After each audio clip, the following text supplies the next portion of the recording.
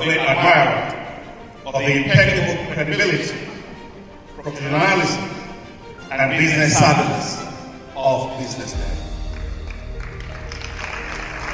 If you really mean business in Nigeria, start your day with BusinessDay.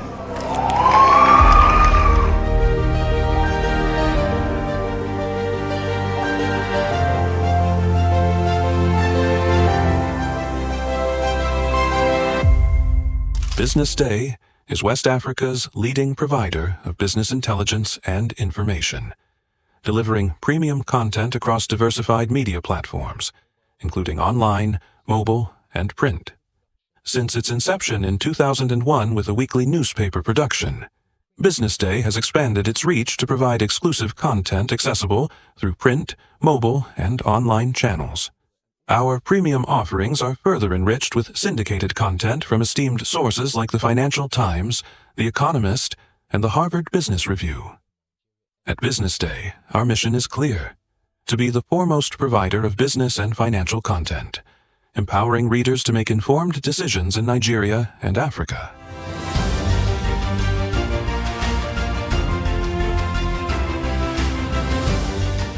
Since our establishment, we have been committed to delivering insightful, relevant, and accurate information about Nigeria's business and finance environment, while contextualizing the impact of global events. We monitor the stock market, analyze the companies driving it, and report on government policies and their economic implications. For being consistent in organizing these CEO forums for almost the last 14 years, I think this is a recommendation, and I think something that will encourage them to continue. From decoding market trends to dissecting economic shifts, we offer actionable investment ideas and serve as a compass for decision-makers navigating complexity. Beyond headlines, BusinessDay fosters discussions on critical economic issues through impactful conferences and events. These platforms bring industry leaders together to share narratives that drive innovation and spark meaningful dialogues. Our events galvanize connections, bridging the gap between inspiration and achievement. For businesses seeking visibility, our strong digital presence offers unparalleled opportunities, with millions of followers across social media and a dynamic website attracting visitors from within and outside Nigeria. BusinessDay is the ideal platform to boost visibility for your products and services.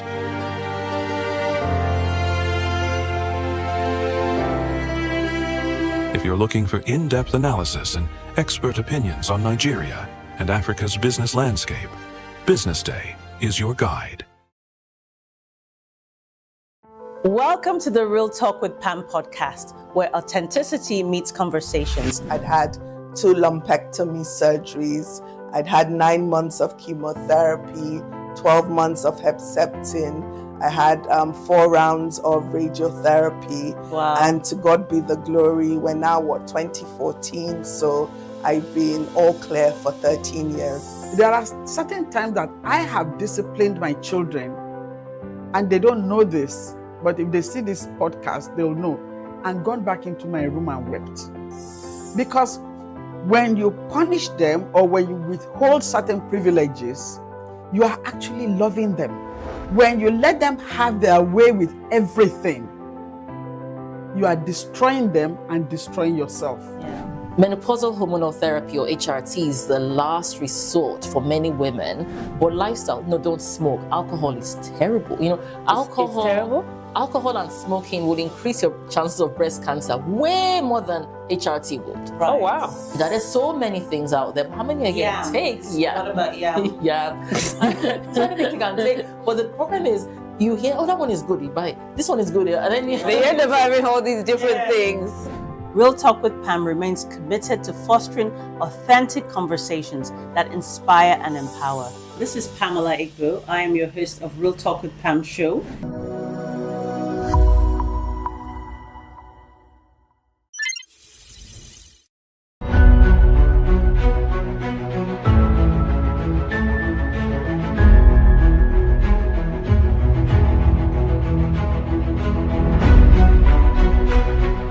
On behalf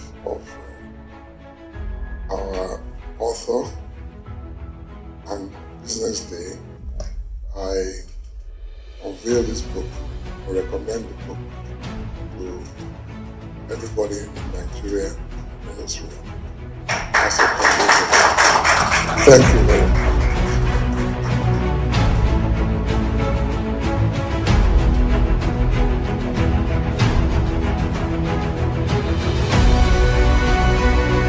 I want to congratulate you, Femi, for putting this together. I'd like to thank Frank Agbogu, Business Day, for giving him the platform to do this. I was part of this because our facility was asked to answer questionnaires and fill forms.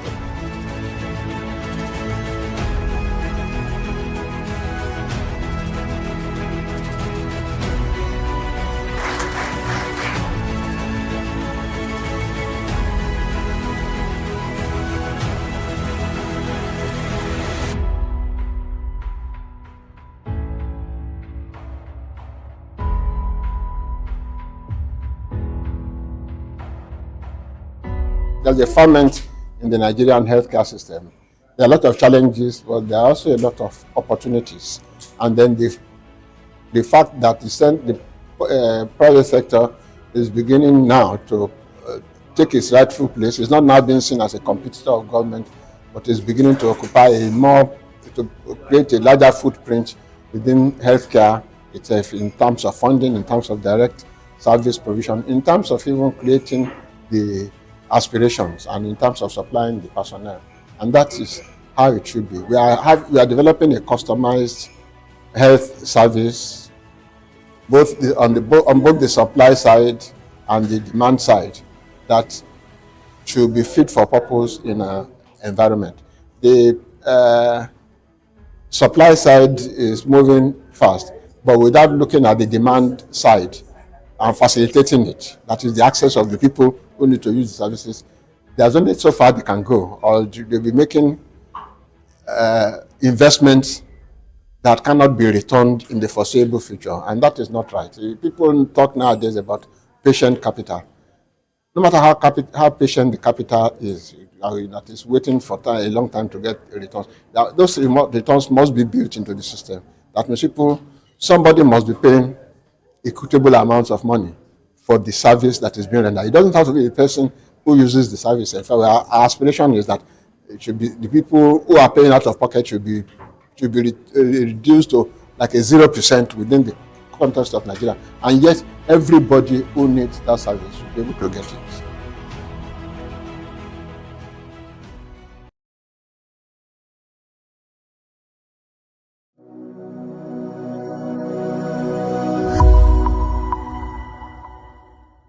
Hello and welcome to the Business Day special. My name is Elizabeth Musa and today I'm seated with Pamela Egbo, the host of Real Talk with Pam, coming soon to your TV screens. And guess what? We will be talking all about our show today. Welcome. It's great to be here, Elizabeth. How are you doing? I mean, I'm seated literally on your show set. I know, I have goosebumps. It's amazing. How does it feel? Fantastic. It's been a long time coming, let's say that. So why did you start the show, Real Talk with Pam? Authenticity meets conversation. What is it all about?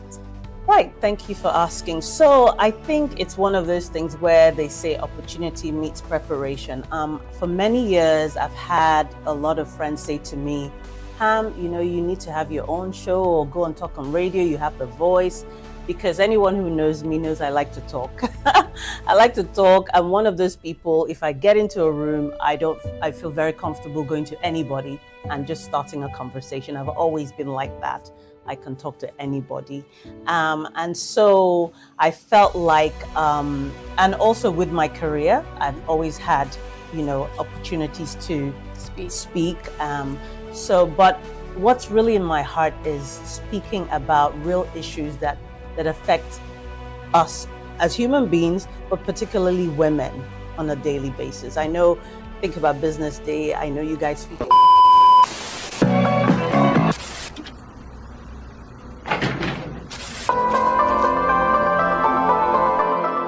This is the Business Day television broadcast.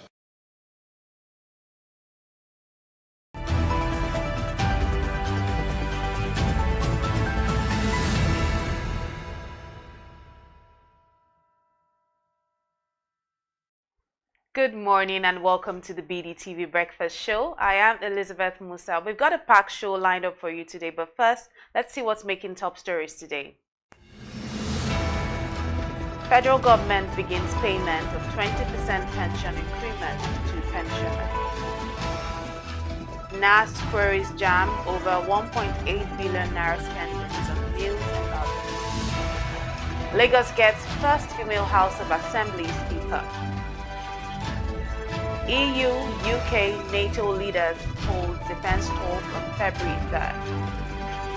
Tyson Fury retires from boxing.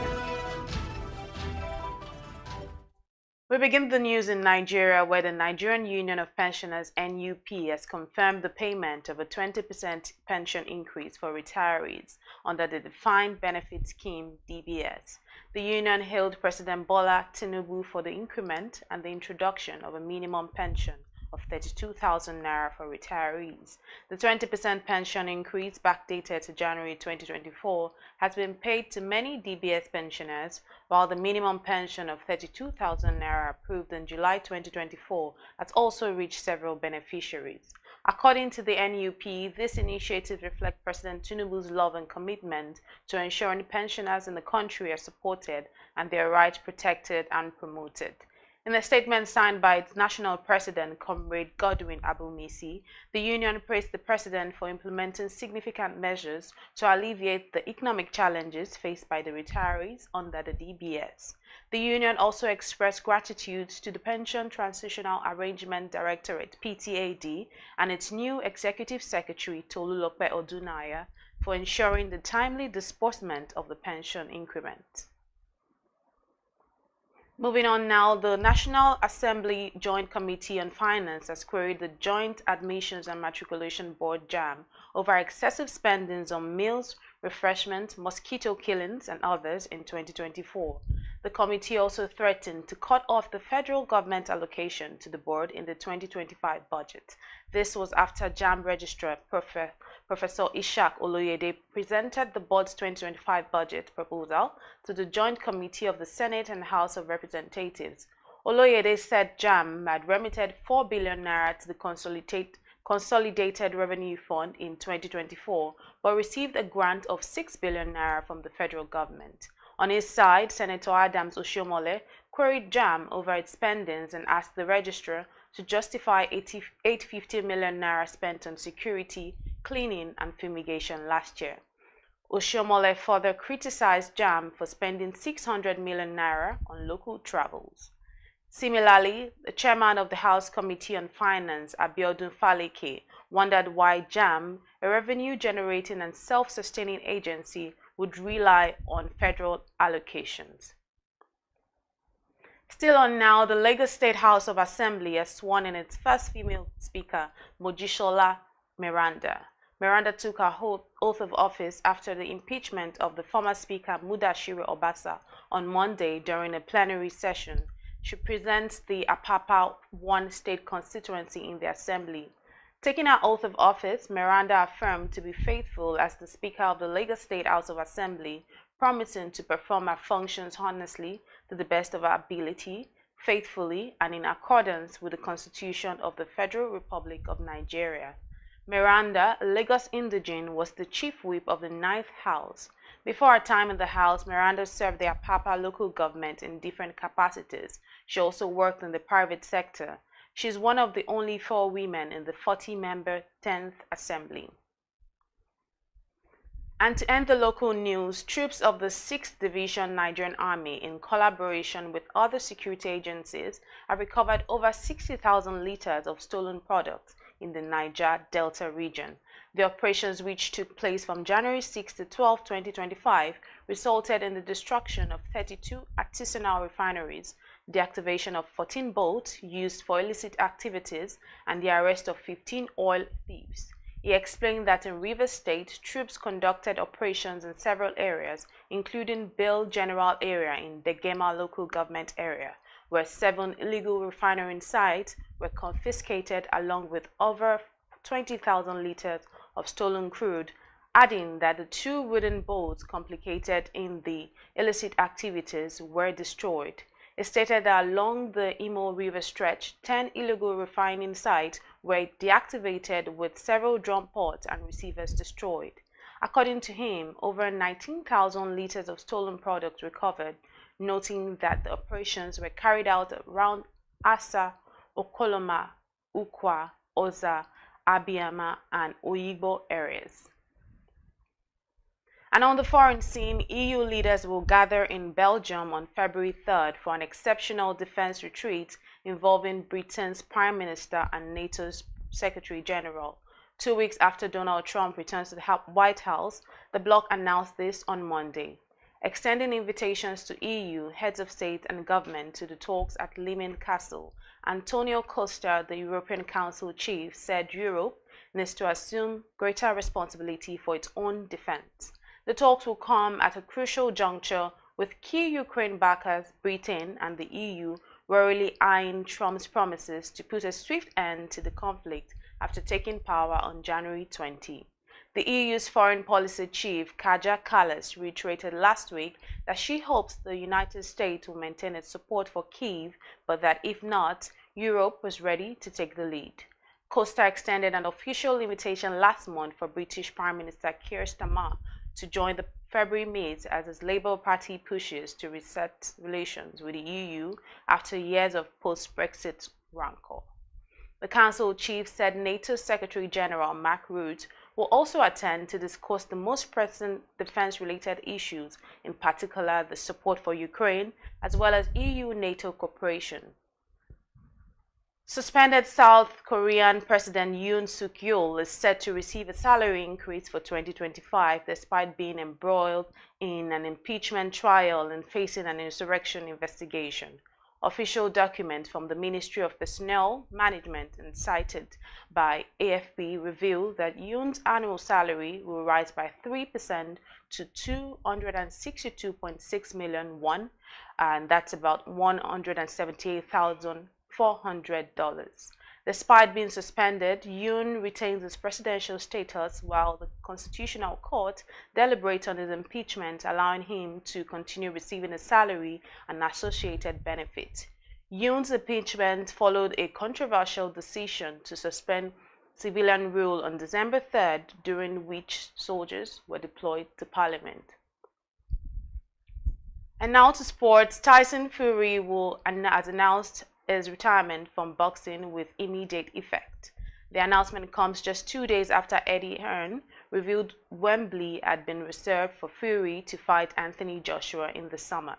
It's not the first time Fury has announced his retirement, as in April 2022, after beating Dillian Whyte, the Briton said he would be hanging up his gloves. The 36-year-old returned 6 months later to fight Derek Chisora in a trilogy bout at the Tottenham Hotspur Stadium. Fury was beaten by unanimous decision in December in his rematch with Alexander Usyk. It's speculated as to whether he would even box again after the fight, stating he might do or might not do that again. And to end the news, Eric Chelle has been officially introduced as the new head coach of Nigeria's Super Eagles, becoming the 42nd coach to manage the team in its storied history. The unveiling ceremony took place on Monday at the conference room of the Moshood Abiola Stadium in Abuja, with key dignitaries including the chairman of the National Sports Commission, Shehu Diko, NFF President Ibrahim Gusso, and Secretary General Mohamed Sanusi in attendance.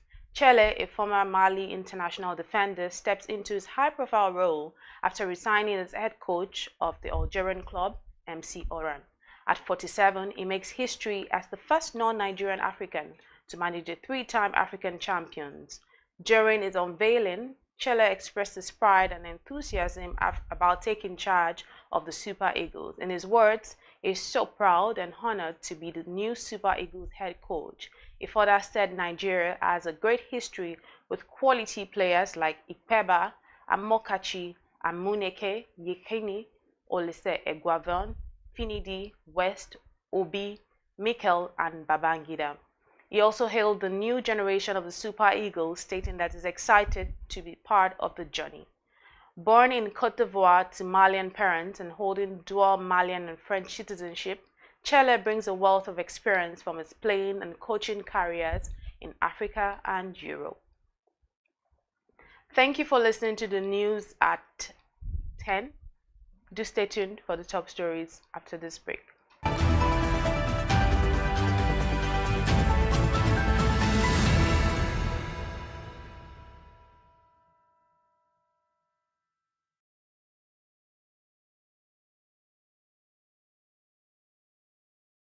Attention business leaders. Want to make informed decisions? Join the ranks of the best with Premium Business Day.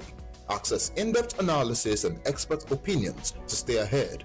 Subscribe now at premium.businessday.ng and unlock premium content. Plus, you get 50% off your first subscription. Don't miss out. Make smarter choices and seize new opportunities. Sign up now and elevate your business game. Visit premium.businessday.ng today. Welcome to the Real Talk with Pam podcast, where authenticity meets conversations. I'd had 2 lumpectomy surgeries. I'd had 9 months of chemotherapy, 12 months of Herceptin. I had 4 rounds of radiotherapy. Wow. And to God be the glory, we're now, 2014? So I've been all clear for 13 years. There are certain times that I have disciplined my children, and they don't know this, but if they see this podcast, they'll know, and gone back into my room and wept. Because when you punish them or when you withhold certain privileges, you are actually loving them. When you let them have their way with everything, you are destroying them and destroying yourself.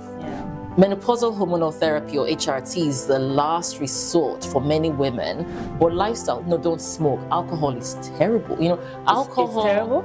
Alcohol and smoking would increase your chances of breast cancer way more than HRT would. Right. Oh, wow. There's so many things out there. How many are you going to take? Yeah. What about yeah. So many things you can take. But the problem is, you hear, oh, that one is good, you buy it. This one is good, and then they end up having all these different things. Real Talk with Pam remains committed to fostering authentic conversations that inspire and empower. This is Pamela Igbo. I am your host of Real Talk with Pam show.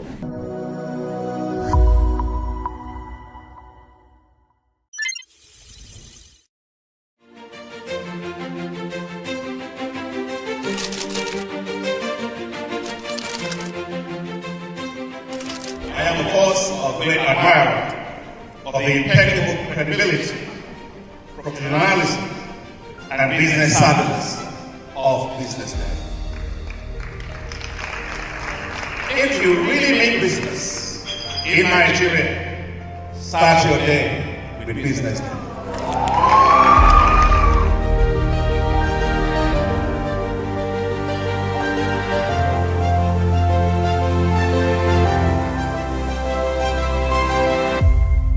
BusinessDay is West Africa's leading provider of business intelligence and information, delivering premium content across diversified media platforms, including online, mobile, and print.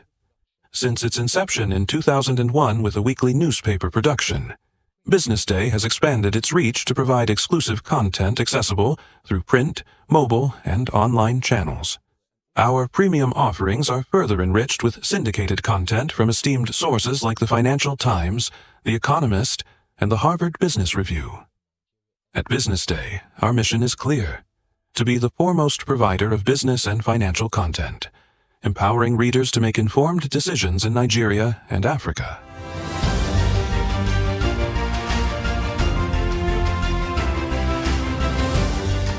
Since our establishment, we have been committed to delivering insightful, relevant, and accurate information about Nigeria's business and finance environment, while contextualizing the impact of global events.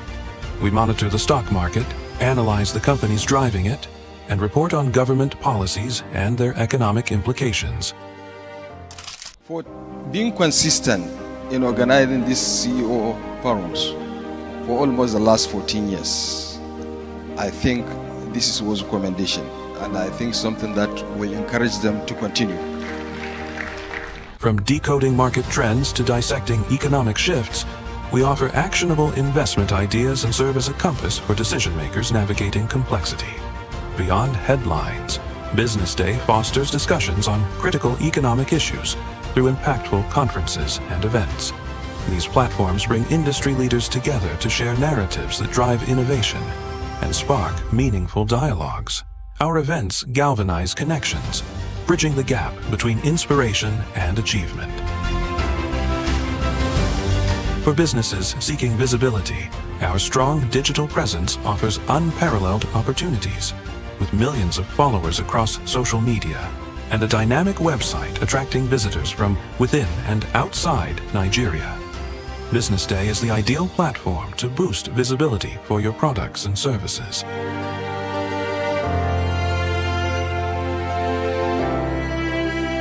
If you're looking for in-depth analysis and expert opinions on Nigeria and Africa's business landscape, Business Day is your guide.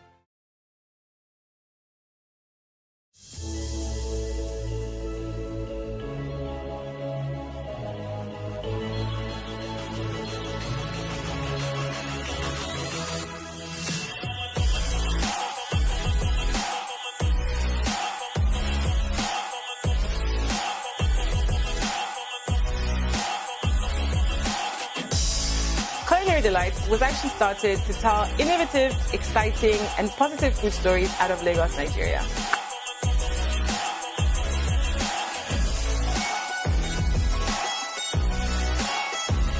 Being the foremost luxurious goods company in the entire West Africa is a big deal. Will you have every opportunity? No.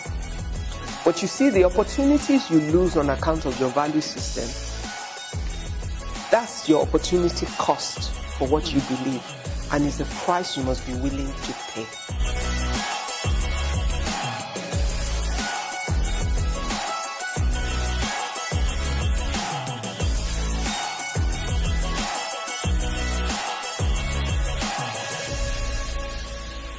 Thank you very much and bless you.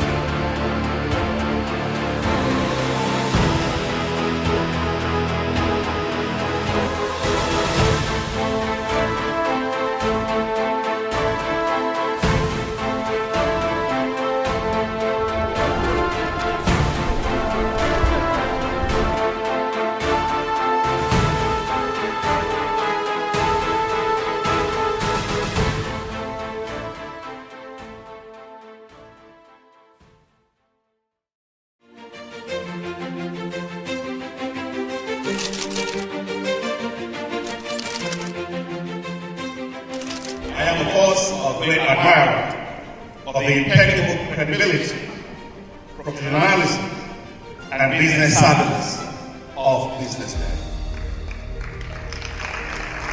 If you really mean business in Nigeria, start your day with Business Day.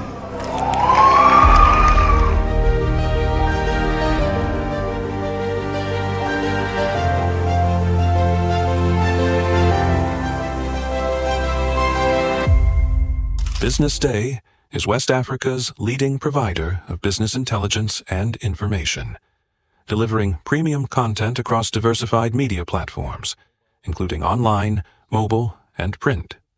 Since its inception in 2001 with a weekly newspaper production, Business Day has expanded its reach to provide exclusive content accessible through print, mobile, and online channels. Our premium offerings are further enriched with syndicated content from esteemed sources like the Financial Times, The Economist, and the Harvard Business Review. At Business Day, our mission is clear: to be the foremost provider of business and financial content, empowering readers to make informed decisions in Nigeria and Africa.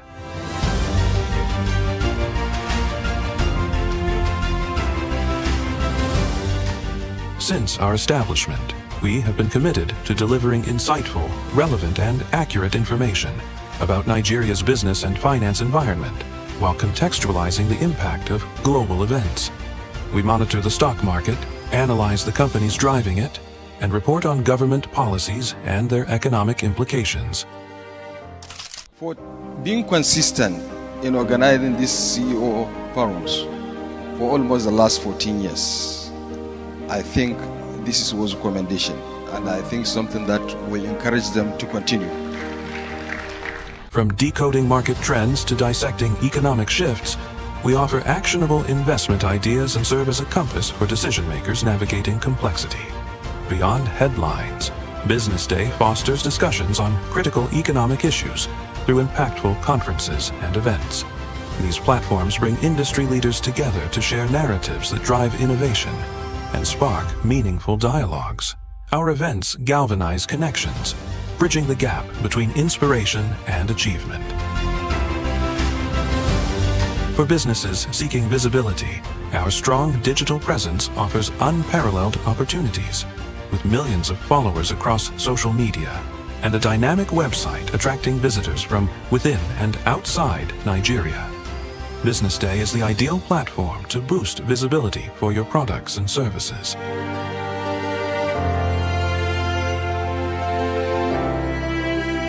If you're looking for in-depth analysis and expert opinions on Nigeria and Africa's business landscape, Business Day is your guide.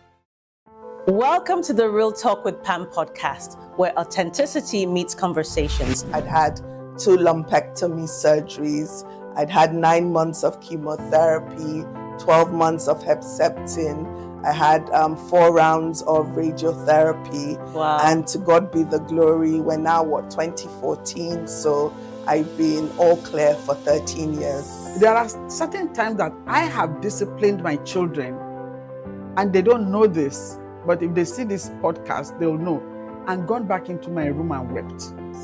Because when you punish them or when you withhold certain privileges, you are actually loving them. When you let them have their way with everything, you are destroying them and destroying yourself. Menopausal hormonal therapy, or HRT, is the last resort for many women. But lifestyle, no, don't smoke. Alcohol is terrible. You know, alcohol. It's terrible? Alcohol and smoking would increase your chances of breast cancer way more than HRT would. Right. Oh, wow. There are so many things out there. How many are you going to take? Yeah. What about yam? Yeah. So many things you can take. But the problem is, you hear, oh, that one is good, you buy it. This one is good. And then you They end up having all these different things. Real Talk with Pam remains committed to fostering authentic conversations that inspire and empower. This is Pamela Igbo. I am your host of Real Talk with Pam show.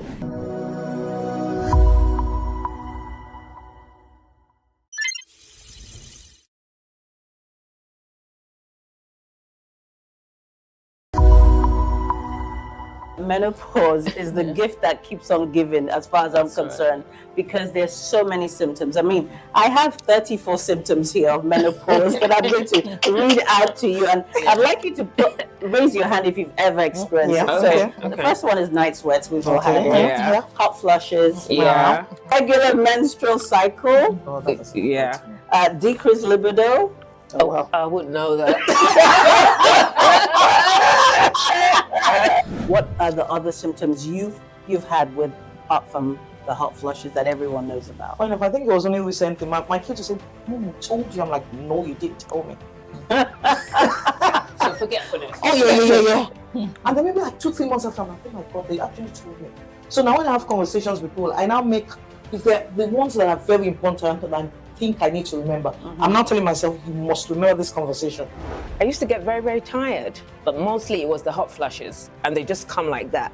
But because I was in a cold climate, it wasn't so bad, but it's just the way it comes. It wakes you up literally in the night. You know, we were taught a little bit about having your periods, about menarche, you know, and young women are taught about that. But we're not taught about menopause, and I wonder why, and I think it should be in the curriculum. What can you do? I always say, always go for the lifestyle changes first. You know, don't smoke. Alcohol is terrible. You know, alcohol. It's terrible? alcohol and smoking will increase your chances of breast cancer way more than HRT would. Right. Oh, wow. So in the Nigerian context, though, we have a lot of people who will say, I can't afford HRT. Yes. So Yeah. what are the more natural remedies a woman in that situation can go to their local market and buy something that will help them, you know, food-wise? I mean, I would say maximize your lifestyle, your diet, and your exercise. First thing in the morning is always best to do your exercises. You know, lots of water and making sure that your food is minimal. You will be full, you won't be hungry. I don't know about that.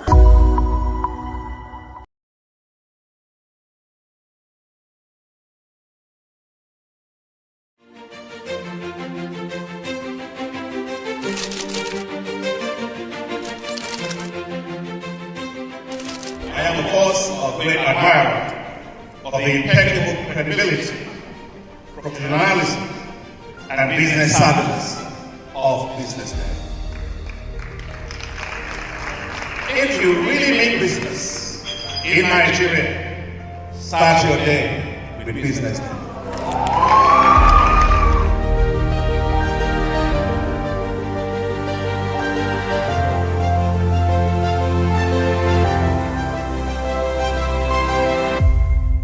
BusinessDay is West Africa's leading provider of business intelligence and information, delivering premium content across diversified media platforms, including online, mobile, and print. Since its inception in 2001 with a weekly newspaper production, BusinessDay has expanded its reach to provide exclusive content accessible through print, mobile, and online channels. Our premium offerings are further enriched with syndicated content from esteemed sources like the Financial Times, The Economist, and the Harvard Business Review. At BusinessDay, our mission is clear: to be the foremost provider of business and financial content, empowering readers to make informed decisions in Nigeria and Africa.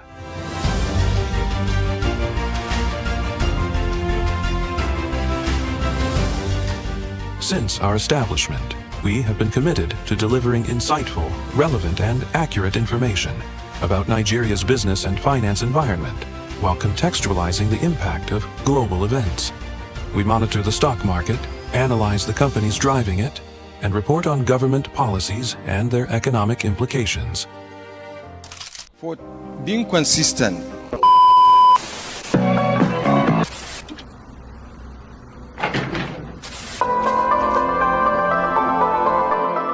This is the Business Day television broadcast.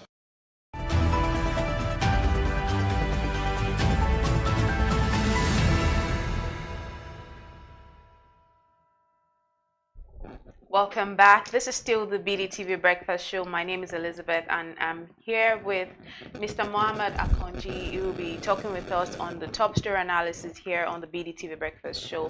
Let me start by asking you, as I always do, how are you today? Very well, thank you. Good morning. And it's nice being here again. The year started well on a positive note, even though, it's been mixed, as I always say. I think I was just telling you behind the scene, the cameras. I was just looking at trying to be able to see another fierce wind again started that fire in Los Angeles. And I was looking at the list of actors, celebrities that have lost their homes. I think as I count this morning, I could count like about 16 to 18 celebrities. Mel Gibson yesterday complained about hers, Paris Hilton, Adam Brody. If you watch this movie, This Is Us, the star actor there. Sure. Then Ben Affleck. And then it's really sad. And in fact, one of them was on a show, just talking this morning, I'm trying to remember one of these celebrities who was actually on the show and his house has actually been able to catch fire in Malibu. So there were reports as well by the LA County that another fire, especially today, is even expected to actually be the worst of them. So preparations is ongoing. There have been a lot of complaints, around the LA fire services that they're not doing enough, the woman in charge of that. So, but so 5 of them are really burning right now at unimaginable level. And the question is really about, this is a winter period where things are actually expected to be some signs of rains and things like that. So it's usually really uncharacteristic and unusual of Los Angeles. Mostly because Malibu is like Ikoyi of US. Just like we have Ikoyi here, or the Lekki of US. So Malibu, Palisade, then you have some other adjoining towns within LA that have actually been affected. So it's really, it's been a very terrifying situation. And some of them have actually said, okay, maybe their insurance around. I want to believe that, and I think this is a good time to talk about insurance. I want to believe that all of these celebrities won't, as much as it's sad to hear, I want to believe that they have insurance, because insurance is always like a very vital over there. I'm not, so that's why you see that I'm not really phased. I'm not really so they will bothered, be put back because I know that they will. Okay, yes, perhaps we had insurance companies. After today, it's expected that maybe there will be that fierce wind that's actually been triggering the fire, that actually been picking up the fire, will likely be able to go down. Hopefully, that is there. But the question there is, some of them, okay, I think one of them, for example, was actually on Roger's show and said this is a property that's bequeathed to him by his parents that have been there. That emotional attachment to the house. You know, so, and he was saying, even if the insurance company tried to be able to, I mean, they trying to, you know, reposition him back to the state that it was, or trying to be able to restate him back to the state that it was before this, might not, you know, be as it originally was. Of so course, that's for, I mean, those challenges are there, but we know that insurance is as vital as anything. I think right now over there. The insurance companies are bleeding. Oh my God, they are seriously bleeding. They will be.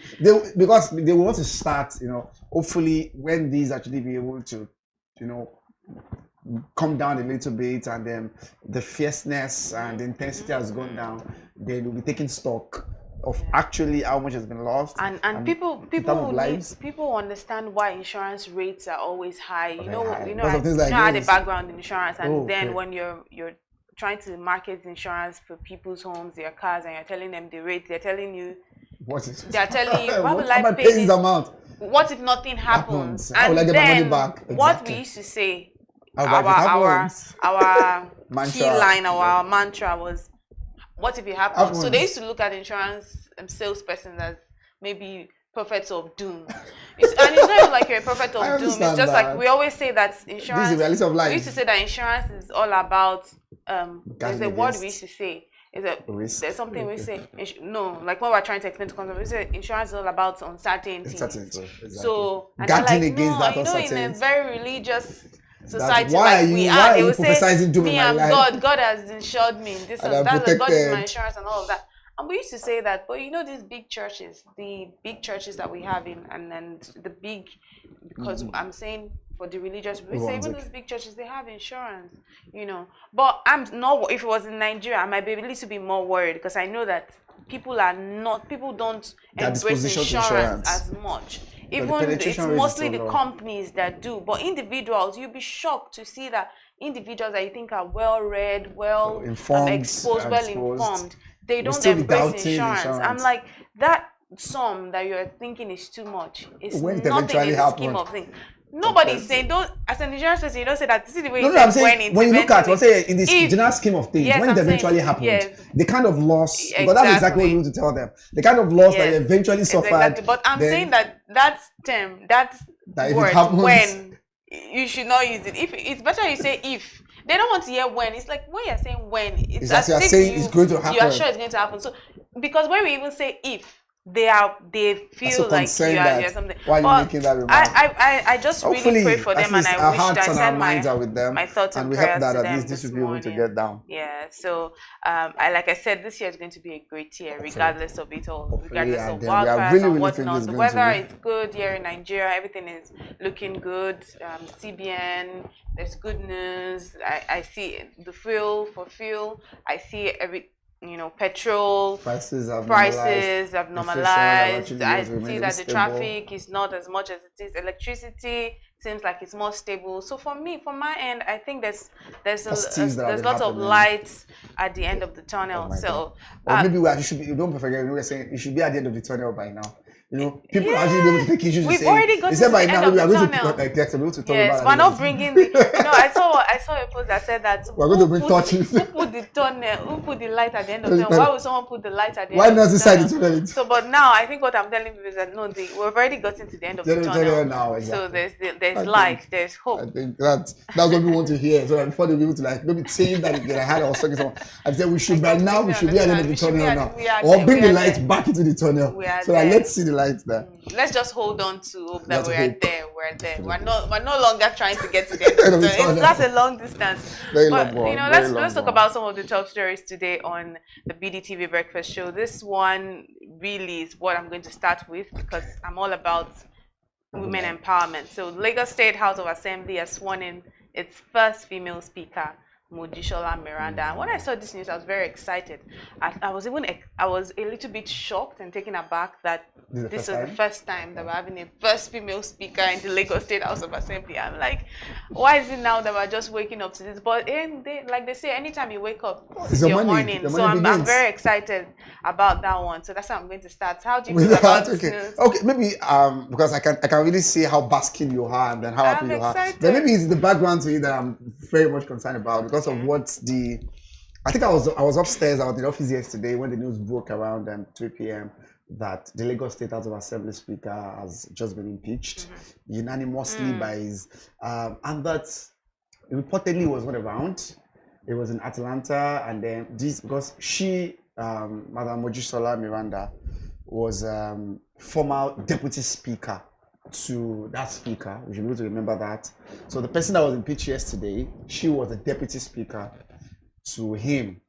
So following the impeachment of the speaker, she took over the mantle of leadership, and another man, one Mr. Fatai, was also elected by the members as the deputy speaker of the Lagos State House of Assembly. So that is quite a first. And if we look at it across board, I don't think if you look at it across board, across other states, virtually all the speakers have been males. Though we've had some times in the past where we've had female speakers in some states. I think there's some pocket of states, but the question is they've not even been able to finish the end of their tenure before they are removed. I think it happened in Kaduna. Kaduna was actually a case in point. There are some other states, pockets of states that we've had female speakers. So Madam Mojisola Miranda, so what came up yesterday, especially from Agege constituency, where the House-led speaker came from, was that he was accused of betrayal and was accused of backstabbing his boss, our boss. That why could you do this? Because the allegation raised, I'm going to talk about it maybe in the course of newspaper review, about the 43.5 billion that was used to be able to buy backup vehicles for lawmakers. The signature of the speaker was there, but the deputy speaker also has his own signature there. Well, that was the allegation. So there are two allegations. The other one was actually watered down. It was said the man used 17 billion to build a gate at the complex, at the assembly complex.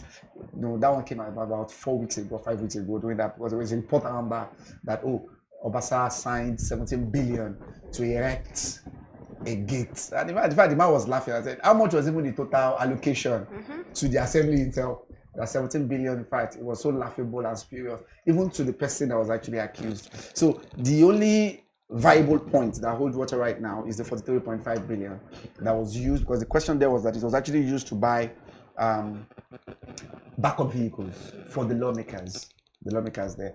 There are a lot of things that's hard to it that meets the high. So those ones are actually, I'm sure we will talk about it in the course of the program. But the other thing there was how the emergence of her, because I think it was just unanimous. The House vehemently agreed among themselves to allow her to be able to step into the speakership position of Lagos State. So I could hear some of the lawmakers who threw their weight behind her yesterday. One of them from Ekpe, and the one from my constituency, Nebejuleki, because I heard him speaking as well, Bayo Balogun speaking, and then trying to be able to put their weight behind Madam Mojisola as a speaker. But from some of the naysayers as well, is that let's wait for the next 3 months and see how things will pan out. With her as the speaker. Because this is a house that is dominated. Remember, there are only, I think they said about 6 female in that house. And then some people already, that's it, naysayers already are having their arsenal sharpened already to be able to. They will not succeed. Perhaps, hopefully they will not. They will not succeed because why are they even looking and so and maybe the patriarchal nature of our society. I'm just saying these are naysayers who are saying, okay, so let's look at the antecedents. Look at Fola Keite, for example, the first female speaker of the House of Reps, who lasted very, very short time. Remember the time of Dimeji Bankole, then Madam Fola Keite came in, and then we know what happens there. The case of Anambra as well, I think it happened during where a particular female emerged as a speaker, and in fact, I think she only spent 3 weeks there before they actually able to bring that down. You understand? So what happened? Why did she? Allegations here and therefore Fola Keite was an allegation of financial malfeasance, financial infractions. For our own case, Etieba was a case of statutory infractions as well. So that is why maybe analysts, naysayers are feeling like, okay, let's just give her time and let's see whether she's going to be able to remain there. But she has been in the house. She's not a neophyte in the house. She has been there since 2007. I think it's a little bit of I understand you. I think it's a little bit of a challenge when it's like, oh, let's see how long she's going to last.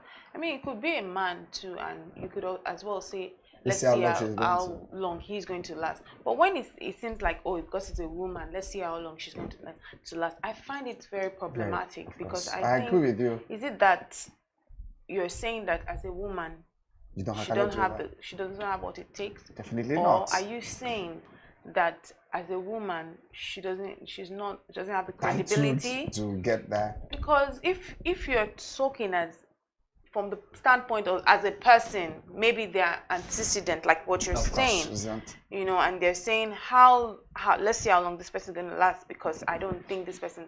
Yeah, I understand, but when it's coming from the standpoint of a woman, I find it very problematic. I agree, but and I think I agree with you in that regard. When I see the likes of the people that are making us proud everywhere, when I see the likes of the Ngozi Okonjo-Iweala, she's lasted and she's lasting. When I see the likes of Ibukun Awoshika, when I see the likes of Ndidi Huneli, I just know that it's just about women, because it seems like women have to do extra to prove themselves.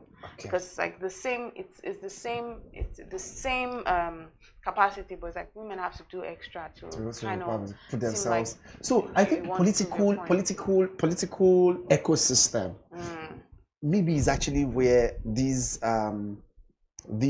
stigma, or what should I call it, this profiling, women profiling, and the way they styling them. Because at the time, I remember the person I was actually listening to, who was an analyst on the Nation on the TV program yesterday, just said, in America, we'll be able to talk about this. Exactly.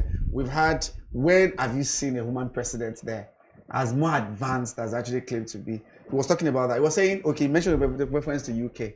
The shortest serving prime minister in UK was Liz Truss, just 45 days before she was voted out. Let's also remember that we have Samia Suluhu Hassan of Tanzania, who's still there today. Amazing job, and she's still doing that today. So we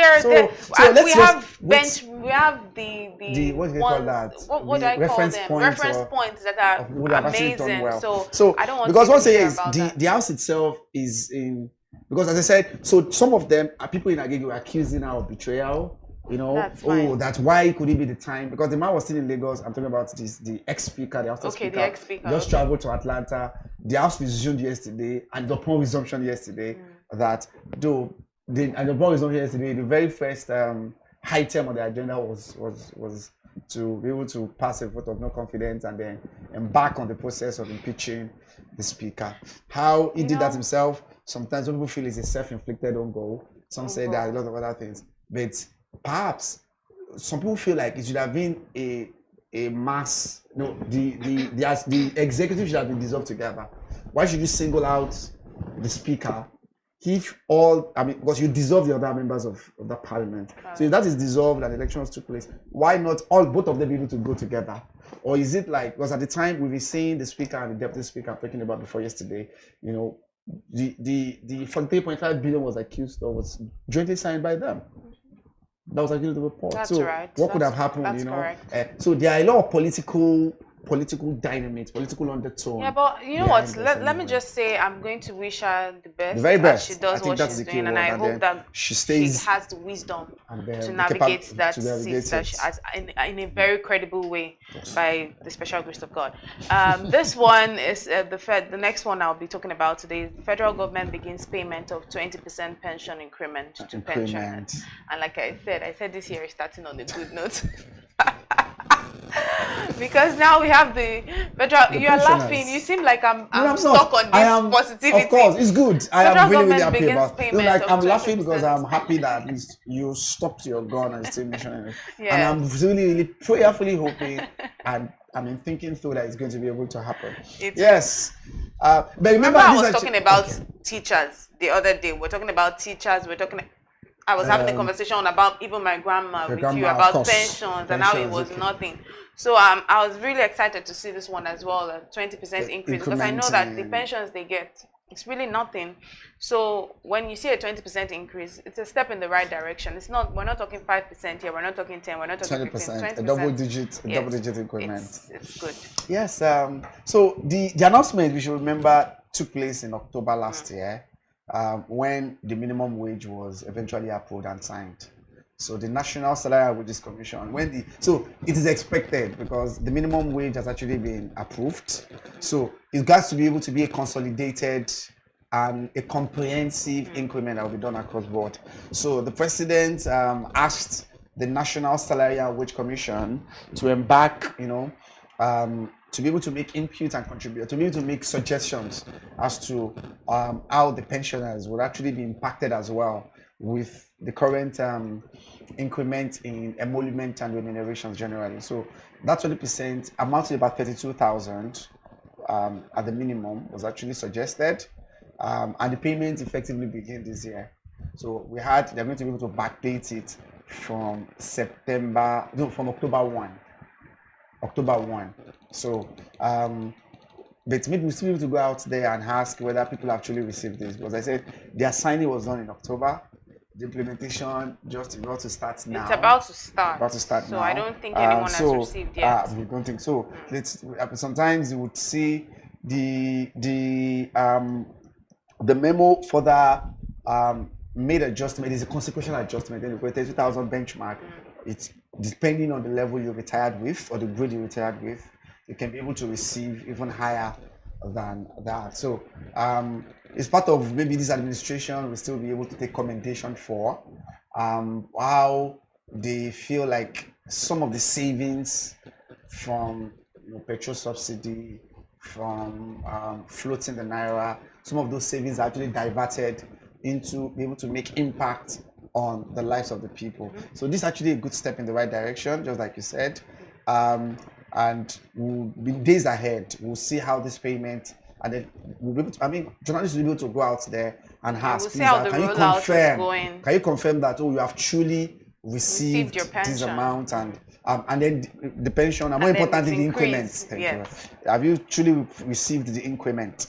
I think we'll likely to be able to see that. But that takes effect, and the national, the chairman of the Salary and Wages Commission confirmed that Mr. Ekbo Enta mentioned the categories of retirees that will actually be affected. And I think it's school teachers as well, just like you said, lecturers, armed force members, paramilitary, police, that would actually be impacted by this new an announcement that's actually made by the commission. So hopefully we'll see how that will pan out. As I always be able to mention, I think that is what is very important to us to see here. I think the effective date is July 2024. Sorry, even July. So it's going to start by July. So they'll pay those increments by then. It's backdated. So it was signed in October 2024, but the implementation effectively is from 1st of July, just like they did for workers and their minimum wage. Fantastic. So it actually applies to them as well. Let's quickly take a look at this one. NAS queries JAMB over 1.8 billion naira spendings on meals and other things. And you know what? I felt it was a little bit over the top, right? Over the top, because I'm thinking 1.8 billion naira on meals. what's really going on? You know. Okay, so the registrar of JAM was at the budget defense yesterday. Remember, the budget defense started last week Thursday. So it was there to be able to defend, you know, the allocations to JAM as one of the education one of the institutions under education. So the serious back and forth anyway that happened there yesterday. First, there was a case that JAM remitted 4 billion naira. That's the money they made from sales of JAM forms and their activities last year. But that, do you know how much they receive in return from the federal government allocations? 6 billion. They remitted 4 billion and collected 6 billion as grant. So the chairman of the committee on finance, you know, went basic. Why just keep your 4 billion? Why should you donate for? Why should you remit 4 billion and be asking for 6 billion? So that was what led to that difference of the 1.8 billion. And I like that they're being queried, because when you think about, you need to justify 850 million naira spent on security, cleaning, fumigation. 850 million. Where really are they? What really are they fumigating? 600 million naira on local travels. Okay, 600 billion, okay. That's 1.8 billion, right? Because so the 1.8 billion excess over what they contributed beyond to what they receive. So I mean, the registrar, Professor Loyede, you see that I was shell shocked when they were trying to query him that why will you remit, for example, the 4 billion and you are receiving 6 billion? Because the 1.8 billion difference that you see, this was what the man made reference to how they were expended, how they appropriated them. And they were like, maybe just keep your money and do all these things by yourself. Instead of saying, look, you spend all this money on fumigation, cleaning, you spend this money on local travels. Yeah, JAM has offices in all states of the federation. Okay, let's be able to look at the breakdown of how much you expended that. I watched it briefly yesterday, but I didn't be able to complete the defense because I was writing something on education and education. So I saw a little bit of the exchange between the JAM registrar and the budget committee team. So the questions were still like, okay, this amount 1.8 billion as the excess over that, how was it not budgeted for and this amount was spent? And the man brought out some very litany of papers to be able to show how those money was expended, because you see him. Professor Loyede has actually been one person that tried to be able to detach himself from any controversy or anything that would be able to spoil or soil his name. You see him in that regard. So they had a back and forth. In fact, with Adebayo, this former man that went to Falike, his name is Falike, that represented Keja, Benin Kogi, then Adams Oshiomole, they were grilling him over that amount of money. So those ones were there, and I think we told him to be able to go back and be able to provide evidence to show that before. Otherwise, they will be able to. They threaten to be able to remove them for federal government allocation this year. They should just justify it. I wonder what's going to be done. I know nothing's going to be done. Even if they don't justify it, nothing's going to be done. The threat is just like. But it would be great to really get a justification. No, the man has said he's going to be able to come back and provide a justification. Maybe the next round to come around accountability and then provide justification for the 1.8 billion in excess of. But remember, so because he came there with a lot of pump in his chest that we generated last year 4 billion. As these are institutions that have not been generating an amount of money, but the last 3-4 years now since he has been there, they've consistently been able to generate enough resources. That's one. And that he also mentioned that remember before now we are selling the form was not 5,000 because of the present economic situation. We reduced the form fee to 3,500.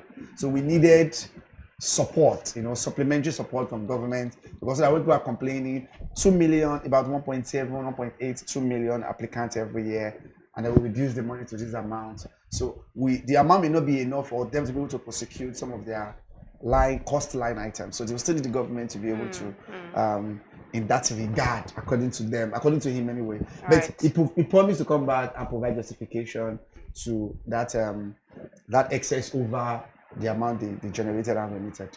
All right. So this one, let's just take a look at this one in sports. Tyson Fury has announced his retirement from boxing with immediate effect. I saw that coming.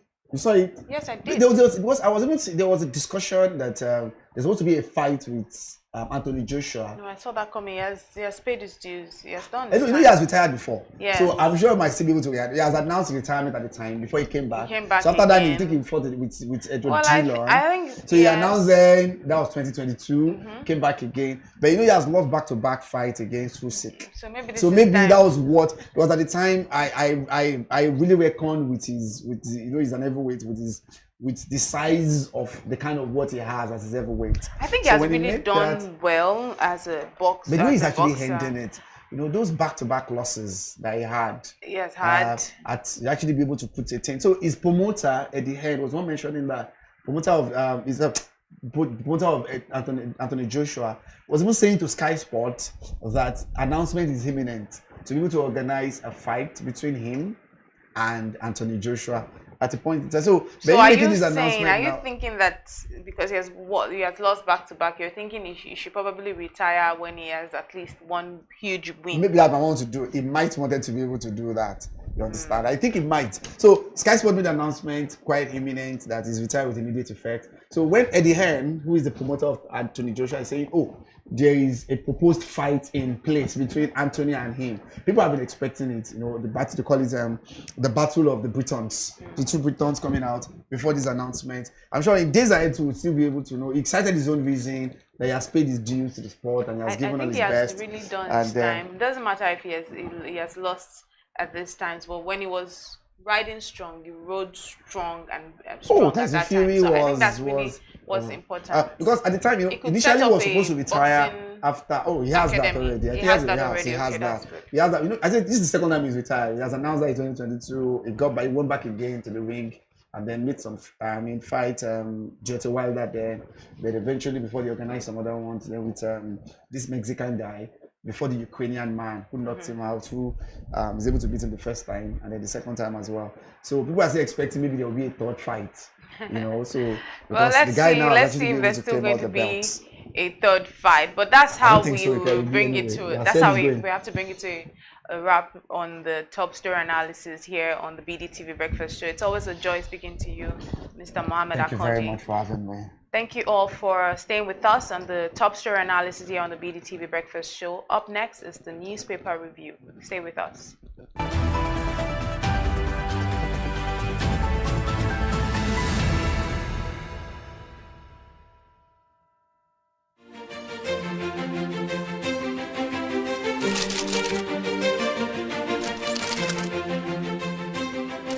I am, of course, a great admirer of the impeccable credibility, professionalism, and business savviness of BusinessDay.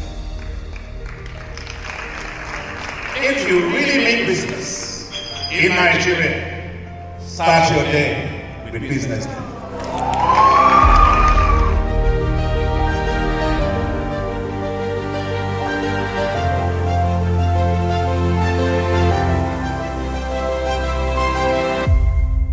BusinessDay is West Africa's leading provider of business intelligence and information, delivering premium content across diversified media platforms, including online, mobile, and print.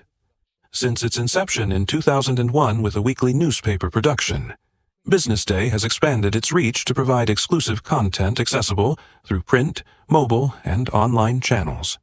Our premium offerings are further enriched with syndicated content from esteemed sources like the Financial Times, The Economist, and the Harvard Business Review. At BusinessDay, our mission is clear: to be the foremost provider of business and financial content, empowering readers to make informed decisions in Nigeria and Africa.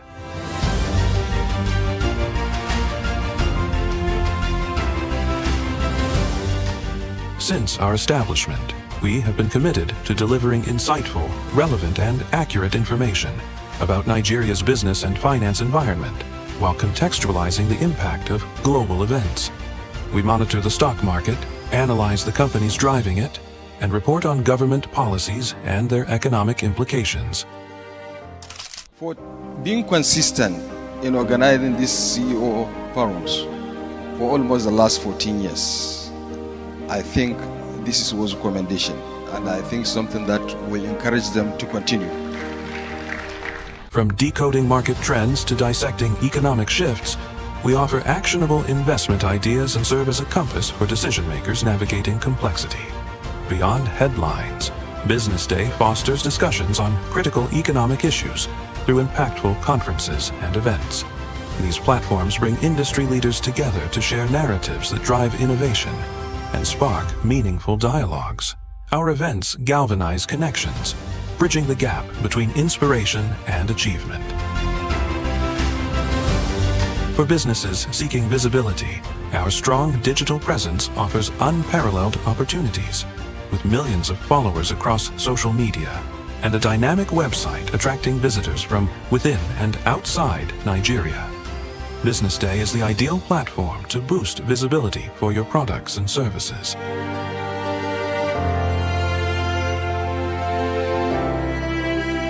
If you're looking for in-depth analysis and expert opinions on Nigeria and Africa's business landscape, Business Day is your guide.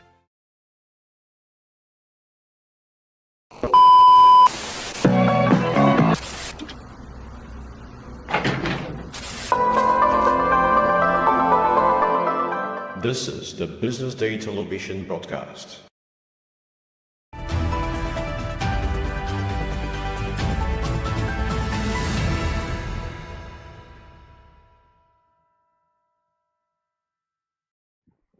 Welcome back to the BDTV Breakfast Show. My name is Elizabeth and I'm still with Mr. Mohammed Akonji here on the BDTV Breakfast Show.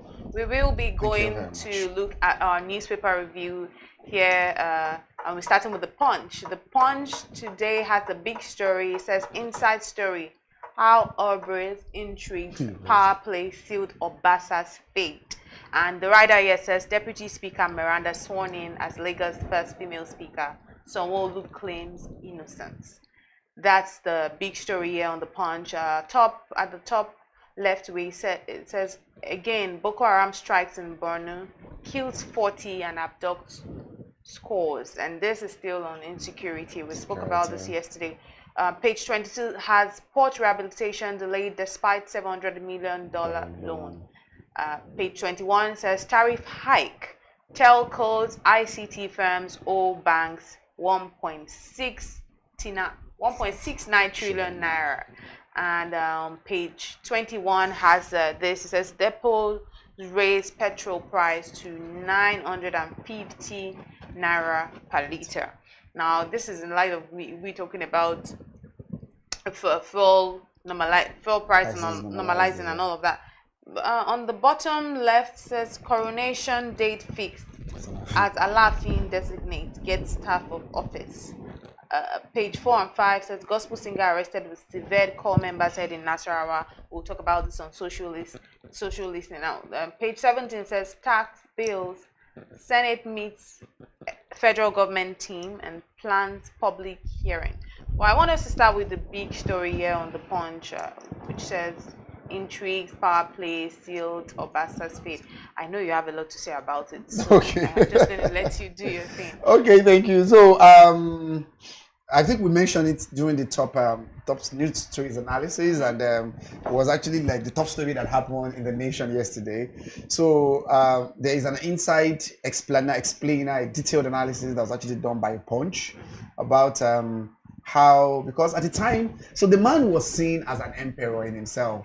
So there was a timeline of activities that he actually provided that eventually led to his removal from his impeachment yesterday, as we saw. So first, there was a report that, so if you may remember, now first of all, this man came into the house in 2007 to represent Agege constituency. Which man are we talking about? I'm talking about the speaker he moved, Obasa. Okay. The impeached speaker, Mudashiru Obasa, came in 2007, and he has been the speaker. So he emerged the speaker in 2015, and since then he has been speaker for close to about 10 years now. He has actually been the speaker of the house, but he has so that is one. Secondly, was that recently. So there is this Governance Advisory Council in Lagos. The Governance Advisory Council is like the highest policy making when it comes to appointing, electing, and picking who will be the governor of Lagos State. So they've had some complaints that they've laid when the president was here in Lagos in December during the Christmas break that the president came for. So there was an inside report that it came to the president and telling him about how this man has saw himself as an emperor. There were reports about when they came to present the budget, in 2025 budget, how he delayed them for almost 5-6 hours. How he has been a bit unruly to the governor. There were reports where there is an act of, accused of insubordination towards the governor of Lagos State. But maybe the straw that broke the camel back was what happens at that budget presentation. A lot of snippets, and the snippet of what he said there started going around since yesterday. So November 21 last year, when the governor went to present that budget, instead of really talking about the budget, he veered off the line and he was started talking about his ambition for 2027. We started hearing him saying, it's not as if he's not as qualified as those that have ruled Lagos State in the past. Reports flying around saying that no one is actually more qualified than himself when it comes to taking over the mantle of leadership in Lagos, and that he's been trying to be able to align his name to the Obasas in Ojo. Now, remember, I came from Agege. There were reports of all those. So he was saying those by himself that, these are things that even though it's not time for politicking yet, he has not announced his intention to be able to run for the governorship seat. But some of those things that are flying around, is that clear? In different quarters about that he's going to run or he's not going to run, and that this and that. So in fact, when I listened to it myself, I was a bit shocked because remember, this is a budget presentation house. It was actually a budget presentation proceeding, and then veered up a little bit, started talking about that. So when the president came, there was a daily trust also be able to do that. So when the president came, the GAC, as I said, they call it Governance Advisory Council.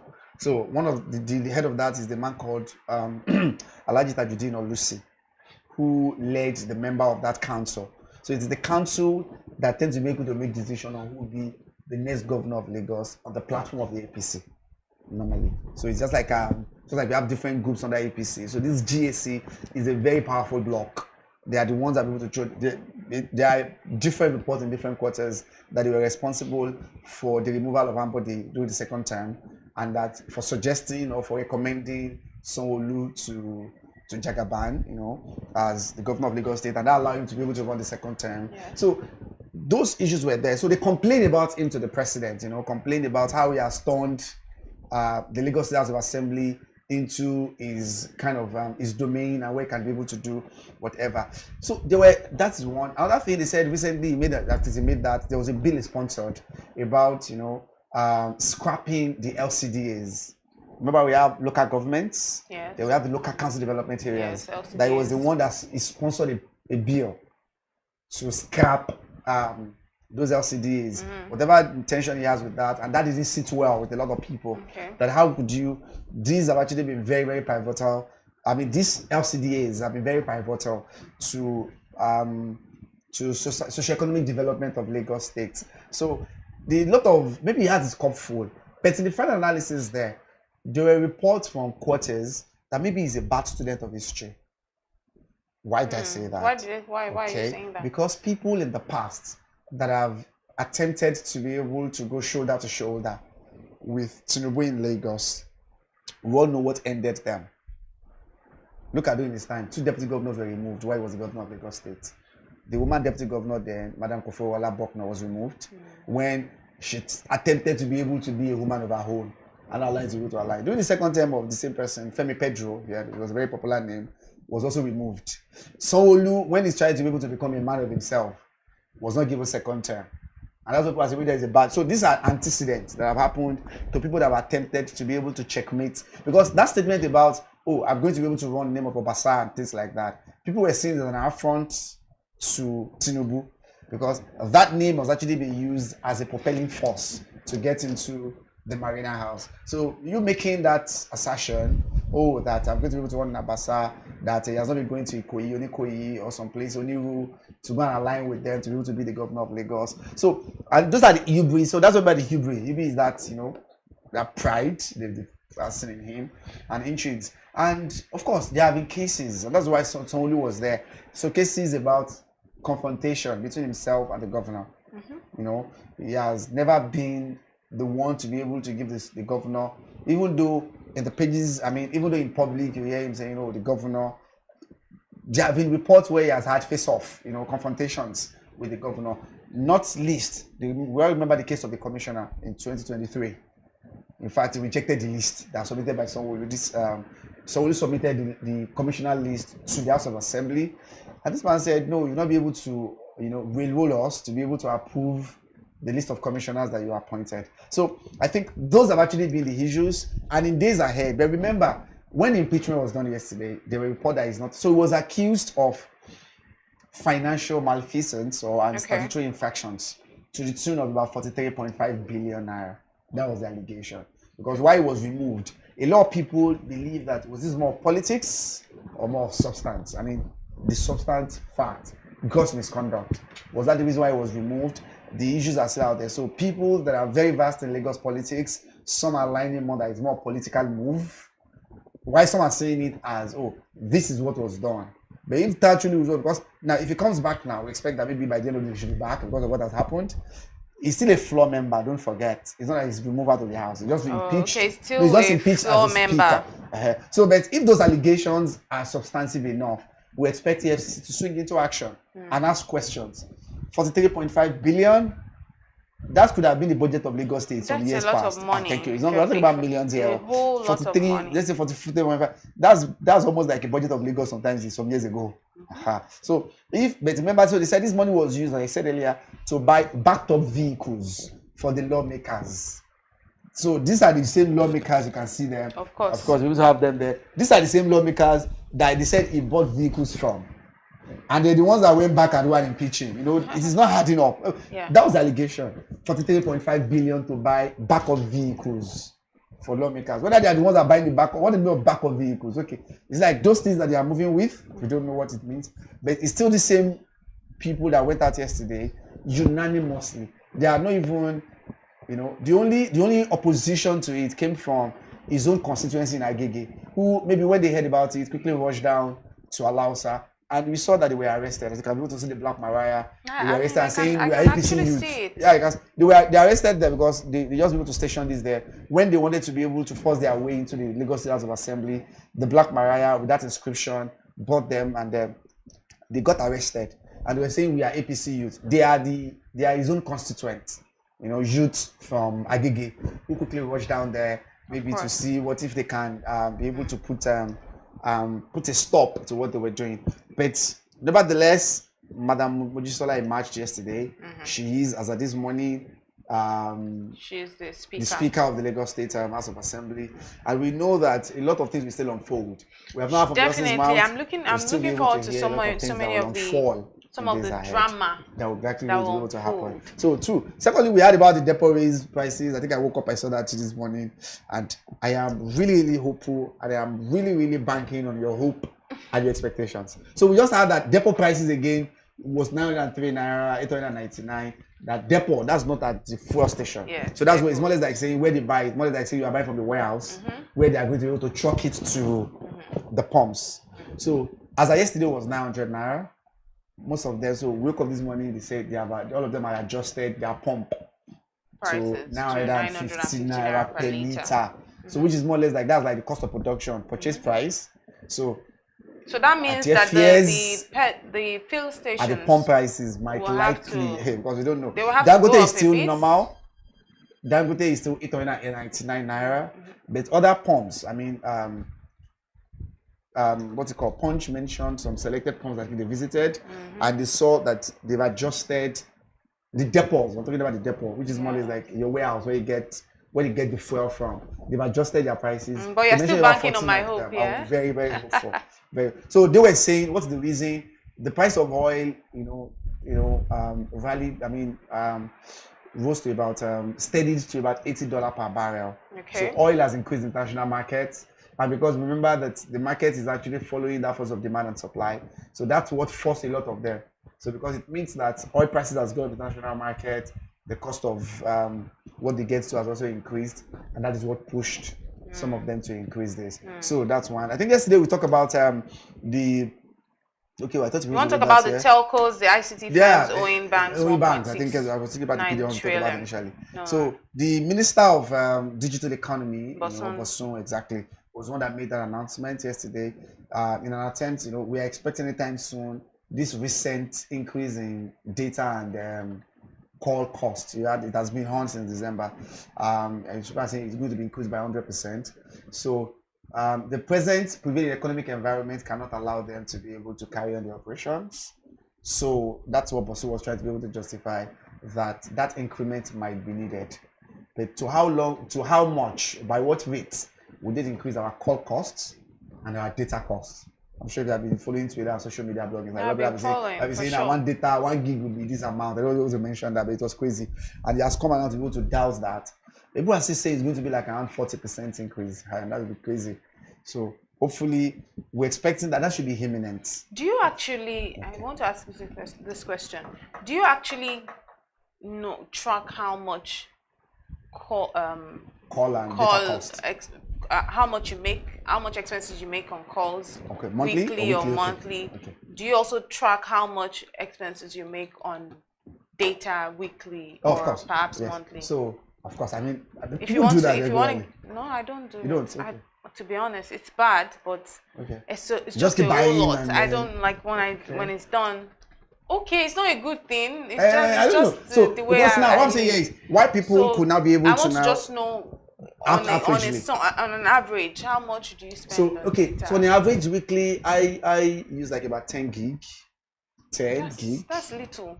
I think I use 10 gig by myself, but with home around 20 gig because we're subscribed to my broadband. And I'm talking about on my phone. Yeah. Maybe 10 gig on a weekly basis. Then averagely now, the price of 1 gig. Let's just look at that now. The price of 1 gig on the average is between 250 and 500 naira, depending on the network you're using for a gig. So there was a report going to go to 100% at a time. So meaning that we buy 1 gig for like 1,003, so say 1,003, 1,004. Though the minister came out to douse the tension and then relieve that pressure that it's not going to be, but that there will be increment. So that's for that. For the call costs, it's actually charged pay as you go and it's on prepaid plan. So I think that we prepaid and a postpaid plan. Some companies have postpaid plan where at the end of the month we just be able to give them the bills. But on prepaid, so it depends on the plans that you have as well. So depending, but on the average, it's between 25 kobo per second to I think 1.20 kobo. Okay. That's actually the range. So because it's the data and voice calls, that according to them will actually be increased. So, but the reason why they want to do that, as I said, is about the telcos are owing banks 1.6 trillion naira, 1.7 trillion in operational costs that they are owing banks. So if we don't, according to him, if we don't want them to be able to close shop and grind to a halt, I'm talking about the telcos. Yes. Possible increment is expected. But is that what Nigerians need now? With the raft of challenges we are facing. I know, right? But one thing I know about Nigerians will always adjust. Again. That's one thing about Nigerians. The announcement has not been made, but it's becoming imminent every day. Exactly. We kept getting closer to it. I mean, with telcos rather, and ICT firms owing 1.6 trillion. That's about 1.7 trillion naira. It's most likely. No, because their excuse for owing that was because of they're not getting value for money from what they are offering, and they needed to be able to increase. So the telcos and those firms, ICT firms that are owing this, claim that they are not getting value for money from the services they are offering. Providing service provision. So that's what they're asking for. They are offering the services, they are not getting enough money in returns. So they are asking for increase in the tariff rates. Okay. So then they can make enough money so that they can offset. That was the argument that's been on. Offset whatever they're actually owing the banks. So the minister was the one coming out now to tell us why there will be a tariff hike. Why the tariff hike will be justified.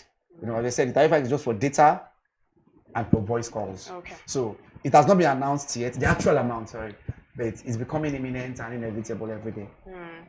That's becoming imminent and inevitable. Let's talk about insecurity. Now, Boko Haram strikes in Borno. And I spoke about that yesterday, yes, right? And that was Zamfara, right? Yesterday, Zamfara or that's civilians, casualties. Yes. But now this is the military that attacked. Yes, the military attacked the base, and then it affected about 16 civilians that were killed. But now Boko Haram strikes in Borno and kills 40 and abducts scores. That's like up to 20. 20s, and then those numbers. Mother. Last year, 2024, we were having conversations about how insecurity has sort of piped down a little. But it seems like this year we're getting recurring news about all of these things happening. So I'm wondering, are we being faced, or were we just distracted a little bit last year? I say that. So at different fora, the Chief of Defense Staff, Christopher Musa, you see CJ Musa, in fact said, there was a time he said 167,000 of them have surrendered, of Boko Haram members have surrendered to them. But you know, Boko Haram is a splinter group as well. There is the SWAP, there is the Boko Haram, there's another group as well. Then you have the Lakurawa group as well, who extended out of that. The way this happened is in Borno, because the governor of Borno, Zulum, made an announcement in 2023 about how to be able to resettle, you know, the displaced Maiduguri people, Borno people, back to their villages and their settlements and their towns. And that was actually quite successful. You see the effort he put into it in resettling the displaced people as a result of insecurity back. So, but when this happened, so what we heard about this was actually farmers that were killed. They were reported there were farmers who went to the farm, and the Boko Haram members that came to attack them on their farm, not actually in the town, said that it's only a time, they have not given them permission to farm.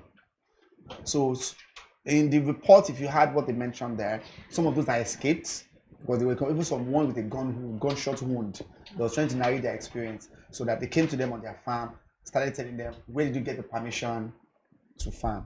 Even though the governor has actually been able to say everywhere is safe, farmers should return back to farm, in an attempt to be able to, you know, cushion the food insecurity challenge that we've actually been facing. So that was actually what, you know, transpired and led to that. And those deaths that was actually recorded and those that were eventually abducted, there are some other numbers that are still looking for, but it's really just becoming one too many. Yes. And then we just hope that I hope we that need to have a hang of this. In no time it gets the reality is just going against. Even 167,000 has actually repented, and there's a claim that there is aerial and land bombardment. They constantly bombard them at their hideout and try to be able to smoke them out. And you still be able to have them still having this upper hand. There's still a more to it that really meets the eye, that we really need to know. And then we know that to be able to solve food, because remember, these are farmers. The people that even attacked are not even farmers that they attacked, telling them you have no license, no permission from us to be able to embark on the farming activities. And to be honest, I think that we don't even know half of it, being in the West, like where we are. Because the reality of it, because I get conversations sometimes, messages sometimes from some of my friends and contacts that are not in this, that are not in the West. Okay, they're not here with us. Okay. Yeah, and South. They say that. How was it there? They say that the media is not doing enough justice. Like it's like every time. So it's worse more than that. Yes, that every time they were just sharing the news, it's like we're not even shining a light to the things that are truly happening, because it's truly terrible. Oh my God.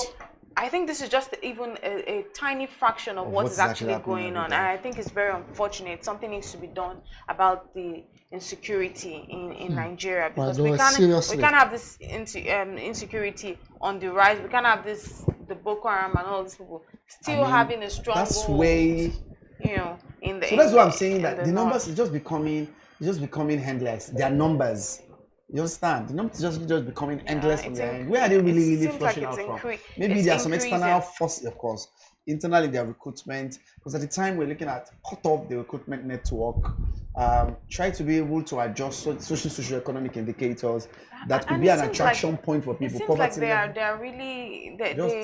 they're reinforcing exactly. So where are they coming from? Is it from internal or from external sources as well? It's more, like you said, there's more to it than meets the eye. So it is really, really unbelievable we have that as well. And the governor himself, because at the time, so people are trying to be able to say, no, maybe it is not true. But the governor came out through his spokesperson to be able to commiserate with the families and the people in that village where it happened. I think citizens are truly tired of commiserations. Like, we're tired of actions. You want actions. People, lives are being lost. We're tired of every other day you're seeing statements, releases. Oh, my heart goes, our hearts goes out, thoughts and prayers. Everyone is tired. We're talking about lives here. But you know what? Let's move to the Vanguard and see what's on the front page today. The big story here says 21 million housing gap. 5 trillion naira needed for 2.7 million new houses annually for 10 years. 21 million housing gap. That's a huge one. And the writer says abandoned housing projects all over Nigeria.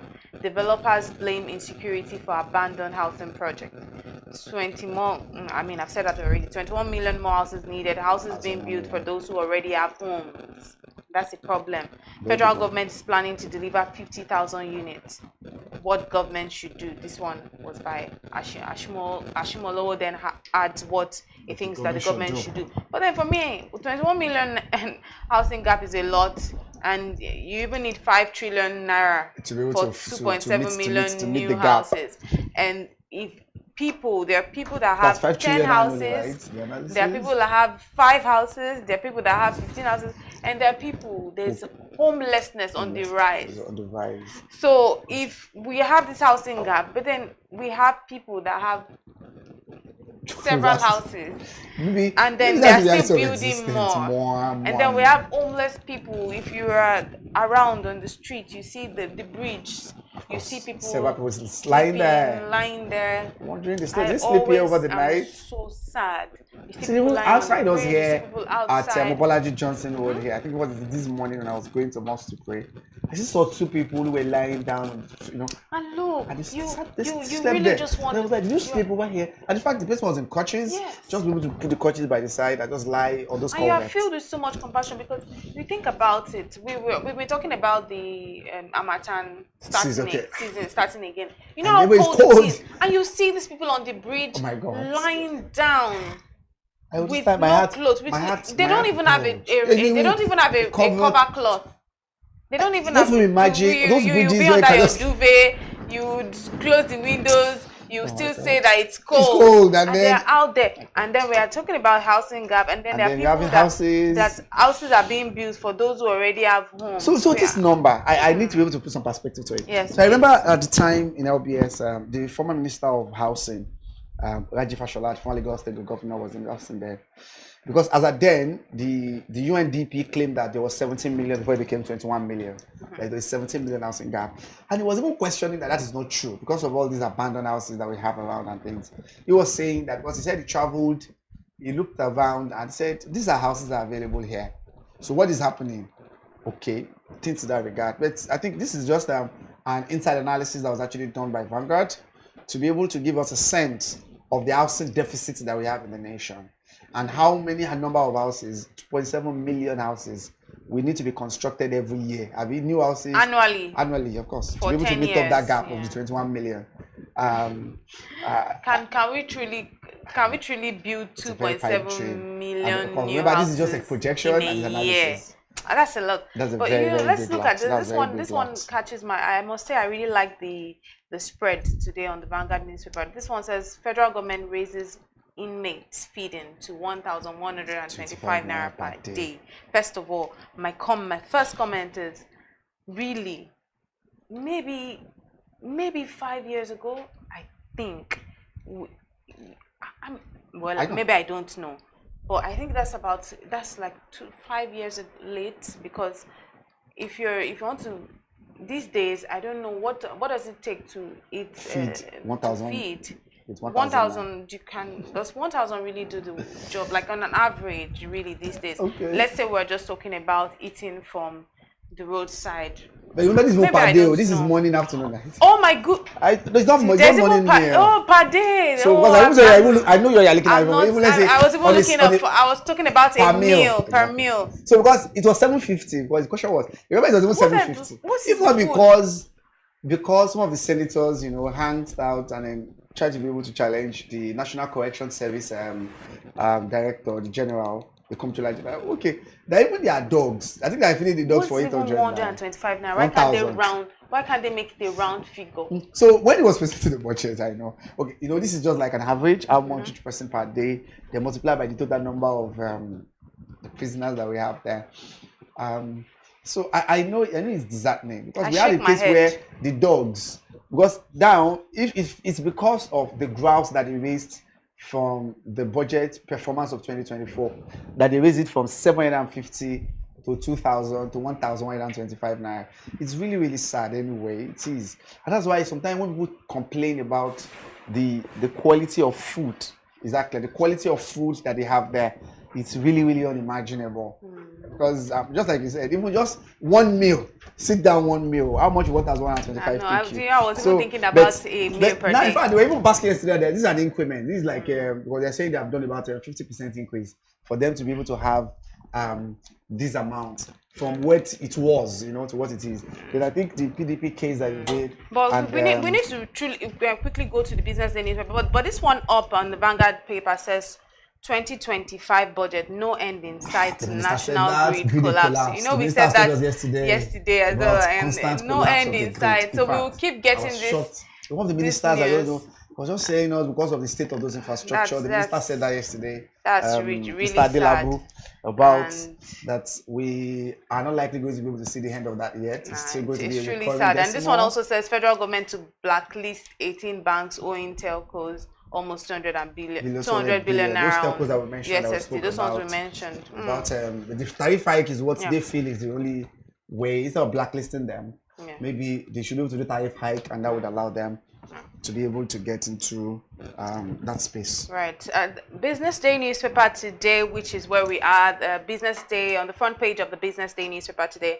The big story here says Naira defies dollar as emerging market currencies slide. I love that. I love how defiant the headline is as well. I like how this is very strong. It says Naira defies dollar as emerging market currencies slide. Well, this is really good. Last week, all the major currencies in the world struggled against the dollar. It's always going to happen like that. The first quarter of the year, only Naira will actually be able to gain strength. It was unbelievable anyway. So these are some of the dynamics that can happen. If you check them, most of the major currencies in the world, over pound, the euros, even those other ones, then Zimbabwean rand, Kenyan shilling, they all struggle against the dollar. It was actually the reality that we noticed last year. I'm sure in the first week of January, actually, just for the first week of January, that this report is actually done. How that has actually been, the central bank said maybe some of the twin policies they introduced last year, the FM policy, where they try to be able to harmonize the market, and because of the base factor, the Naira is already at a higher state already. So going beyond there is actually considered, it's more like saying it has actually been able to reach its pinnacle.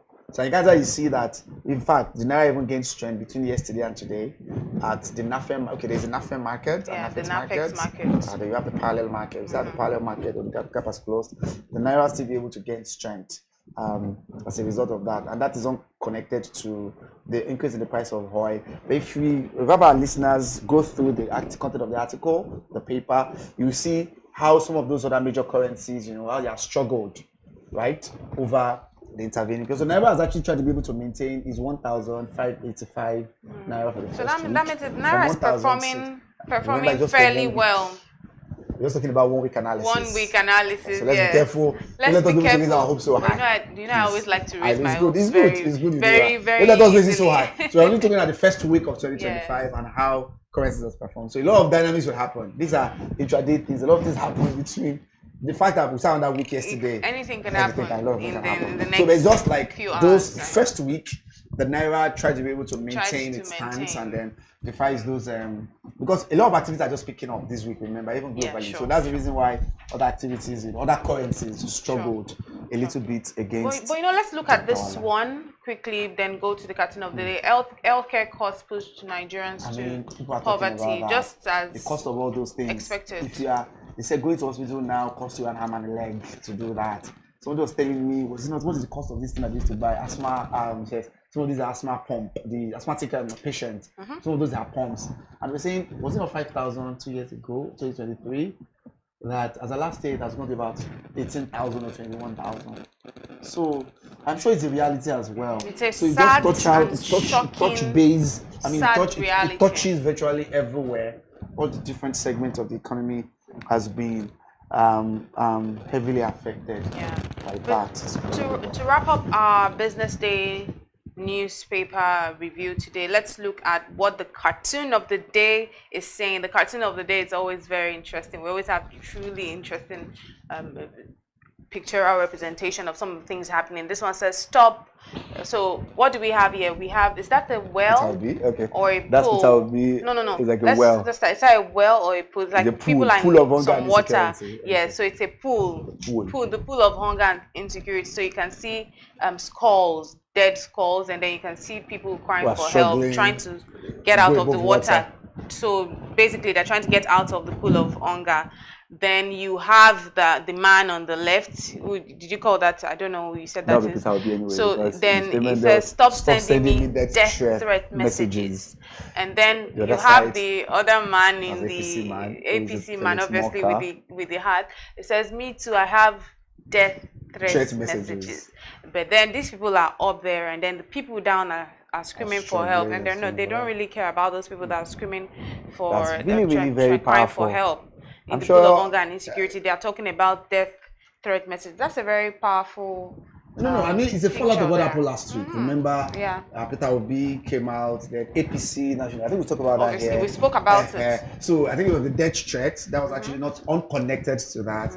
So the statement made by he has what is coming for him, and then Peter Obi coming out and say that it is a death threat. But why they actually exchanging death threat or no death threat? Look at our Nigerians, are struggling to be able to put their head above water, while some are already sunk into the water already. You can see skulls and then dead in that pool of hunger and trying to be able to put themselves out of it.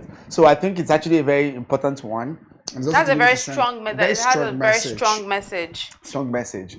But yes, why those messages can actually be very important. The people that matters, the people that matter at the end of the day are struggling to be able to keep themselves out of the pool of hunger and poverty, that are kept to be able to bamboozle, that kept to be able to compress and suppress them to the level unexpected.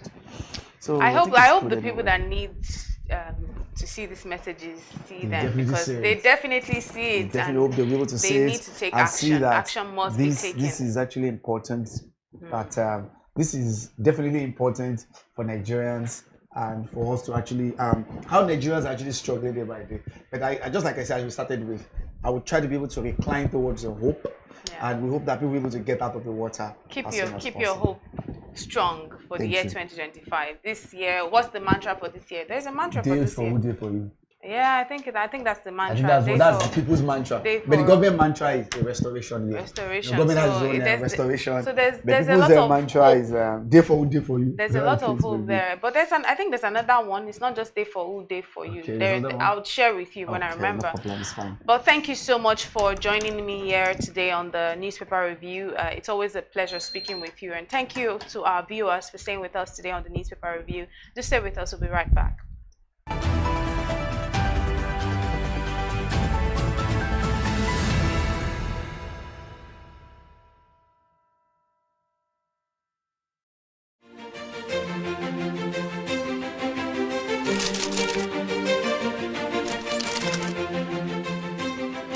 I am, of course, a great admirer of the impeccable credibility, professionalism, and business savviness of BusinessDay. If you really mean business in Nigeria, start your day with BusinessDay.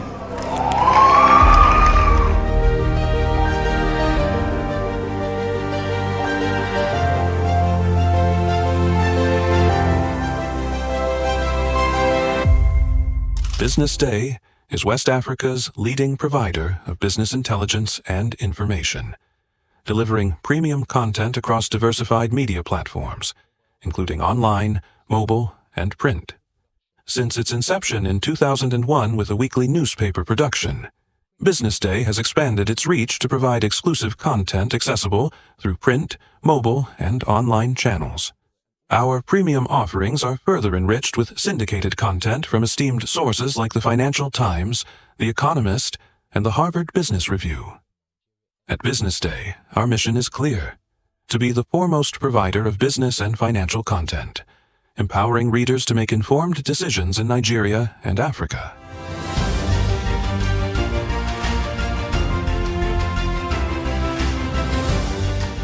Since our establishment, we have been committed to delivering insightful, relevant, and accurate information about Nigeria's business and finance environment, while contextualizing the impact of global events. We monitor the stock market, analyze the companies driving it, and report on government policies and their economic implications. For being consistent in organizing these CEO forums for almost the last 14 years, I think this was a commendation, and I think something that will encourage them to continue. From decoding market trends to dissecting economic shifts, we offer actionable investment ideas and serve as a compass for decision-makers navigating complexity. Beyond headlines, Business Day fosters discussions on critical economic issues through impactful conferences and events. These platforms bring industry leaders together to share narratives that drive innovation and spark meaningful dialogues. Our events galvanize connections, bridging the gap between inspiration and achievement. For businesses seeking visibility, our strong digital presence offers unparalleled opportunities, with millions of followers across social media and a dynamic website attracting visitors from within and outside Nigeria. Business Day is the ideal platform to boost visibility for your products and services.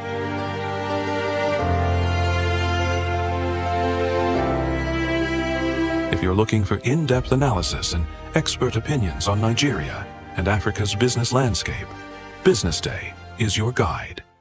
Welcome to the Real Talk with Pam podcast, where authenticity meets conversations. I'd had 2 lumpectomy surgeries. I'd had 9 months of chemotherapy, 12 months of Herceptin. I had 4 rounds of radiotherapy. Wow. And to God be the glory, we're now, 2014? So I've been all clear for 13 years. There are certain times that I have disciplined my children, and they don't know this, but if they see this podcast, they'll know, and gone back into my room and wept. Because when you punish them or when you withhold certain privileges, you are actually loving them. When you let them have their way with everything, you are destroying them and destroying yourself. Yeah. Menopausal hormonal therapy, or HRT, is the last resort for many women. But lifestyle, no, don't smoke. Alcohol is terrible. You know, alcohol. It's terrible? Alcohol and smoking would increase your chances of breast cancer way more than HRT would. Right. Oh wow! There are so many things out there. How many are you gonna take? Yeah. What about yeah. So many things you can take. But the problem is, you hear, oh, that one is good, you buy it. This one is good, and then they end up having all these different things. Real Talk with Pam remains committed to fostering authentic conversations that inspire and empower. This is Pamela Igbo. I am your host of Real Talk with Pam show.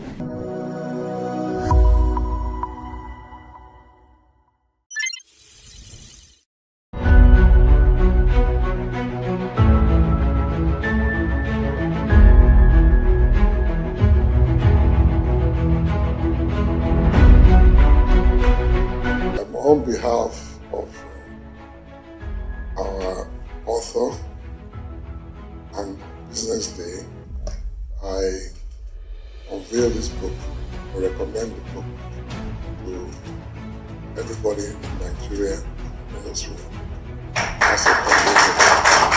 Thank you very much.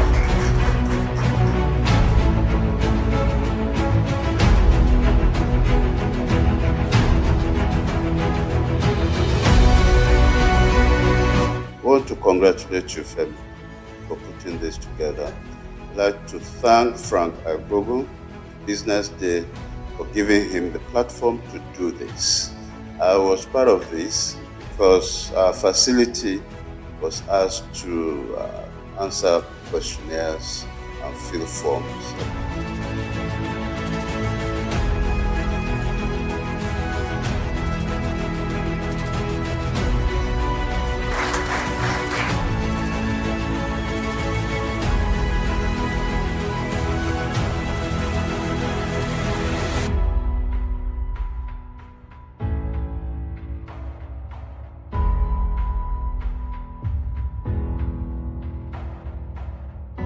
because the ferment in the Nigerian healthcare system. There are a lot of challenges, but there are also a lot of opportunities. And then the fact that the private sector is beginning now to take its rightful place. It's not now being seen as a competitor of government, but is beginning to occupy to create a larger footprint within healthcare itself in terms of funding, in terms of direct service provision, in terms of even creating the aspirations, and in terms of supplying the personnel. And that is how it should be. We are developing a customized health service, on both the supply side and the demand side, that should be fit for purpose in an environment. The supply side is moving fast, but without looking at the demand side and facilitating it, that is the access of the people who need to use the services. There's only so far they can go, or they'll be making investments that cannot be returned in the foreseeable future, and that is not right. People talk nowadays about patient capital. No matter how patient the capital is, that is waiting for a long time to get returns, those returns must be built into the system. That means somebody must be paying equitable amounts of money for the service that is being rendered. It doesn't have to be the person who uses the service. In fact, our aspiration is that it should be the people who are paying out of pocket should be reduced to like a 0% within the context of Nigeria, and yet everybody who needs that service should be able to get it.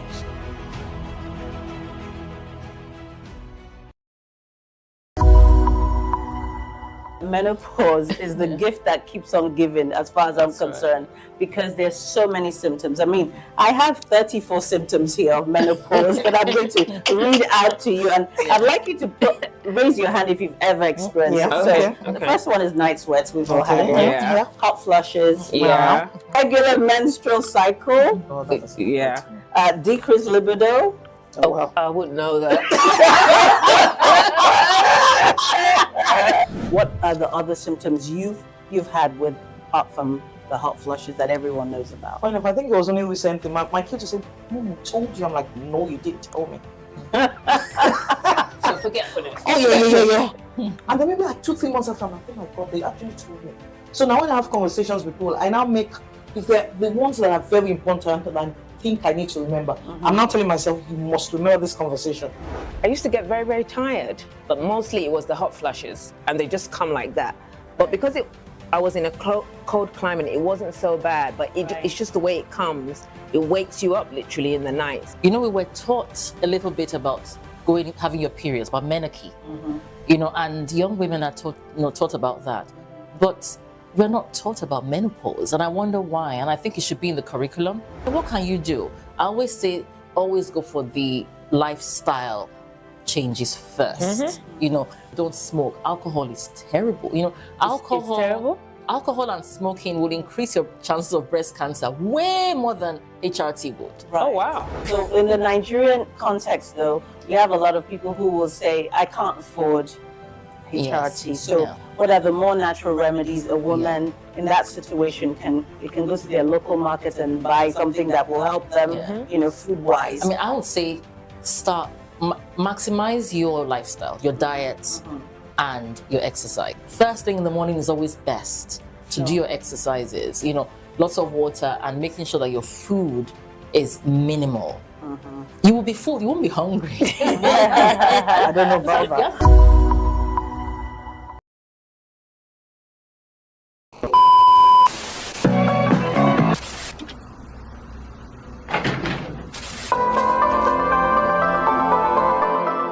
This is the Business Day television broadcast.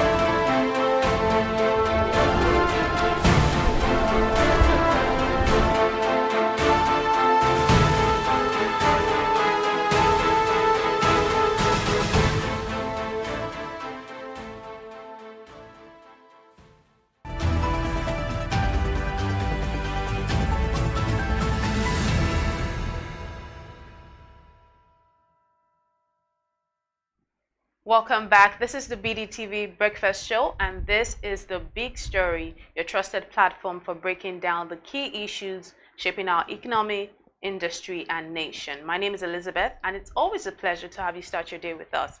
Today, we turn our focus on education to discuss in detail the rising number of first-class graduates, which have raised concern and questions, especially from the Academic Staff Union of Universities. ASU has raised concern about an increasing number of first-class graduates being shunned, particularly from private universities. We will go beyond the grade to see if the development is in order or questionable. The union also lamented that the 7% 2025 national budget allocation to education, which is a total of 3.5 trillion naira, is not enough. So we will go and have some more details on this key developments this morning. To help us understand this very important conversation, we're joined by Dr. Jessica Osuere. She's the founder and chief executive officer at Ruby's Hub Educational Services. It's good to have you here, ma'am. It's a pleasure. Thank you. How are you today? I'm fine. And you? I'm very well, thank you. So let me start by asking, firstly, it's very important for our viewers to know who you are. Dr. Jessica is a passionate advocate for quality, collaborative, holistic, inclusive, and equitable education for all. And she has a doctorate degree in educational management, planning, and a strong educational background in adult education and political science and public administration. She's dedicated to making a positive impact in the educational sector. And it's very lovely to have you here with us this morning. So ASU has raised concern about an increasing number of first-class graduates being shunned, particularly from private universities. Firstly, I want to ask your opinion on this. Are you concerned about this too, or do you think that we are in line, sort of? I would say we are in line. Like I used to tell people, Nigerians are very intelligent people. We are intelligent. If ASU is crying wolf over first class being churned out of institutions, then they should call their members to question. As a teacher, you are expected to give your all to your students. If your students are failing, then you as the teacher, you have failed. So if you as a teacher, you are suspecting your students for coming out with first class, then we should ask you, what are you teaching them in the classroom? You know, if you put public schools side by side private schools, you will see a clear difference. In educational planning, we talk about input and output. Whatever you input into the system, your input into the system will determine your output eventually. And in education, our inputs are so many. You know, we talked about the curriculum, good curriculum, standard curriculum that can compete, globally. We talk about teachers or lecturers, those educators, the trainers that are supposed to train these students. We talk about resources, facilities, infrastructure, funding, which is key. Because it's through funding you have, you can encourage your trainers, your teachers, your lecturers to take more initiative, fund research and all that. Then if you put all this together, we'll say we have good input, infrastructure, materials and all that, library facilities, our labs, all of them, everything is top notch. If you weigh all this input in the private sector, in the private universities versus in the public universities, if we must be truthful to ourselves, there's a clear difference. And that is the truth. There's a clear difference. Those of us who maybe schooled in the 80s, in the 90s, I schooled in the 90s. Okay. And I schooled in the public institution.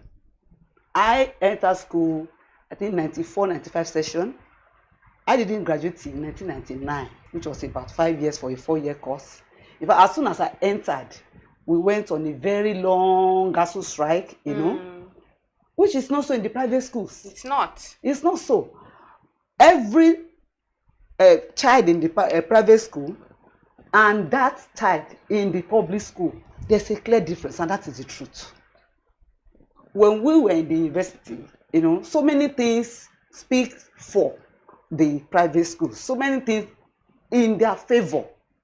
Why they are churning out first-class graduates. Like I tell people, Nigerians are very intelligent. Absolutely. No matter where you put us in the most difficult situations, we will always shine. I agree. And this generation of children you're even having now, they call it Gen Z, right? Yes. They are extremely brilliant. Yeah, and there's a better coming. Exactly. So they have everything at their disposal. When I was in school, every information we will get, maybe from the library, lecturer will send you, go to library, search out so book. When you get to the library, it's either if you find that book at all, it's either the right pages you were looking for will have been torn out by somebody else. We have obsolete materials in our library, which is not so in the private schools. True. Today, the children of today, they can go to the internet. Like I tell people that in this generation, if you fail in school, it means you're not serious.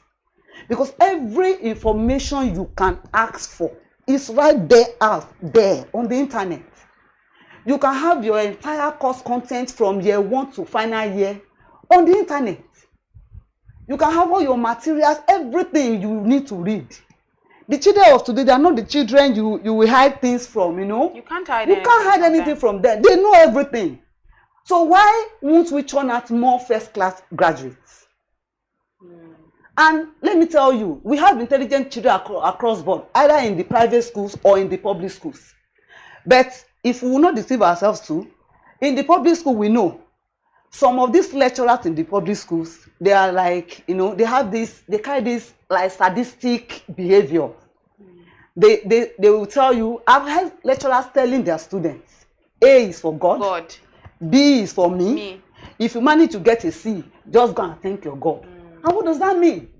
It just means that whatever the student writes, no matter what to do, go to the library, do anything, you cannot have more than a C in the course. Which you will not see in the private schools. I remember a scenario when I was in, I think 300 level. I went to my lecturer. It was beginning of a new term, a new session, and like student, you want to see your results so that if you failed anyone, you can register for this new session. So we went to her to see our results, and she showed me my raw score. Over 60, I think I got 40 or so over 60, minus my CA and other things. And I wasn't expecting that result anyway. I expect something better. So I was like, I just said, I didn't say, just And she turned and said, are you doubting my integrity? Are you questioning me? I said, no, I'm not, ma. And right there in my presence, she cancelled my 40 and wrote 0.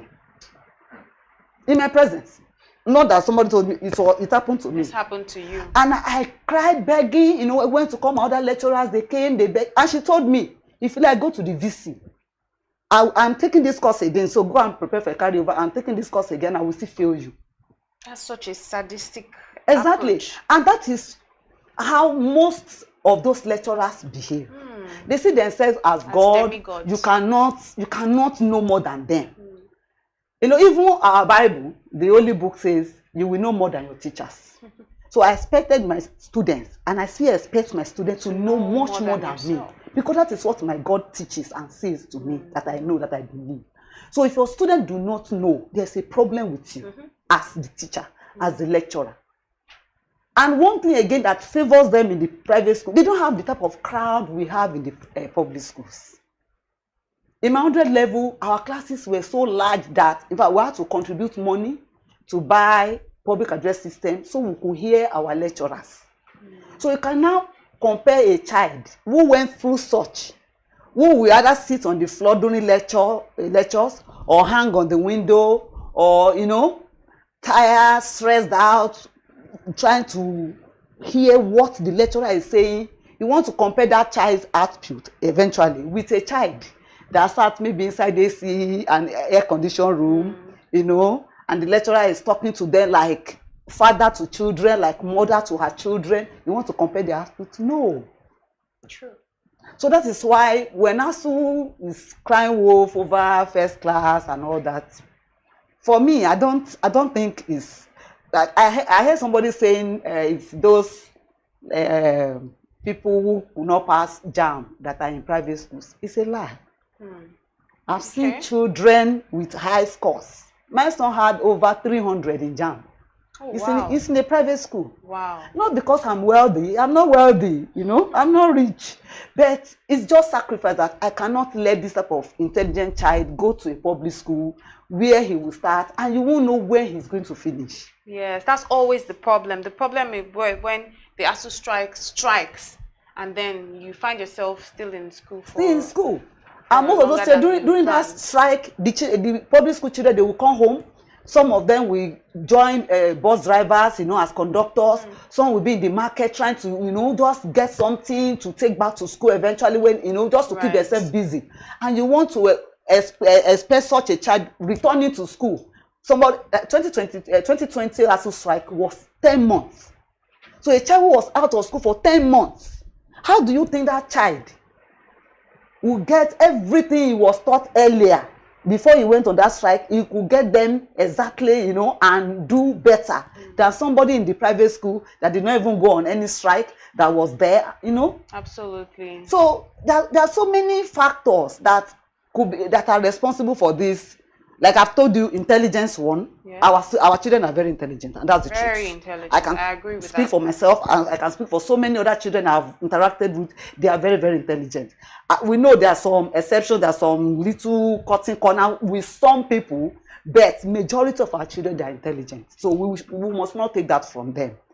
Then in the public school also, you know, like I've said, you have the crowd and all that, you know. And everywhere is just crowded, and you know, so students are distracted. Unlike in the private schools, where everything is, you know, you come to school, you are in school. That's why the faith-based private schools, once you are in school, you are in school. If you are not in the chapel for fellowship, you are either in your classroom or you are somewhere maybe eating, and from there you go back to your room. Unlike in the public schools. The public schools, they are very free. Some are so distracted. They come to school, they go to parties and all that. And let's also talk about how many students get to be in a classroom. Exactly. That's the crowd. That is the crowd, which is not so in the private schools. So you cannot blame the private schools churning out, you know, first class graduates. I have a lot of them that attended private schools, came out with first class. Even if you concluded that, okay, the school dashed them, you know, in our local parlance, that they dashed them the first class. Yes. They left the private school here in Nigeria, went abroad, studied for their masters in other institutions there, and also came out again with distinctions. So what are we saying? Even in the public schools, we have students that are very, very intelligent. Just as some lecturers are just demigods, you know. So it calls to question your own teaching method, your personality as a teacher. You know, different researches have shown that even your personality as a teacher will go a great extent to determine the achievements of your students. I did statistics in my first degree. You know, all of us we did statistics, and it was very difficult. I never understood it. In fact, majority of us failed it, and it was a final year course. You know. Faculty course, and everybody failed. Almost everybody failed. And the senate of the school had to sit over the results to just allow everybody go. That was why we were able to graduate. And that was even what pushed some of us into 2-2. You know, we narrowly missed our 2-1 because of that failure in statistics, which was a major course. Then I went back for masters. And statistics came again. And I was scared, you know. And a lecturer took me. Eventually, he became my thesis supervisor at PhD level, Professor Mon Wandiani. He took us the statistics. My dear, I was surprised. I was like, was it the same statistics I failed in undergraduate? He so much simplified it, made it so simple. At the end of the day, I got a B. And the B, I was gotten an A. The time allocated for the exam was, you know, just some few hours, you know, compared to the number of questions we were made to answer. So I couldn't answer all the questions. Not that I didn't know them, I knew them. That I couldn't but you didn't have ample time. There was no time to finish. And I still came out with a B. So if I had finished, I would have made an A. In a course, I failed at undergraduate level. So which speaks to also the person teaching. What's the relation? I could go to prof. I could go to prof. Even from my master's to my PhD, I could go to him anytime. I could go to his house. I will sit in his sitting room. Some lecturers cannot, even in class, you cannot ask them a question. Yeah. In class. How much more seeing them on the way? I say, oh, my lecturer. You can't. You can't. Which is not what is, applicable in the private schools. When I took my daughter to her school to resume, we were looking for some places, and a lecturer who just finished her class, she was in another department. She left what she was doing. Just, welcome, ma. Anything? Can I help? And I told her, we just brought this child to resume. And she said, okay. She followed us around the school. Took us, in fact, she ended up taking us to the hostel. And sure she settled in before she left. She never knew us from Adam. Wow. And that's a private school. Can you have that in the public? No. So in the public, we need to, look at some of these issues. Yeah. Listen to the students, hear their complaints. They're intelligent. I think if they should do that, and also check their own teaching method, their relationship with students, their personalities and all that, they also will get enough first-class graduates that they will not be suspecting private schools for first-class graduates. So speaking of, you saying that they need to look at their own method, their own teaching methods, that takes us to the curriculum. So there have been complaints by industry operators that the university curriculum is outdated and can't meet modern needs. I don't know if this is specifically perhaps for just the public schools, because I know that the private schools have a better curriculum. But do you agree with what industry operators have said, that the university curriculum is outdated, and what do you think could be done about that? Okay, we have in every institution you have the academic planning unit. They are the quality assurance arm of the school. They represent the National University Commission in their respect, individual schools, and they are to ensure the quality of education that the students are getting. So their work majorly is quality assurance, quality control in the schools. Okay. So they look at the curriculum, how relevant is the curriculum, what are the courses we are offering, are they still relevant? If they are not, just like, that's why you see some schools, some courses will not be accredited, some will be accredited because the academic planning units who have done their work know, okay, which one is okay, which curriculum is relevant to what globally, to in global standard and all that. So when academic planning unit is not doing what they're supposed to do, in fact, my thesis was on academic planning unit, trying to see what they do in the different schools in the entire South public universities. And I found out that most of them, after accreditation, they just sit and relax till the next accreditation. So what they're supposed to be doing as the quality control arm of the schools, they are not actually doing them. So you must check, at the curriculum, okay, is everything right? How many teachers do we need to teach this course? Student-teacher ratio and all that. They must ensure that what is the qualification of the teacher teaching this course or that course. They must know what is our carrying capacity as an institution, how many people are we admitting. Today, most universities take much more than their carrying capacity because we have a youthful population. So many children want to go into school. Half of them we cannot admit. So at times, university will bend over, trying to just make sure that at least they get in as many as they could. So, but when you go to the curriculum, actually, I won't say our curriculum are updated. They update them. They actually update them. Okay. And across board, because I've had course to check the curriculum of some courses in private school versus public schools, and I noticed that they were the same. Right. They were the same. So I think we must give kudos also to NUC for that, So what the child in the private school is getting is likely what the child in the public school is getting in terms of curriculum, just that the delivery might differ. Might differ, okay. The teacher, the personality of the teacher and all that might differ. The facilities, the resources to teach that course will also differ.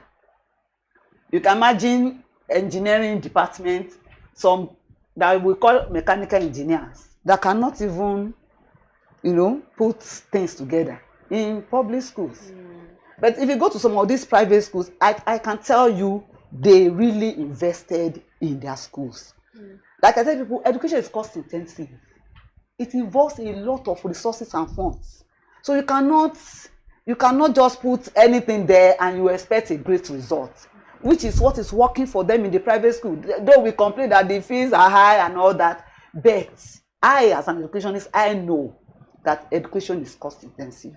So, but for curriculum, I don't think our curriculums are outdated. We check what they do even elsewhere. I see they're almost the same course content and all that. Oh, wow. It's just our delivery, and those innovations and all those resources to teach them, to pass the knowledge that might be lacking in some of our institutions. If not, that's my view about that. And speaking of resources and passing, being able to pass the knowledge down properly, that also brings me to the issue of human capital development.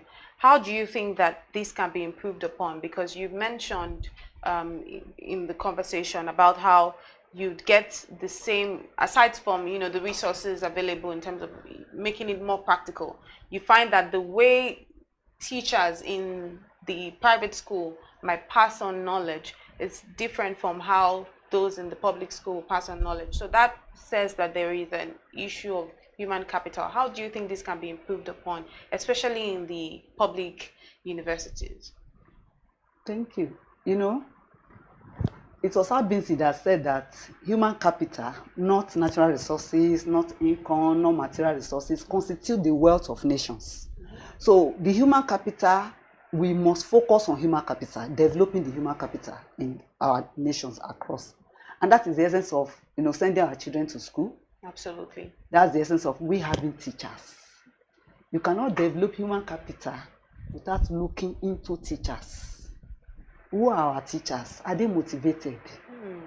So if you, in a situation, in a society where a politician with maybe secondary school certificate earns more than a professor, then we are not serious. We are not ready yet. That's the truth. We are not ready. To develop human capital, you must invest in them. You must invest. You cannot commit 7% of your budget to education and you expect to get a result. No, it doesn't work that way. It doesn't work that way. Everything you have, you must invest in them, because everything you are looking for, if we are complaining about insecurity today, we are complaining of this today, complaining of that, it is because we have not developed our human capital the way we should develop them. That brings me to the issue of universities. In the university, at JAM, during JAM, you see people, maybe somebody that scored high scores, you see them maybe in a medicine, pharmacy, all those courses. Then, for faculty of education, they will bring all those, some maybe with 195, some with 200, and put them in faculty of education. And when I see such things, I shake my head that you are destroying the future. This is not how to build human capital. The teachers are the most important in this issue of building human capital that we're talking about. So you cannot have the dregs of the society as teachers and you expect that you are going to grow or develop your human capital. You cannot. No, today nobody wants to be a teacher because there's nothing fascinating, about teaching, about the profession. Those days when we came in, to do education and all that, we were proud. I'm telling you, I wanted to study law. Wow. But somehow, I just found myself in faculty of education. Wow. In my 200 level, I got the opportunity to change, to change my course. I just said, no, I think I love teaching. So I continued. And I'm very passionate about it, about teaching, about it. I'm very, very passionate. When it comes to education, I'm very, very passionate about it. But not so with a lot of people today. Most people that find themselves in faculty of education today, they just maybe they could not get admitted to other departments, and so they push them to education. And from there, and these are the people that will develop your human capital tomorrow. They are the ones that will teach your accountants. They are the ones that will teach your engineers. You know, so we have turned education and teaching into a dumping ground. Exactly, where you just dump anybody. And when you dump them there, they are not interested. You know, they are not interested.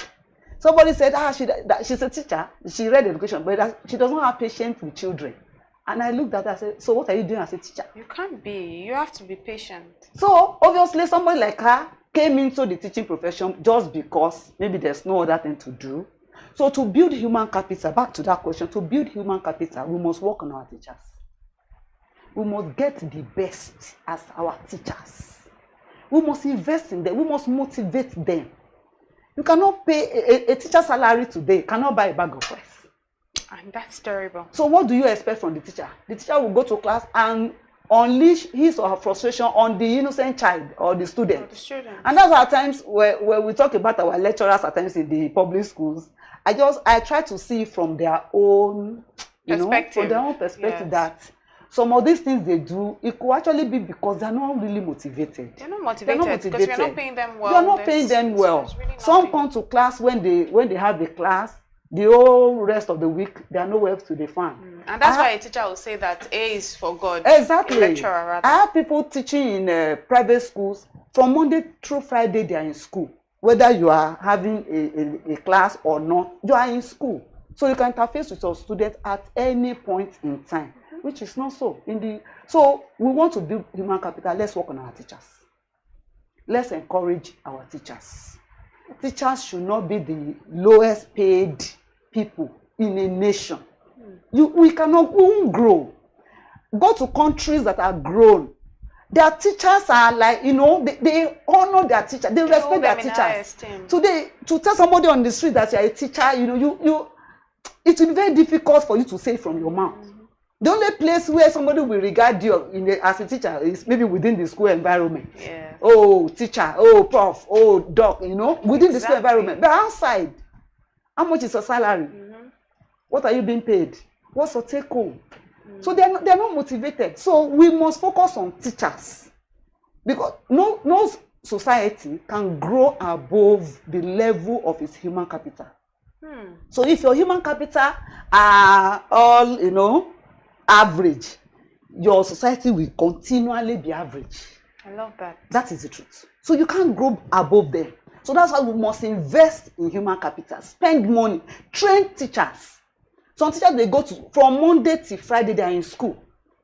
They apart from maybe the degree they came into that institution with, there's no other degree, no other professional development to learn modern things, to learn. And it's not because some of them don't even want to learn. It's because exactly. They don't have the support. And the school will not support.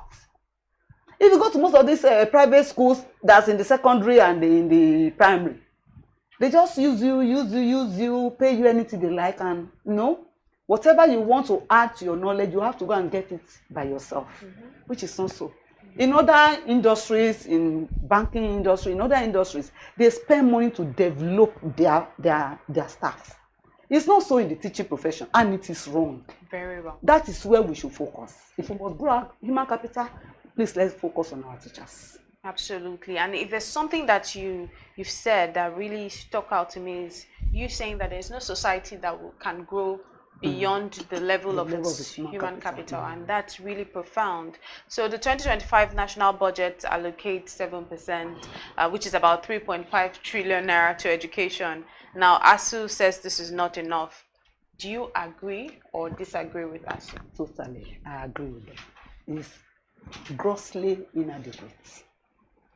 In Nigeria, we have one of the highest number of out-of-school children in Africa. And we are dedicating 7% to education. We are not ready yet. We are not ready. We are not. 7%. Some days ago, I think I was listening to the Chief of Defense Staff talking about some repentant terrorists that they just, try to rehabilitate and all that. And he said 60,000, about 60,000 of them were children. I was alarmed. So we are sitting on a keg of dynamite. Not even a gun powder. If we have 60,000 children as terrorists, and we are committing 7% to education, we are not ready. Right, even in Lagos, in traffic, you see all these children. A lot of they them are not in school. They are either trying to help you clean your windscreen so you can give them something, begging on the street. They are everywhere. They are not in school. They should all be in school. And that was why I said initially that education is cost intensive. It's cost intensive. You must spend money. You must put things in to get the desired result that you are looking for. So if this number of children are out of school, then we have a very big problem in our hands. Very, very big problem. Very big problems. And these schools are not just ordinary schools.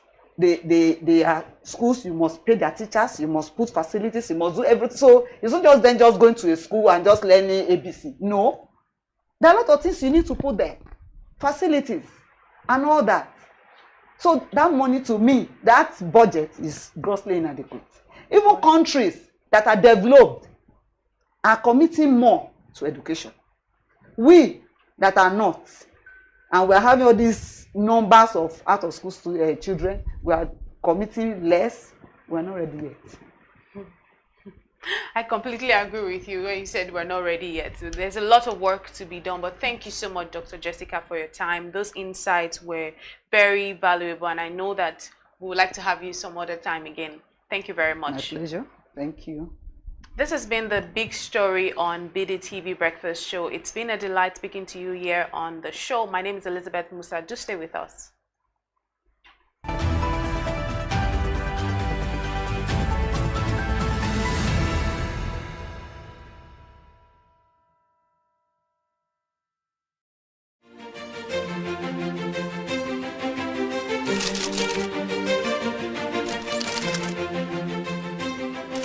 I am, of course, a great admirer of the impeccable credibility, professionalism, and business savviness of BusinessDay.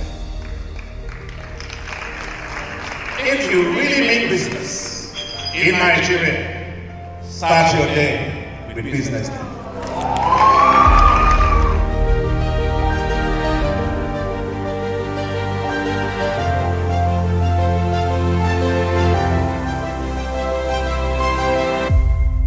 BusinessDay is West Africa's leading provider of business intelligence and information, delivering premium content across diversified media platforms, including online, mobile, and print.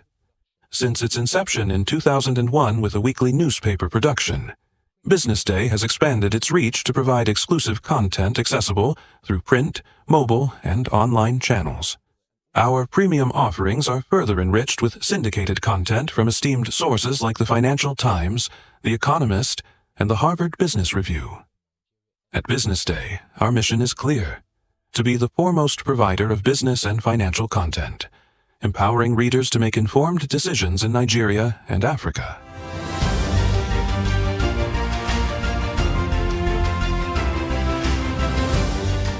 Since our establishment, we have been committed to delivering insightful, relevant, and accurate information about Nigeria's business and finance environment, while contextualizing the impact of global events. We monitor the stock market, analyze the companies driving it, and report on government policies and their economic implications. For being consistent in organizing these CEO forums for almost the last 14 years, I think this was a commendation, and I think something that will encourage them to continue. From decoding market trends to dissecting economic shifts, we offer actionable investment ideas and serve as a compass for decision makers navigating complexity. Beyond headlines, BusinessDay fosters discussions on critical economic issues through impactful conferences and events. These platforms bring industry leaders together to share narratives that drive innovation and spark meaningful dialogues. Our events galvanize connections, bridging the gap between inspiration and achievement. For businesses seeking visibility, our strong digital presence offers unparalleled opportunities, with millions of followers across social media and a dynamic website attracting visitors from within and outside Nigeria. Business Day is the ideal platform to boost visibility for your products and services.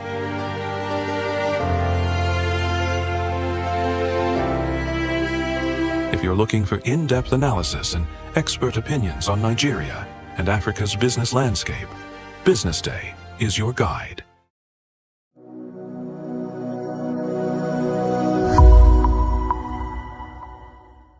Hello and welcome to the Business Day special. My name is Elizabeth Musa and today I'm seated with Pamela Egbo, the host of Real Talk with Pam, coming soon to your TV screens. And guess what? We will be talking all about our show today.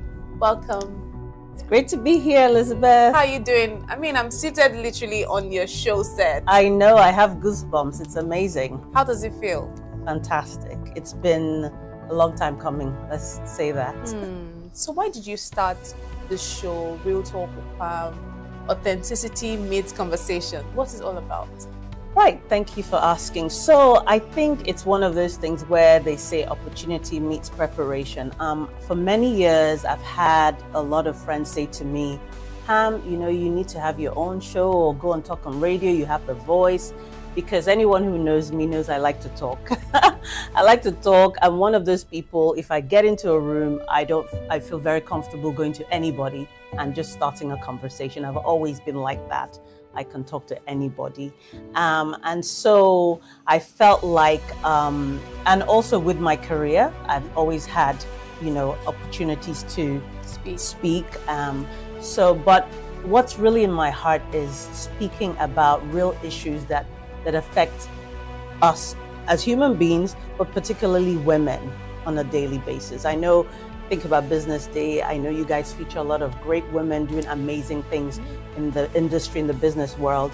But I feel like regardless of that, you still have women who are living lives every day, who are still mothers. Some of them are going through health issues. Some of them have financial challenges. Some of them are going through just life is still lifing for a lot of people. So I was like, you know, we need to put a spotlight on that. I know that there are a lot of people who are talking, but I think particularly in Nigeria, I find that we have a tendency, maybe it's a cultural norm, not to be really open. You know, we're strong people, so sometimes we like to put up a front, or it's just natural. We just think, let us just suck it up and just get on with life. But I found that, you know, we are relational beings.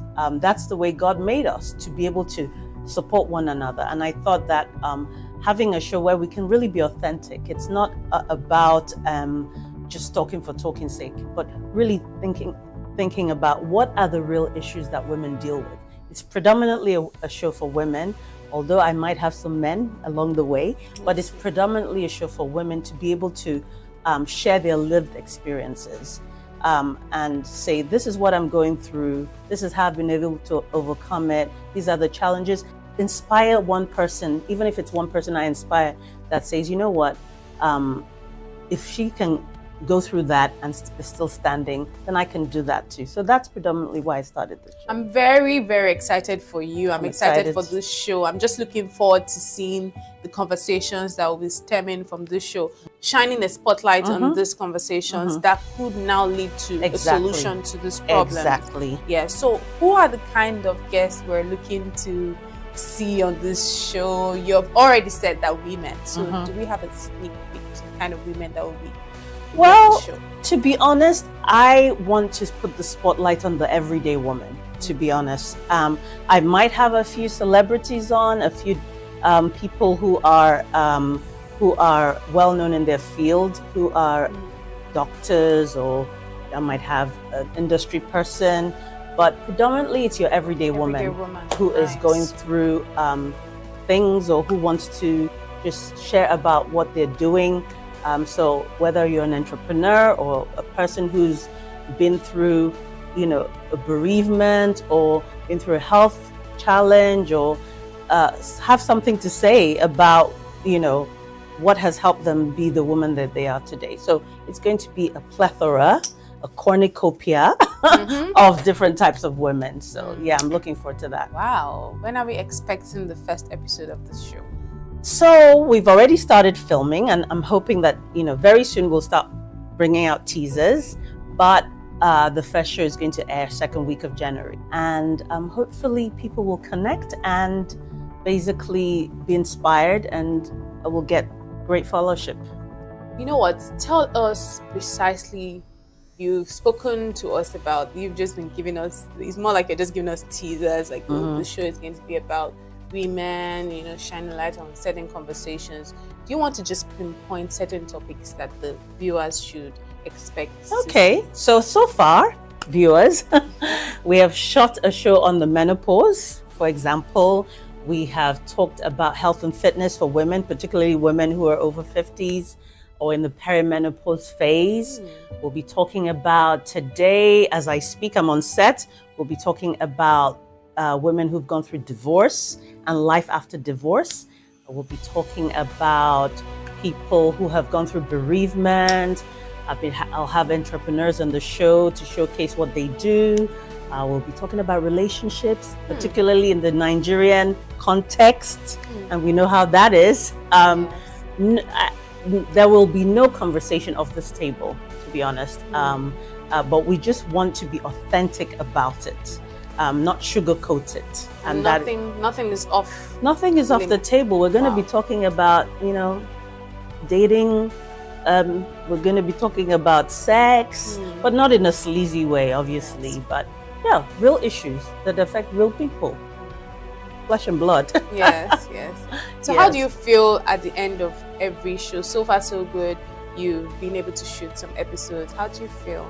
Amazing. I feel great. I feel like it's a calling of mine. I think it runs in the family a little bit. My sister was a journalist. I don't have any formal journalistic training, but I think it's a passion, and I'm hoping that that passion will shine through, of wanting to just be real and help other people to be real. That if that is the thing that I achieve, then I'm happy. And I think you're doing very great. I think Thank I'm you. also inspired for.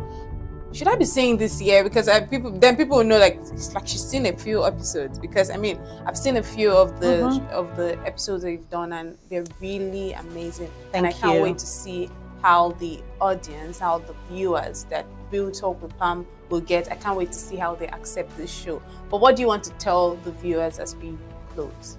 Yeah, I want to just say I'm hoping that you guys will connect with Real Talk with Pam. I'd like you to just have an open heart, share the links with your friend when the teasers come out, and I'm hoping that we will create a movement of women who are authentic and who have real conversations.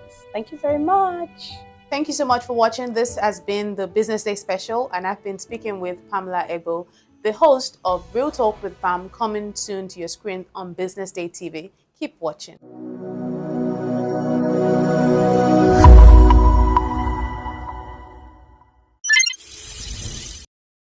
Hello there, welcome to the Business Day exclusive. My name is Elizabeth Musa, and today I'm in conversations with Ms. Adaora Ayoade. She is the MD, CEO, and lead coach of EZ37 Solutions Limited, and she has over 30 years of diverse industry experience in HR and management consulting. She's a professional coach focusing on executive and strategic leadership. Welcome to the show, ma'am. Thank you so much, Lizzie. Great to be here. Awesome. Very lovely to be speaking to you today, and you look awesome. Thank you. Thank you. So let me start by asking, how did you, find yourself in this field of, professional coaching, and what are some of the impacts that your time on this job, what are some of the impacts that you have recorded? Interestingly, the way I found myself in this space was based on a request from a multinational client who recognized they had a need for coaching in their organization and reached out to me. And really that was where the journey started and my whole interest and passion in coaching began. Now, with regards to the impact of coaching and the achievements recorded in the many years that I've been in this space, I would say that I'm increasingly and really very grateful to Almighty God, because there have been so many numerous achievements along the way that I struggle to think of which one to actually name as the greatest achievement. From being the president of ICF Nigeria chapter. Now, ICF is the International Coaching Federation, which is the leading and largest body of professional coaches globally. So from being the president of the Nigerian chapter to being the global co-leader for Europe, Middle East, and Africa for ICF Education. Fantastic. Thank you. To being featured in Forbes, to having co-authored, the very first book on professional coaching in Nigeria, which is, coaching from the African perspective, to having received awards, leadership award, and most recently a Coaching Excellence Award. There have been so many achievements, and even the testimonials I have received from numerous organizational leaders that I support, multinational organizational leaders, who talk about the impact that coaching has had, not just on their personal lives, but even contributing to the success of their professional lives and, towards the impact in their organizations. When they talk about how coaching has led to and contributed to success in their organizations and the ROI that they were expecting, having received that, it's really been huge achievements for me and very rewarding. I would really say that the greatest achievement would be serving as a CEO of EZ37 Solutions. We are one of two accredited organizations in Nigeria by the ICF. And so being able to support thousands of individuals all over the world to transform lives, to impact organizations, really has been the greatest achievement. So really it's being the CEO of EZ37 Solutions and working with really incredible team members. That has been my greatest achievement. Fantastic. So what role do you think that coaching plays in organizational and individual transformation in general? So Lizzie, we're in a very fast-paced world. And, we really cannot bring the knowledge of yesterday to solve the ever-changing problems of today. And so for individuals, coaching unlocks their potential. It really helps them to have a growth mindset, to really, consider creative and innovative ways to find solutions to a number of challenges that they may be facing. Sometimes they have, obstacles they have to cross, and they're looking for ways to be able to do that. So coaching unlocks the potential of individuals, untapped potential. It unlocks that. And then for organizations, you find that, coaching really supports in improving performance. Organizations have goals that they want to achieve. And so coaching supports in enabling the achievement of those goals and creating a very enabling environment for people to really thrive and to feel engaged and to contribute towards the success of such organizations. So culture transformation, leadership transformation, clarity, change, courage. There's so many benefits that coaching provides for individuals and the organizations that they serve. Yeah, fantastic. And but speaking of leadership transformation, what are some of the areas that you have seen in your time working as a professional coach? What are some of the areas that you've seen leaders lacking in? So interestingly, self-awareness. Lizzie, a number of leaders are, they may feel, I know myself. So they may have the internal self-awareness, but the external self-awareness is lacking sometimes. So coaching really enables them to have a better perspective of how their behaviors are being viewed and, perceived and received. So I think self-awareness is a huge one. I think decision-making is another key one. You find that strategic leadership, being able to have that strategic mindset is another area of need. And then, of course, emotional intelligence, Lizzie. Emotional intelligence. Sometimes you find that People are dealing with things from different angles, and how do they navigate but still, maintain the front that enables people not to sort of run away from them because they feel this person is going to explode. So emotional intelligence and resilience. Yeah. Awesome. So what areas do you say that individuals must pay more consideration to as they grow? So individuals, generally, I would say there are a number of areas individuals should pay attention to, and some of which I've just spoken about, because we are all leaders in different capacities. We're all influencing individuals or organizations in one way or the other. So we need resilience. We need resilience. We need to have that change management mindset. We need to pay attention to having a growth mindset. We need to work on our emotional intelligence. We need to work on our critical thinking skills. And sometimes people have these blockers. Some people call it obstacles, things that get in the way. And coaching helps them to, in that safe, non-judgmental space, it enables them to look beyond those obstacles to identify solutions that they may not even have realized was within them. So, these are some of the areas that people, individuals, leaders should pay attention to. Fantastic. So knowing full well about the importance of coaching and all of these things you've said, are there sectors in Nigeria that need urgent coaching attention? That's an interesting one, Lizzie. I think I would say almost every sector in Nigeria could really benefit from, coaching and coaching interventions. In particular, sectors that there's a lot of high pressure, a lot of stress, there's a lot of, high targets to be met. Such sectors could actually really benefit from coaching because they're looking at ways to think creatively, to come up with novel and new ways to stay competitive. So you find sectors like finance sector, very fast paced. You have people having some targets and you're like, this is interesting. So financial sector, oil and gas, you have, telecommunications, FMCG, sectors where they really need leadership development. They need improved governance. They need effective policies and programs. So across various sectors, coaching is needed. Good. So would you say Nigerians are engaging enough in the areas of coaching, and what would you say are some of the best practices that will make Nigerians thrive when they adopt coaching? I don't know that generally people employ professional coaches. It seems to be like something that is very elitist, like, oh, have I finished eating and I want to employ a professional coach? So what would you say are some of the best practices that Nigerians can actually adopt in terms of engaging with professional coaching?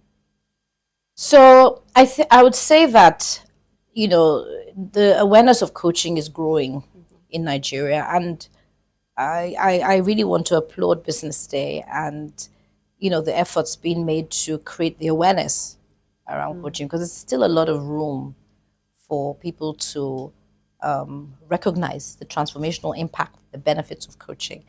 And when you say it's seemed as elitist, there's a lot more democratization of coaching. People are embracing coaching at different levels of organizations, or even entrepreneurs, even individuals, not just businesses. I would say that I spoke about the International Coaching Federation earlier. Yes, you did. And they are the gold standard. Now, I am an ICF professionally credentialed coach, right? I'm certified by this gold standard. My organization is also certified. We're accredited by the International Coaching Federation. So really, when we're thinking about how does anybody ensure that the standard is maintained, is to engage with organizations like ourselves, EASA 37 Solutions, who have a promise to ensure that we consistently maintain, world-class standards and employ best practices in what we do when it comes to coaching. So we're offering coaching to organizations and individuals. We also offer pro bono coaching opportunities to organizations and individuals. So we're making it accessible. So when I talk about the democratization of coaching, it's real. So finally, you've spoken about the work that EZ37 Solutions is doing, which is amazing. So for someone who probably wants to venture into professional coaching, not just the people who want to use your services, what would you say are some of the traits they should see in themselves before they say, you know what, I think I should venture, I think I could reach out to EZ37 to coach me? What are some of the traits they should look out for? Somebody who wants to be an agent of change. Okay. If you want to be an agent of change, if you want to make an impact in your world, if you truly want to show up as an authentic contributor to making the world a better place, that's what you need. We will then, being a coaching institution, we will then support with the skills, with the competences, with the mindsets, with the tools, everything that's needed. Having that passion, having that desire to be a change agent, to bring about sustainable change. And our world needs more change agents. So I think with that, you've got all you need to get started. I think you've said it all. I mean, you literally just said just being the person who wants to be a change agent. And I think everyone should want to be a change agent. I want to be a change agent. Beautiful. I'm a change agent, so I think it's fantastic. I want to really commend you for the work you're doing. Thank you. And I hope that we keep seeing, this impact that you're making every day. We keep seeing it around our world, in Nigeria and even beyond. So well done, ma'am. And it's lovely talking to you. Thank you, Lizzie. It's been a pleasure speaking to you too. Thank you. And I truly appreciate Business Day for creating this vibration around coaching. Thank you. Absolutely. So there you have it. I've just had a very enlightening conversation with Mrs. Adora Ayoade on professional coaching. It was indeed very remarkable. We hope you keep watching Business Day. We are on all social media platforms at Business Day NG. Thank you for watching. My name is Elizabeth Musa. Attention business leaders. Want to make informed decisions? Join the ranks of the best with Premium Business Day. Access in-depth analysis and expert opinions to stay ahead. Subscribe now at premium.businessday.ng and unlock premium content. Plus, you get 50% off your first subscription. Don't miss out. Make smarter choices and seize new opportunities. Sign up now and elevate your business game. Visit premium.businessday.ng today.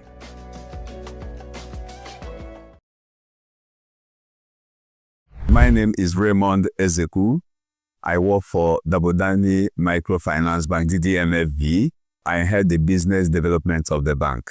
All right, sir. During the panel's return, there are important access to funding as a major challenge SMEs face doing business in Nigeria.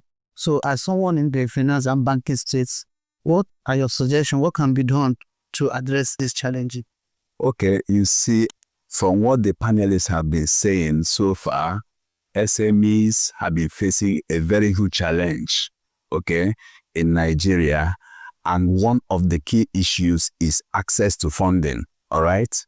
So access to funding, first of all, you will have to ask yourself as a business owner, have I really organized my business, okay, so that I should be able to have access to funding that is available, okay? Funding is available, take it from the CBN to the BOI to microfinance to commercial banks.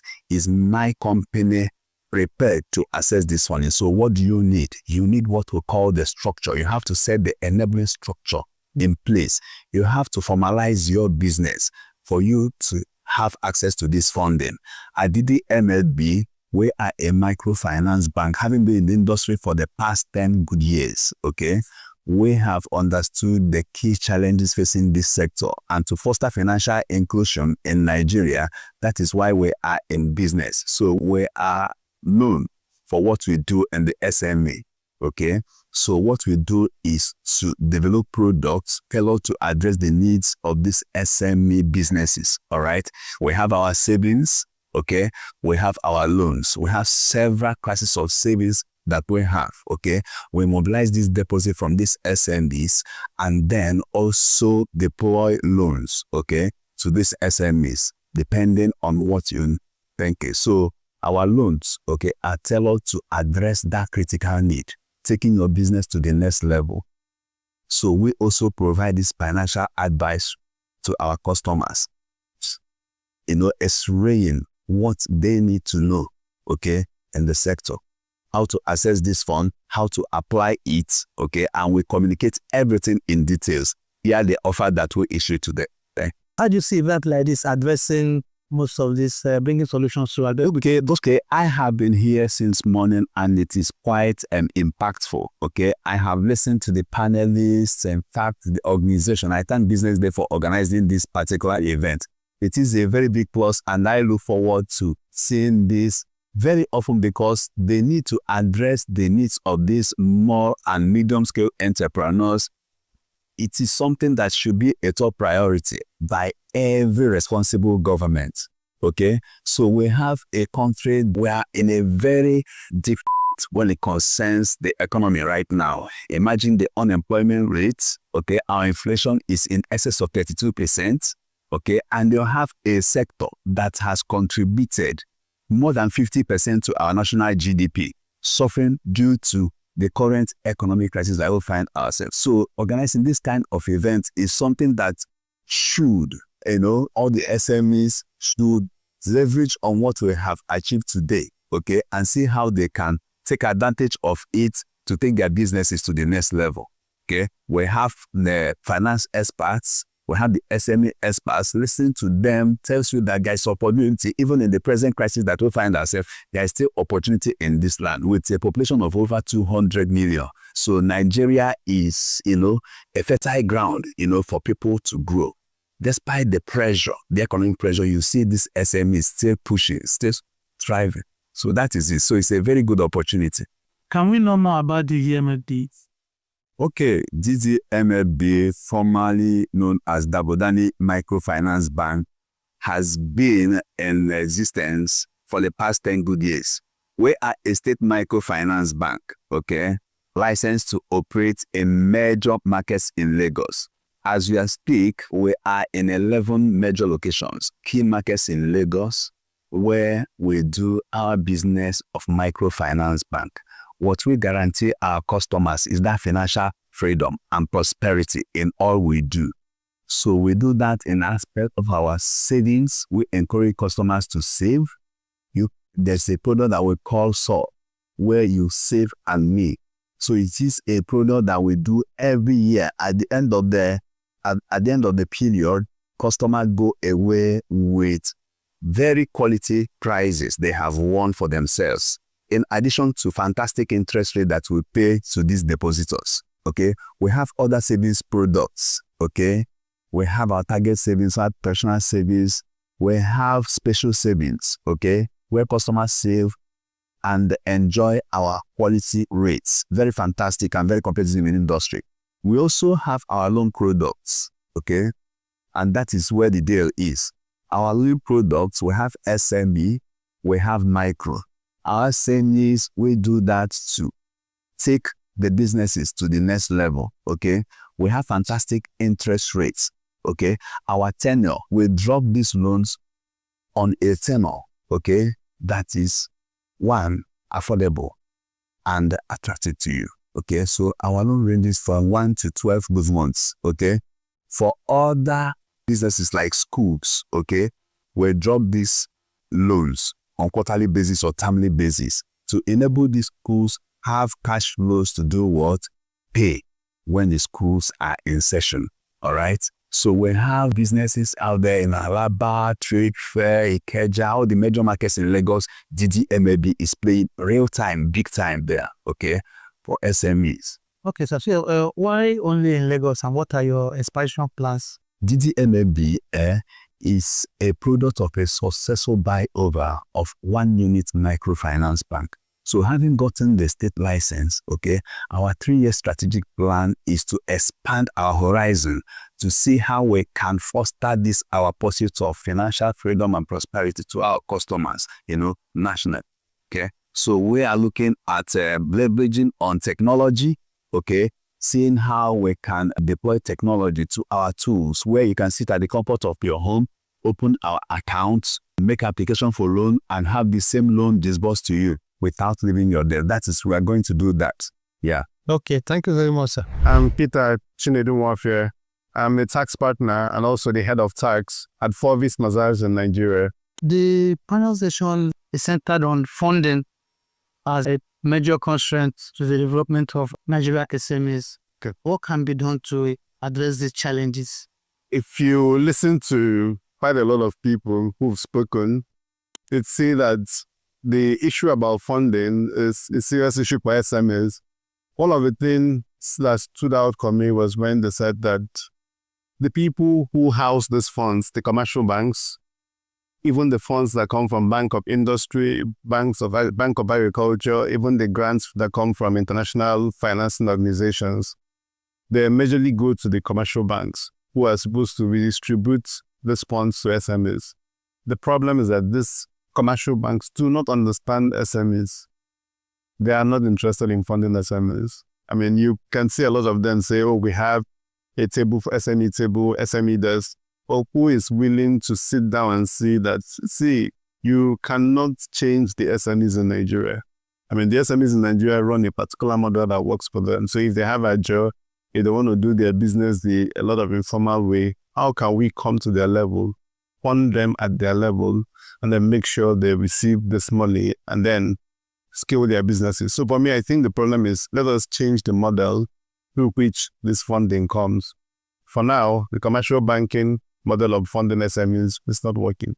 So, do you see events like this bringing solutions to solve most of these challenges? I think Business Day is doing excellently well. Why I tell you they do excellently well is that I was in the panel 2 years ago and I sat with other people from PwC. I mean, a partner from PwC. I think I also had a partner from Grant Thornton, and then I had other whites, big guys on the panel.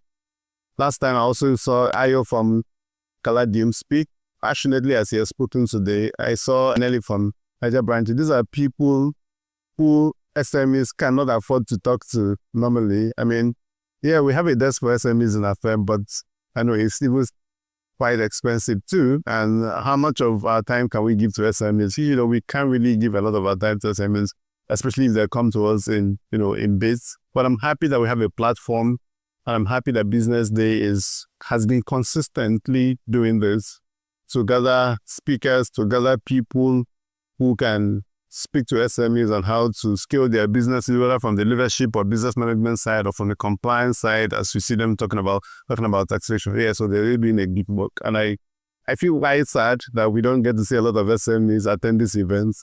And sometimes when they attend, maybe they sit for the session for finance or funding. After that, they run away. Go ahead. But it's a good event. Okay, listen, so what are your key takeaways? Yeah, key takeaway, quite a lot for me is, I think I have an advice for Business Day too, and even everybody who organizes events like this. 2 years ago, the last panel session was for tax. This year, the last panel session will also be tax. So that is how and that's exactly what happens with SMEs. So SMEs, as they start their businesses, they do not plan to keep their records. They do not even plan for taxation. And there's a lot of tax risks that lies with SMEs. So when investors are willing to fund SMEs, when they come, they see that the penalties for them having not complied with taxation is quite a lot. It's even more than the taxes they should have paid.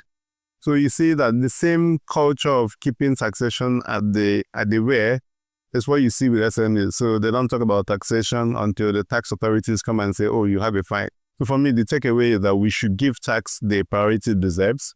That's one. Second thing is that I encourage everybody who have learned one or two to follow up and see how they can improve on whatever they've learned today. Yeah. All right. Thank you so much. Thank you very much. My name is Lindo Nyeso, CEO Merit Multi-Services Incorporated, parent company to Makeup Maven NYNG, Beauty by Aubrey, and Melanie Cosmetics Nigeria. Thank you.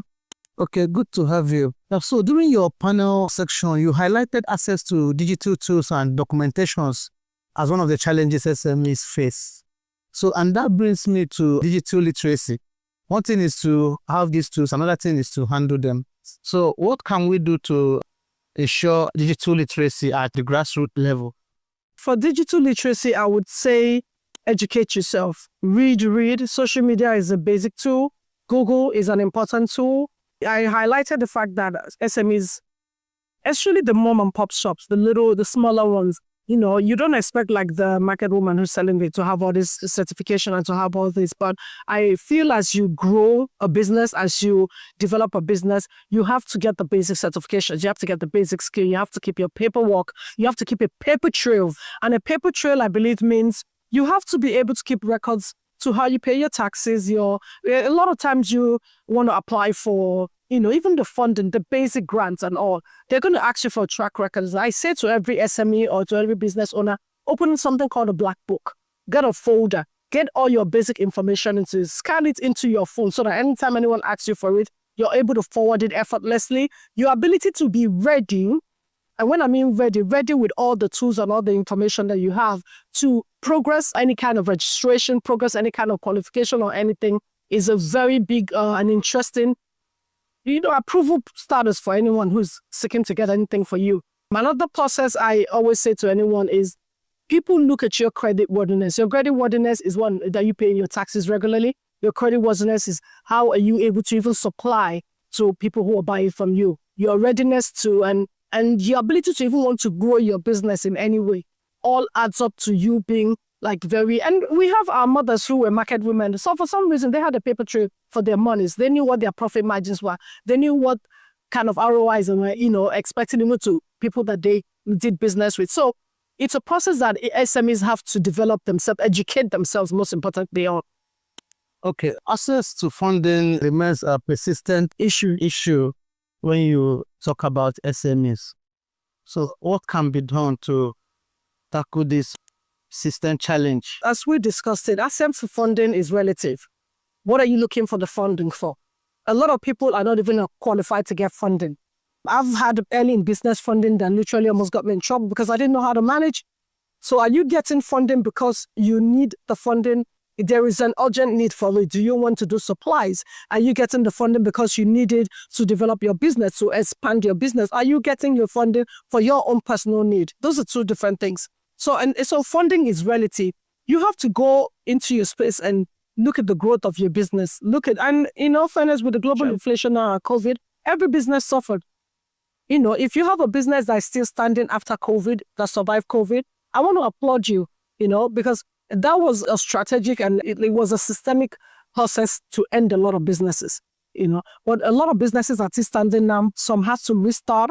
A lot of the brands that we had, a lot of the things that we were doing, we had to restart them. So you now have to come to a place where, as the world is progressing, as the world is moving at a supersonic speed, what are you trying to do? How are you trying to grow your business? And at that point, what do you need the funding for? In our case, we're thinking of 2025, a lot of expansion, a lot of made in Nigeria. How do we bring manufacturing into what we do?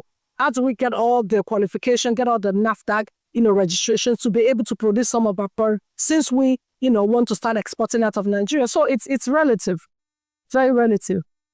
Okay, let me have your key takeaways on the event today and how do you think events like this can help accelerate the growth of Nigerian SME sector? Well, it was important to have an event like this because it's educative, it's informative. Then there's a lot of networking involved.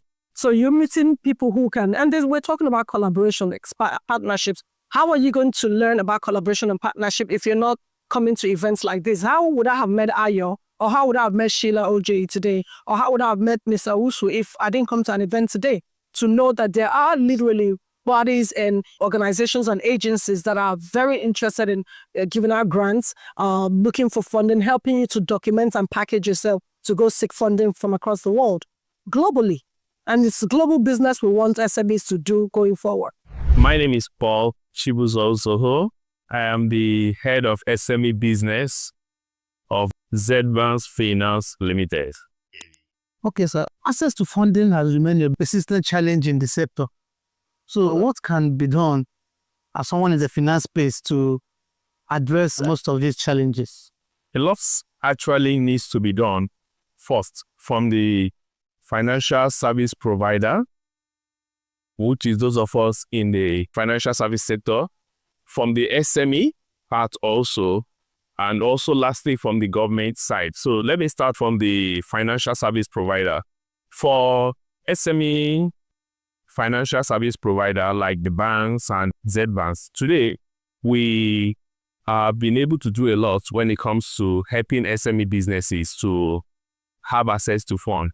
And one of the things that we've been able to do is for us to be able to design our process in a way to suit the structure of SME businesses in Nigeria today. For example, we have over 40 million SME business. Out of these 40 million SME businesses, less than 5% are formalized, meaning that over 95% of them are not formalized. And formalization of business is one of the basic requirements for you to have access to funds. And like I mentioned during my speech, it is one thing for the financial service provider to design a requirement, basic requirements that SME have to meet in order for them to be able to have access to funds. But also is another thing for them to be able to design a requirement or an eligibility criteria to suit what is currently on ground. Now, if the majority of the SME businesses are not structured and we are setting up a structure, a requirement that require them to be structured, automatically it means that like every other financial institution, we are only focusing on the 5% that are formalized, meaning the 95% that are not formalized can't have access to funds. So why don't you come up with a process or a structure, a requirement that will adapt to the 95% that are not structured? So this is what we are currently doing in Evans. We are using technology to drive financial inclusion by not just focusing on the businesses that are well formalized, but also by trying to structure our process to be able to bring in on board a lot of SME businesses that are not formalized. That is on the financial service providers part. Now, on the SME business owners, they also need to go a step further. Of course, I know change. Change is very, very difficult. A lot of people do not want to change. They are so used to the way they used to do their business. Asking them now to change from what they are used to what needs to be done in order for them to be able to have access to funding is kind of difficult. So, having on board this SME, we try to train them, to coach them on how to formalize their business. In fact, we go to the point of helping them to register their business, also helping them to, we have services that can help them to document or formalize their business transaction. You understand? So we also go to educate and enlighten them on the importance of having a business well formalized. Because the truth is that if you cannot build a system around your business, if you die or anything happens, the business automatically dies with you. Yeah. So it is not enough for you to have a business that is making profits. Maybe you are generating 1 million. But the question is, can the business outlive you? Most of the big businesses in the world today, Walmart, Lego, they all started as a family business. But they were able to build a system around their business. And it is the system that they built around their business that made this business uplift them. So the SME business owner needs to go a step further to be able to build a system around their business so that their business can uplift them.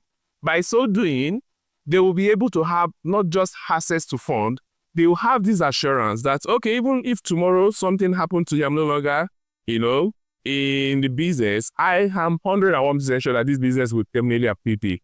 And lastly, from the government aspect, on the government aspect, the government also needs to do a lot. And that was one of the things I appreciate so much about what one of the speakers mentioned, is that the government needs to build a system, to address the current constraint that SME businesses are facing today.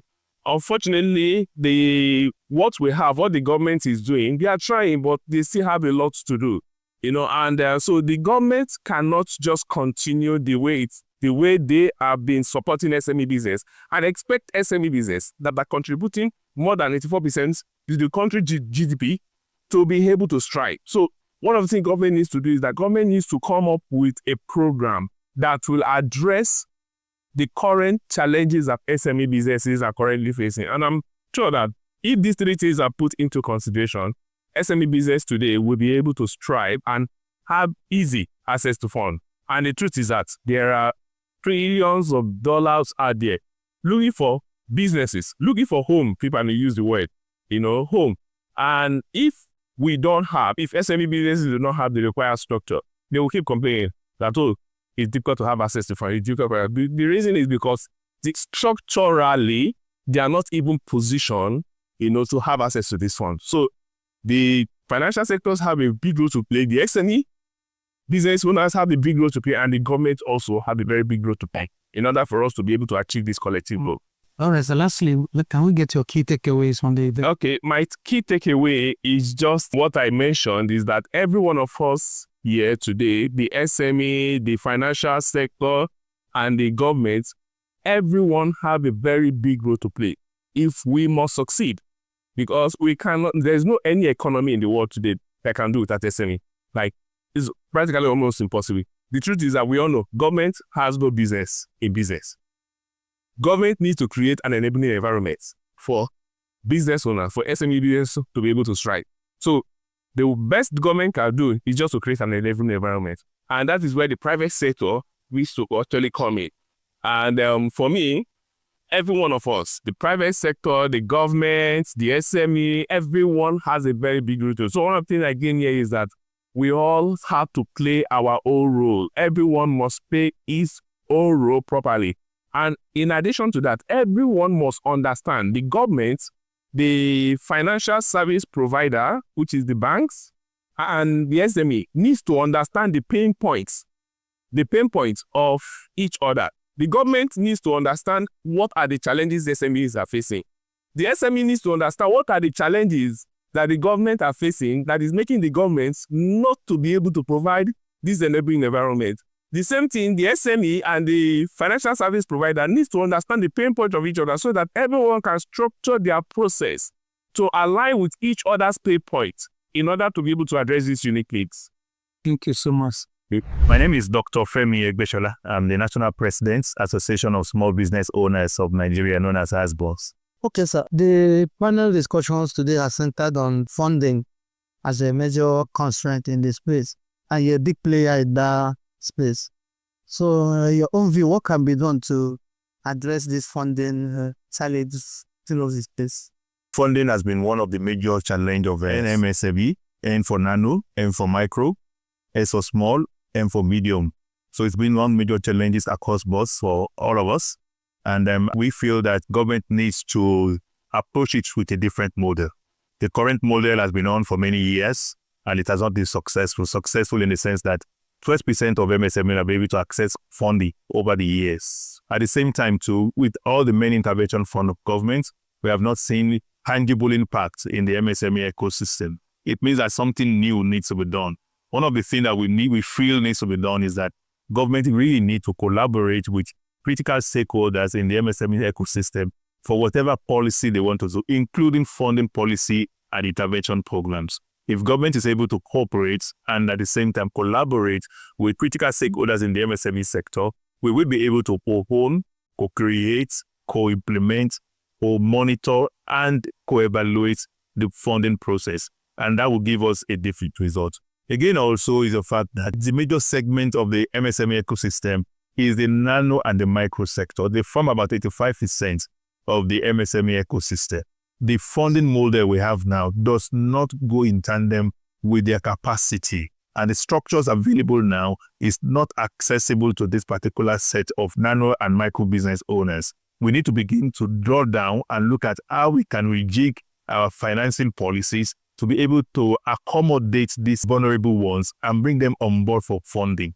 We also need to ensure that a lot of capacity building is done for the MSMEs also, so that they will get to learn where funding are, how to access it, what they need to do, and build their capacities to be able to do it. We also need to work on ensuring that financial literacy is improved upon, so that when they get this funding, they'll be able to use it for the right purpose and repay back at the right time. Okay, sir. So I think you answered both my first and second question well. Yeah, okay, so let me have your key takeaways on the event. Yeah, for today, I think it's a wonderful platform created by BusinessDay to practically build the capacities of MSMEs again. For us to grow, we must be able to scale. It is either we scale or we die.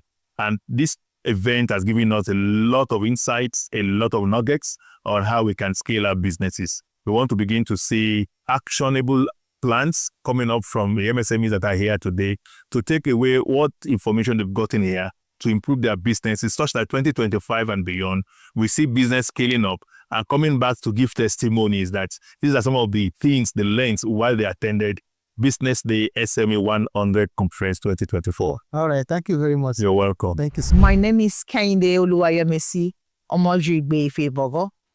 I'm the founder, CEO of the Fufu Factory. Congratulations on winning an award on the under SME 100 category by Business Day. So how do you feel to be recognized for what you do? If it is good, really, honestly, if it is good, this is hard work. This is perseverance. This is doggedness. This is telling myself I've chased other people's dream for almost 25 years. It's time to chase mine and not throwing in the towel in any way, in any form. And this is starting a business that is totally not the way it's done anywhere in the whole of West Africa. And I'm putting my exposure, my background, my education, my experience, I'm bringing it into something local. I'm making it something that is worthwhile and everybody can appreciate and everybody can have access to. Okay, beautiful. I love the fact that, as you said, you're taking something local, international. I mean, so that is phenomenal. So the theme for this conference or for this award event is Scaling for Success, Growth Opportunities for Nigeria SMEs. So now that you've been recognized for what you've achieved so far, going forward, how will Fufu Factory be scaling for success? What are some of the things that you were doing that will serve as a template for other businesses to learn from as well?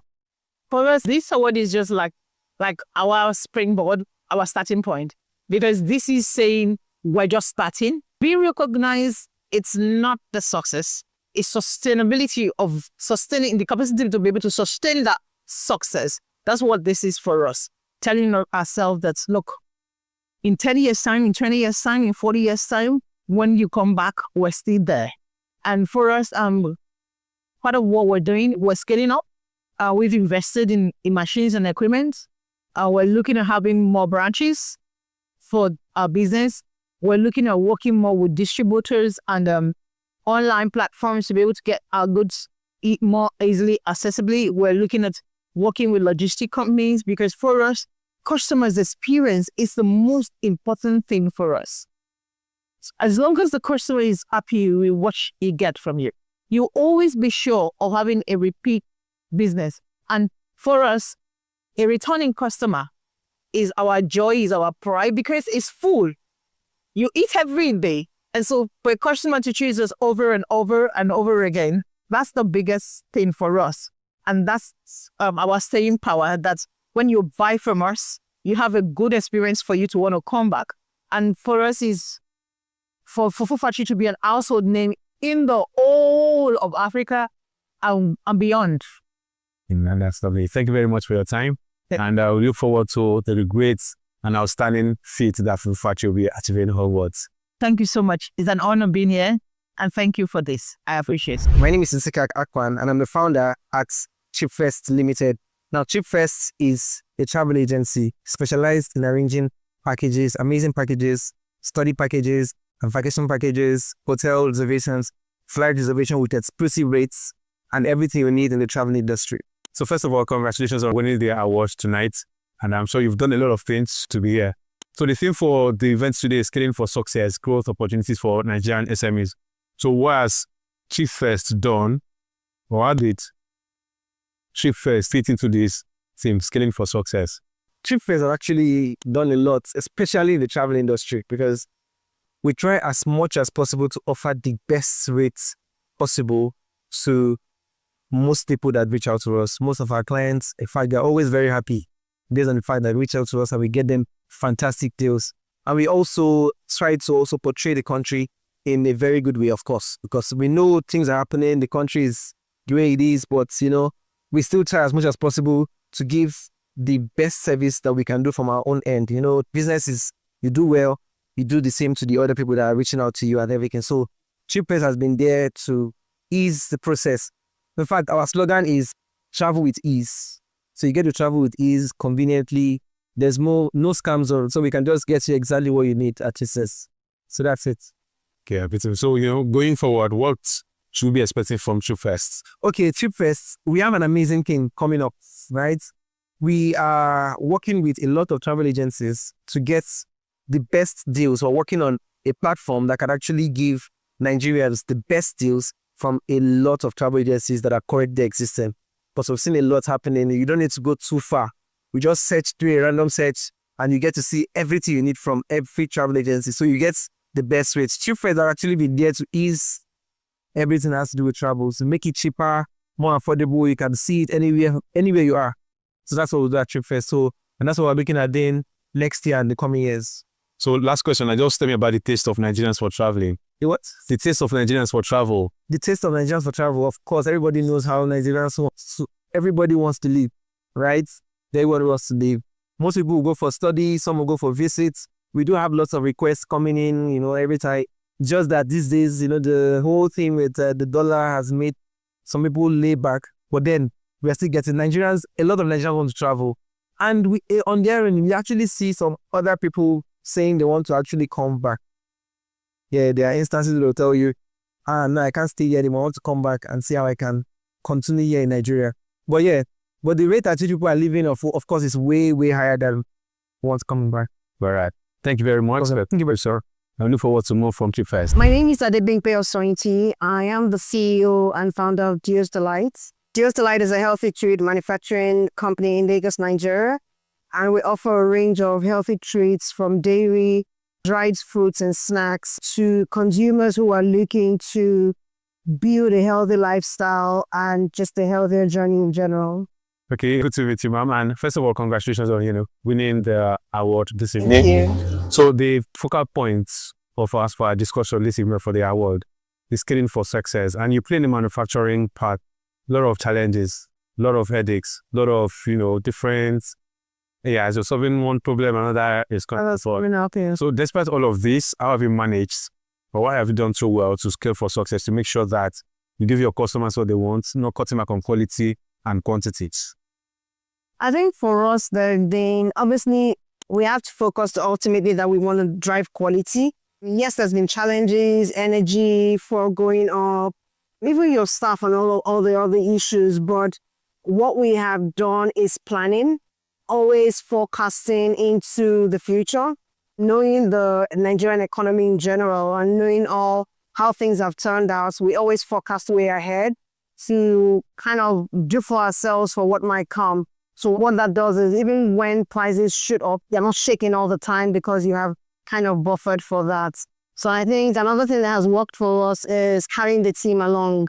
I think when they understand why some certain decisions are made, they're able to key into the vision versus you just telling them, go do this, and they didn't do it well, but they didn't know why, but when you carry them, so that I'm very transparent to my team, this is why we're doing this is where we're going to, this is the reason. What do you think? So that we're here together. I'm not running the show alone. So I think that has also worked for me tremendously. I love that because, one of my mentors would always say, your first customers are your employees. So thank you for taking care of them.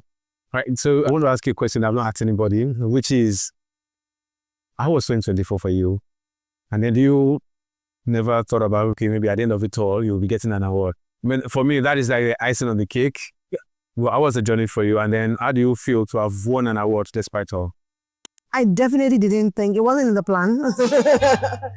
I wasn't looking for it. I wasn't expecting it. So it's come as a pleasant surprise. I came in with my head of sales.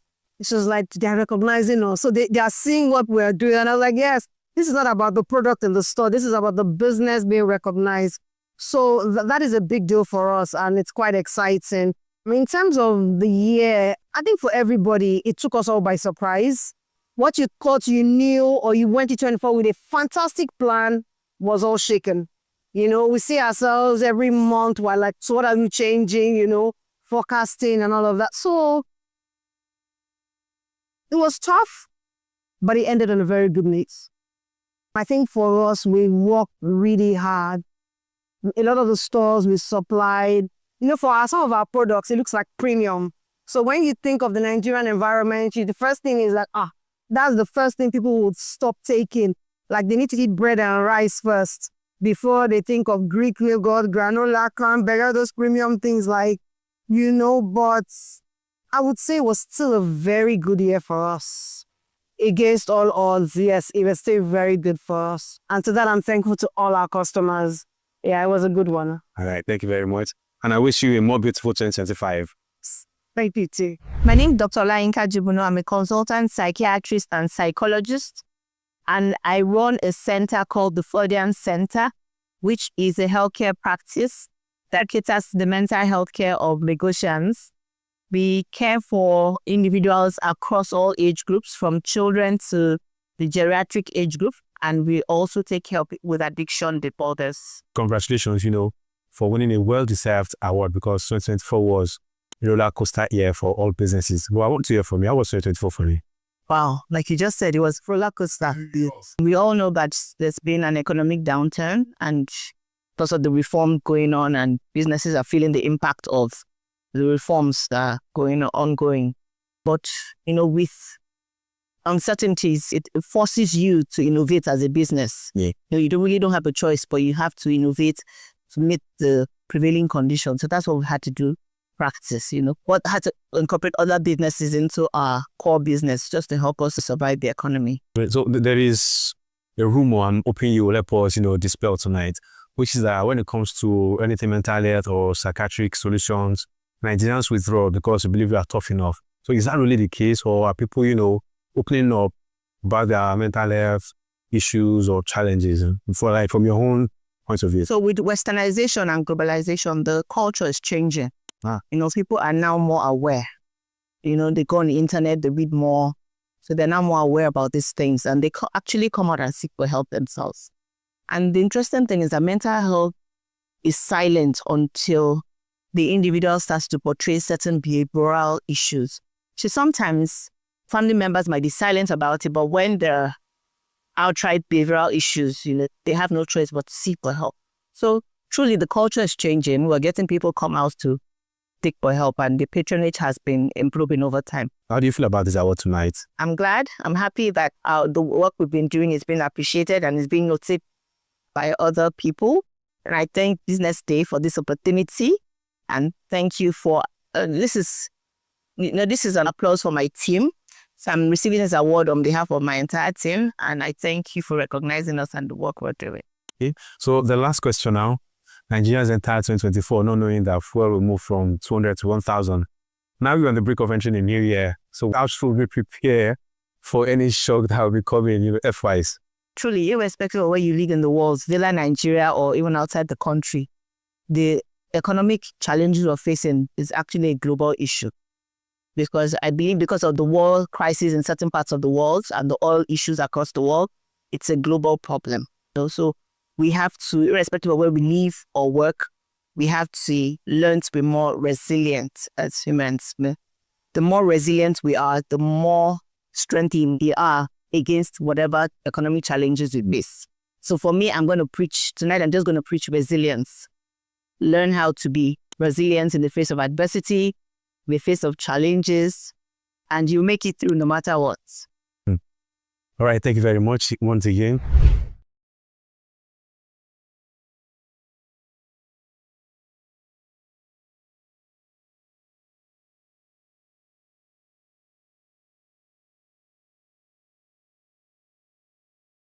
Welcome. This is the top 100 fast-growing SMEs in Nigeria's conference, the 7th edition, and we'll be going round and having an exhibitor's tour. Each exhibitor would be showing us their diverse products and the solutions that they're providing right here, coming out from Nigeria, Africa. I hope you enjoy this one and probably see one or two brands that are change makers and hopefully the next unicorn in the world. The exhibitors basically will be introducing themselves, the solutions they provide, and you'll be seeing the amazing products that are coming right here, right out of Nigeria and right out of Africa.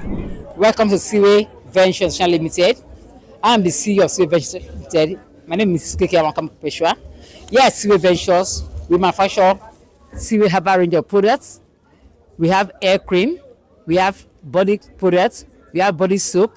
If you don't mind, we have here our exfoliating soap range of made from turmeric, moringa, honey, shea butter, ginger, garlic, aloe vera, castor oil, all blend together for the exfoliation of dead cells of the skin. It renews your skin and wash it of every germs in your body and leaves your body healthy. When used in the night, it lasts your nerve at night. Aside that, we have our Seaway hair cream.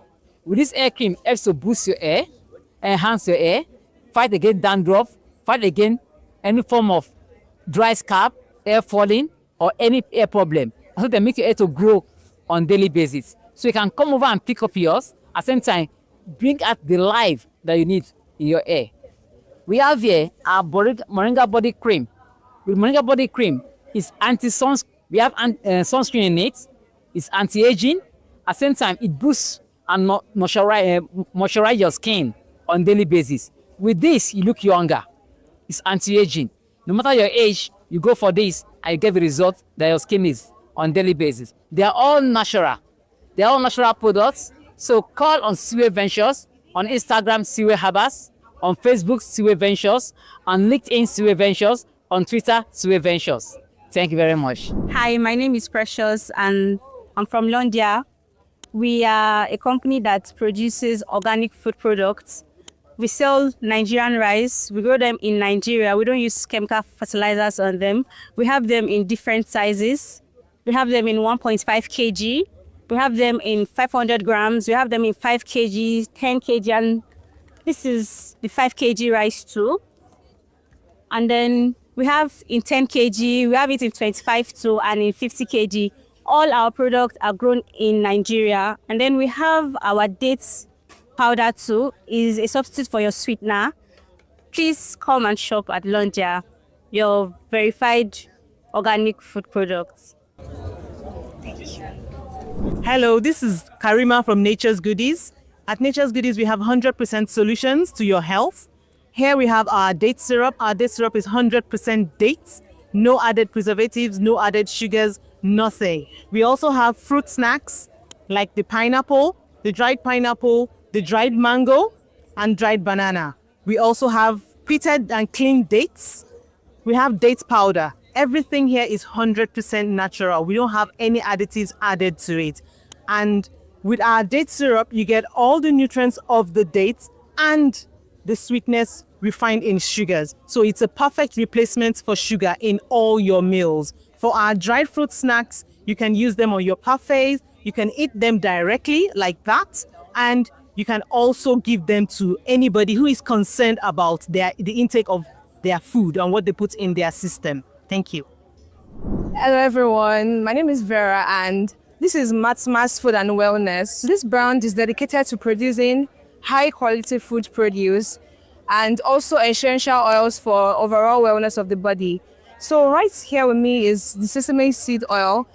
This oil is rich in antioxidants to neutralize oxidative stress and inflammatory. It also contains vitamins, vitamin A, C, and E, and can also be used for massage, for relaxation.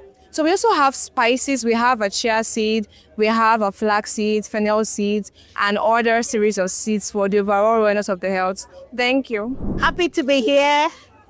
And this is for all jollof lovers in Nigeria. If you love jollof, you should know about us, the jollof lovers people. And everything about jollof that we do is made in Nigeria, 100%.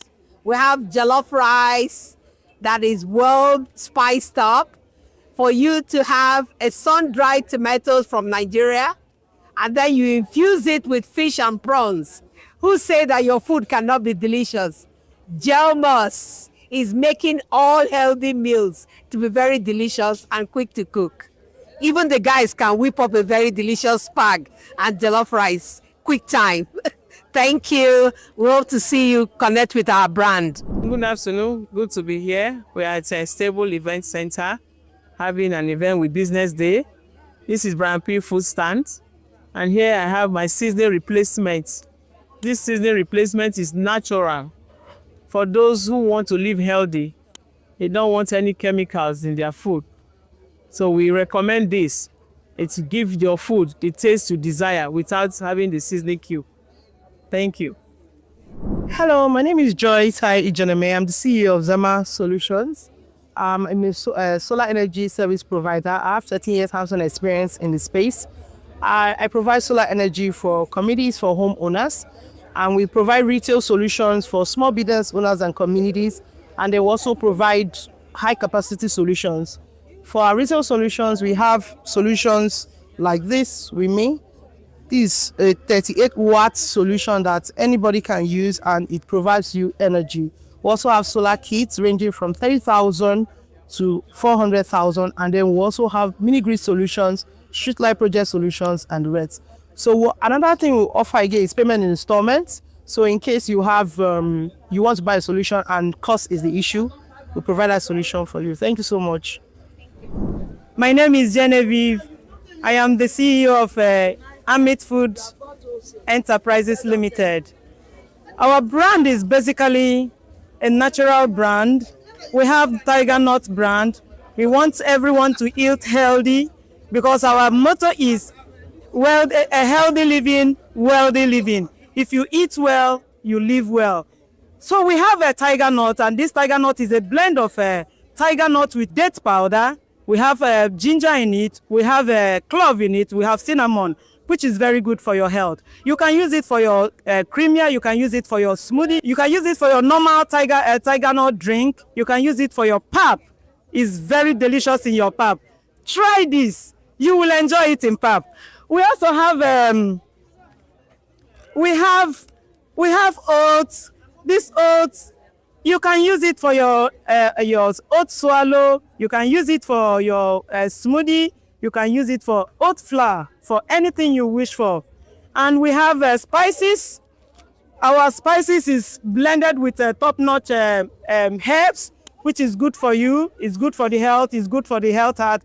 We also have people who have challenges, like health challenges in mind when blending this spice. And we have tea. This is our brand. This is a hibiscus tea. This is Saks brand. And it is very good for the heart health. It's good for your liver.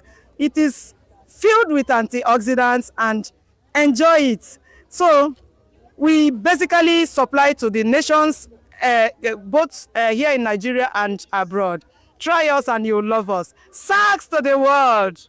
Thank you. This is the Prominent Fashion House. At the Prominent Fashion House, we make different quality handmade bags, footwear, leather belts, and leather wallets. This is one of our products. We are located at Block 84, Jakonde Estate, Okiafa, Isolo. We made for private label, wholesales, retail. Whether you're in abroad, you're in Nigeria, anywhere you have, we got you covered. We do in bulk. Kindly patronize us. Hello, here you meet Mr. Monsurat Folusho Taiwo, the CEO for the Bio Global Limited. What do? Actually, we are into fashion, but during COVID, we migrate and add agricultural products to our products. So we made the Adure. This is made in Nigeria. What I'm wearing is made in Nigeria. So we turn it into customized bags. You can see a lot of bags over there. We have the indigenous Adure from Ogun State, good for everybody. Then on our agricultural, you can see our throw pillow made with Adure, and we have a lot of bags with customized Adure. Give me that one. Then we have this. You can see we have all these products made in Nigeria and locally made. So you can use it as a customized something for your souvenirs. You have a lot of things for souvenirs. Then on our agricultural product, we have the beans flour, we have the beans, peeled beans, you have the beans flour. Then we have all the, you can see, as a small hamper, just 7,500. You can tell us to do your Christmas hampers for you. You have a lot of it. This is our beans flour into moi moi and akara. Then the small cashew nuts and so on. So patronize us. We are at number 12, Chinumbu Close. Our factory for agricultural products is at the back of Sheraton. We are there. So call on us on 0802 316 3379. And the CEO, Mrs. M. Folusho Taiwo. Thank you. Hello, my name is Lisa Jan Elizabeth, and I am the creative lead Marwan Collection. At Marwan Collection, what we do is we bring out the vibrant prints of African fabric, making it into beautiful bags and fashion accessories. And this is one of our collections. This is Ashoke with leather, and then we have Anfan as well. We made this from Ankara, and we cater for everyone. It's basically fashion, all fashion, everything you get in the Western wears, you find them in Marwan Collection using African prints, strictly African prints, and nothing other than that. And we cater for both young and old, male and female. We have travel bags, laptop bags. We have for the corporate girlies and guys and everything like that. And we offer both wholesale, retail, and then bulk orders. Thank you very much. My name is Adigunoluwa from Darare, and I'm the product manager of Tick Naturals. At Tick Naturals, we provide spices and teas for people's in everyday use. Natural, all natural, without preservatives or additives. We have mixed spices over here. We created this spice as a substitute for baggi, for MSG. You can use it in your stew, in your jollof, in your everyday cooking. Yeah, we also have teas like lemon tea, sauce-up tea, hibiscus tea are available for you. And we also supply perishable goods for hotels, restaurants, home services, and events. Thank you. Hi, my name is Opelua. I am the founder and creative director at Avor Style Company. At Avor Style, we help women to look their best on the days that matter. We make beautiful clothes for work, for play, and for party, like something I'm wearing right now. They're all available in size 6 to size 20. UK size 6 to size 20, and we ship all over the world. So if you're interested, please check us out on Instagram at Avor Style, and you pick any of the beautiful pieces. They are affordable, they are beautiful, and they are true to size. I look forward to seeing you on Instagram. Thank you. Welcome to Think Meet. This is Think Me Nigeria, and we are a real estate marketing firm. So we deal mostly with off-plan projects. So our core value is to make owning a real estate or owning a home very, very affordable, very seamless. So we provide a scheme by which you can actually pay in installments. You don't have to pay in bulk. So we remove that stress of our clients. So we deal with off-plan projects, although we have some finished projects also that we actually market. We work with very, very reputable developers. Yes, we actually also work with some mortgage firms, mortgage houses. So we provide mortgage facilitation for our clients also. At least most of our projects have mortgage covers. We have projects here in Lagos, we have in Abuja, we have in Port Harcourt. Right now, we are even working alongside with the Renewed Hope Estates, that's alongside the federal government scheme to make house ownership very, very affordable and very seamless. So here in Lagos, we have projects in Yaba. We have 2-bedroom apartments. We have 3-bedroom maisonettes. We have a lot. We have projects in GRA Ikeja. We have projects in Maryland. We have in Lekki. We have in VI. We have in Songotedo. We have lands. We have lands. We have in Songotedo. We have in Ekpe. And you know that right now, Ekpe is the new gold mine. The lands are still very, very affordable, and it's a go-to place now. So actually, we also have investment plans. That means if you are not investing to own, if maybe you are not ready to invest to own, or maybe you feel that you already have a lot of investment, talk of real estate houses already, you can invest to get returns. So you can do that. You have 3 months. The minimum timeline we have for that is 3 months. You can do for 6 months. You can do for 1 year, 2 years, and 3 years also. And our returns is very, very high. I mean, what you can actually get in regular banks, you can get it with us. For 3 months, it's up to 10%, and you cannot get that in any other regular banks. You have up to 85% if you are doing for 3 years. So that's it. So you can just contact us. You can always check us out on our website, www.thinkmint.com/buy real estate. You see all our listings, everything we have to offer there. Thank you. Okay, I'm Michael Ezariche. I'm the head of marketing and communication for Kusnap e-commerce platform. Kusnap is an online marketplace that helps to bridge the gap between buyers and sellers. So we bring buyers and sellers together to do transaction on our platform. And one of the beautiful things about our platform is that we have a escrow system integrated on our platform that helps to protect the buyer and also protect the seller from having fraud issues on our platform. And we have been around for the past 4 years, and we have built a very solid e-commerce platform for Nigerian entrepreneurs. And one of the interesting features about our platform is that we are bridging the gap between Africa and Asia. And also, bridging the gap between Africa and Asia will help Nigerian entrepreneurs to be able to transact, bringing product from China to Nigeria.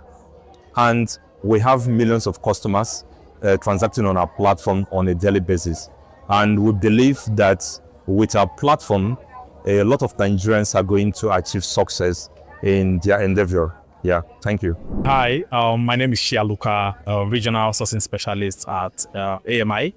AMI, in full, African Management Institute, is a Pan-African learning and development company. What we do is to enable ambitious business owners and as well as entrepreneurs with practical skills, tools and strategies to grow their business. Right. At AMI, we run a wide range of enterprise focus and impact programs. Focus on helping business owners grow their businesses and even move their businesses to the next level. I would like to highlight one of our impact programs, which is Aspire Business Growth Program, a collaboration with Stanford Seed, and we're currently recruiting for the program. And the core aim of Aspire is helping businesses optimize operations, scale their teams, build their teams, diversify revenue. And I would end this way. Check out AMI, check out our programs, or possibly come check out Aspire Business Growth Program. And what we do at AMI is to equip you with all the necessary training you need to move your business to the next level. Thank you. We just went around and did an exhibitor tour looking at every single SME right here that's available as an exhibitor. My name is Tamlara Martins. You're watching Business Day Television. Attention business leaders. Want to make informed decisions? Join the ranks of the best with Premium Business Day. Access in-depth analysis and expert opinions to stay ahead. Subscribe now at premium.businessday.ng and unlock premium content. Plus, you get 50% off your first subscription. Don't miss out. Make smarter choices and seize new opportunities. Sign up now and elevate your business game. Visit premium.businessday.ng today. Welcome to the Real Talk with Pam podcast, where authenticity meets conversations. I'd had 2 lumpectomy surgeries. I'd had 9 months of chemotherapy, 12 months of Herceptin. I had 4 rounds of radiotherapy. Wow. And to God be the glory, we're now, 2014? So I've been all clear for 13 years. There are certain times that I have disciplined my children, and they don't know this, but if they see this podcast, they'll know, and gone back into my room and wept. Because when you punish them or when you withhold certain privileges, you are actually loving them. When you let them have their way with everything, you are destroying them and destroying yourself. Yeah. Menopausal hormonal therapy, or HRT, is the last resort for many women. But lifestyle, no, don't smoke. Alcohol is terrible. You know, alcohol. It's terrible? Alcohol and smoking would increase your chances of breast cancer way more than HRT would. Right. Oh, wow. There are so many things out there. How many are you going to take? Yeah. What about yam? Yeah. So many you can take. But the problem is, you hear, oh, that one is good, you buy it.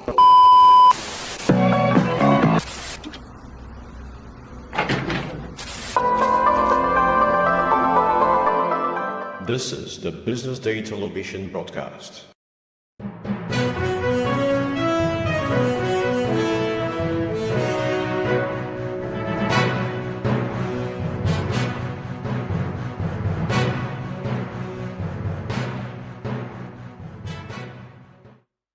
Good afternoon and welcome to the BDTV News at noon. I am Norma Obona. Let's see what's making the headlines today. FG begins payment of 20% pension increment to pensioners. NASS queries JAM over 1.8 billion naira spendings on meals orders. Lagos gets first female House of Assembly Speaker. EU, UK, NATO leaders holds defense talk February 3rd. Tyson Fury retires from boxing. We begin the news in Nigeria, where the Nigeria Union of Pensioners, NUP, has confirmed the payment of a 20% pension increment for retirees under the Defined Benefit Scheme, DBS. The union hailed President Bola Tinubu for the increment and the introduction of a minimum pension of 32,000 naira for retirees. The 20% pension increase, backdated to January 2024, has been paid to many DBS pensioners, while the minimum pension of 32,000 naira approved in July 24 has also reached several beneficiaries. According to the NUP, these initiatives reflect President Tinubu's love and commitment to ensuring pensioners in the country are supported and their rights protected and promoted. In a statement signed by its national president, Comrade Godwin Abumisi, the union praised the president for implementing significant measures to alleviate the economic challenges faced by retirees under the DBS.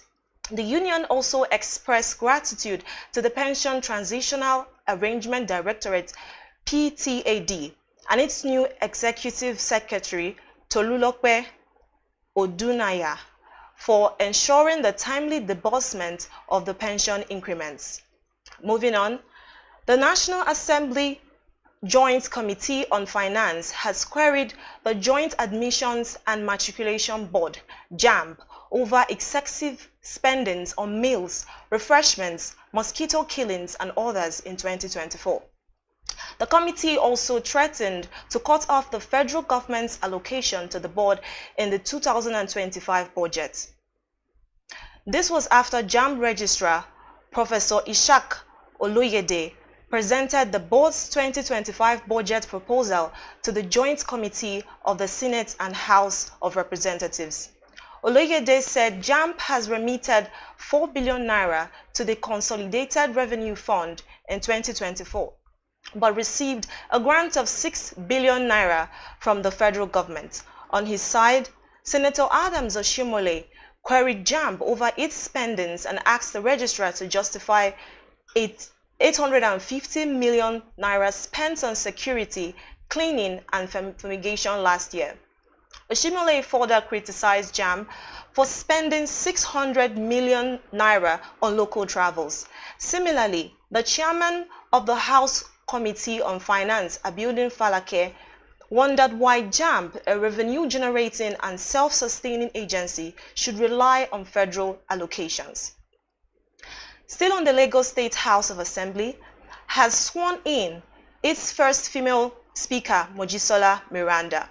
Miranda took her oath of office after the impeachment of the former speaker, Mudashiru Obasa, on Monday during a plenary session. She represents the Apapa 1 state constituency in the assembly.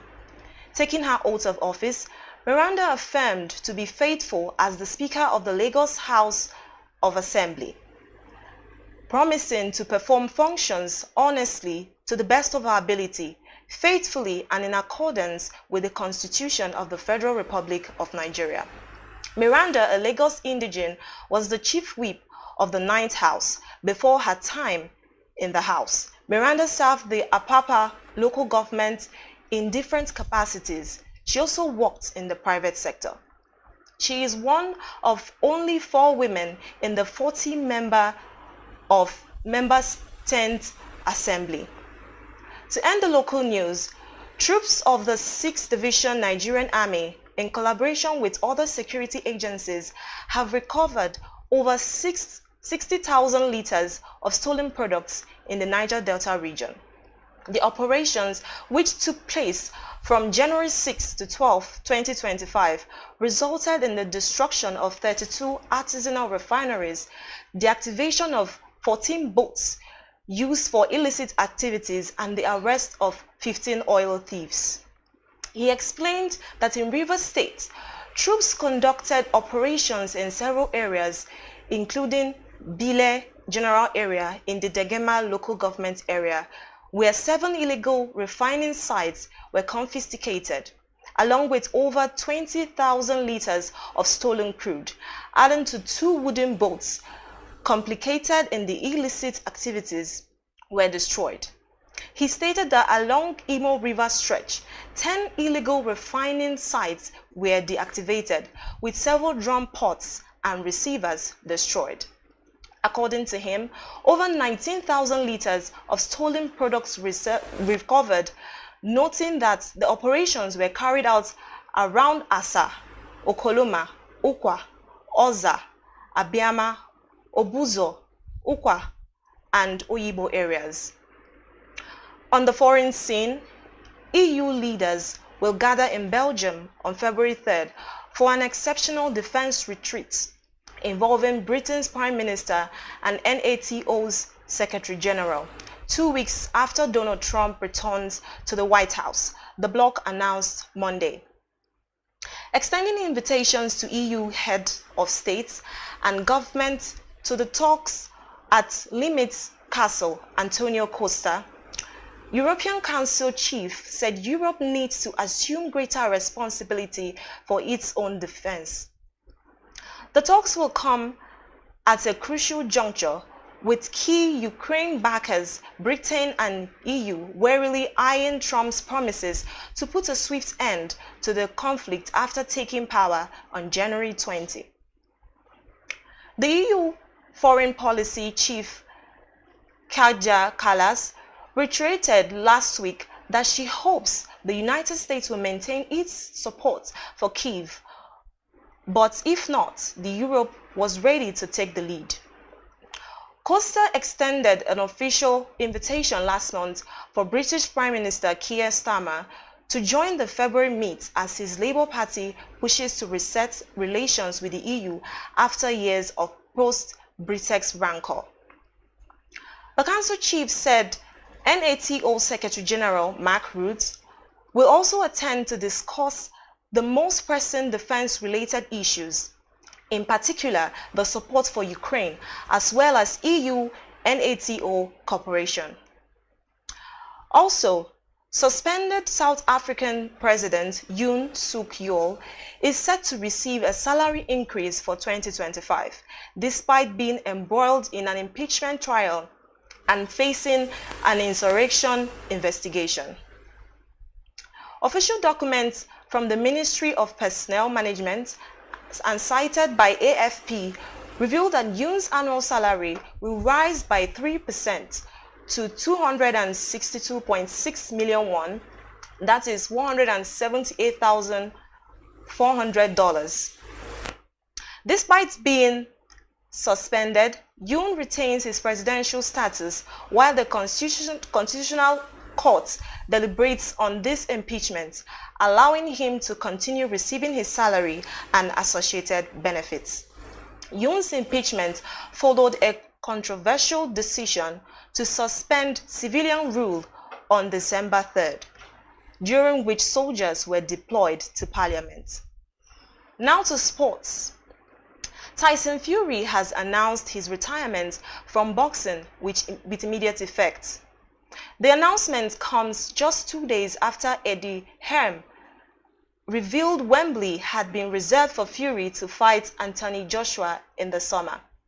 It is not the first time Fury has announced his retirement, as in April 2022, after beating Dylan White, the Briton said he would be hanging up his gloves. The 36-year-old returned 6 months later to fight Derek Chisora in a trilogy bout at the Tottenham Hotspur Stadium. Fury was beaten unanimous decision in December in his match with Oleksandr Usyk. He speculated as to whether he would even box again after the fight, stating he might do or might not again. To end the news, Eric Schell has been officially introduced as the new head coach of Nigeria's Super Eagles, becoming the 42nd coach to manage the team in its storied history. The unveiling ceremony took place on Monday at the conference room of the Moshood Abiola Stadium in Abuja, with key dignitaries including the chairman of the National Sports Commission, NSC, Shehu Diko, NFF President Ibrahim Gusau, and Secretary General Mohamed Sanusi in attendance. Chell, a former Mali international defender, steps into this high-profile role after resigning as head coach of Algerian club MC Oran. At 47, he makes history as the first non-Nigerian African to manage the 3-time African champions. During his unveiling, Chell expressed his pride and enthusiasm about taking charge of the Super Eagles. In his words, he is so proud and honored to be the new Super Eagles head coach. He further said Nigeria has a great history with quality players like Igbaba, Amokachi, Amuneke, Yekini Olise, Egueven, Fidini, West, Obi Mikel, and Babangida. He also hailed the new generation of Super Eagles, stating that he is excited to be part of the journey. Born in Cote d'Ivoire to Malian parents and holding dual Milan and French citizenship, Chell brings a wealth of experience from his playing and coaching careers in Africa and Europe. Thank you for joining the BDTV News at noon. I am Norma Obona. Stay tuned.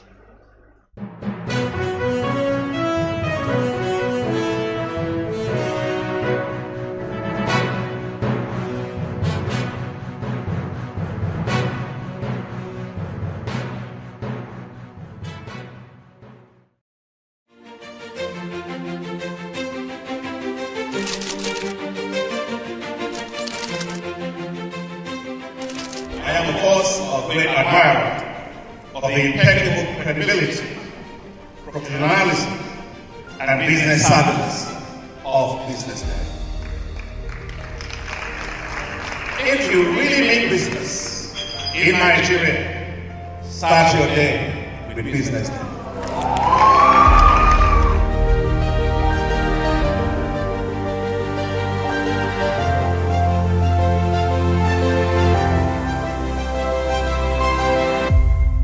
BusinessDay is West Africa's leading provider of business intelligence and information, delivering premium content across diversified media platforms, including online, mobile, and print.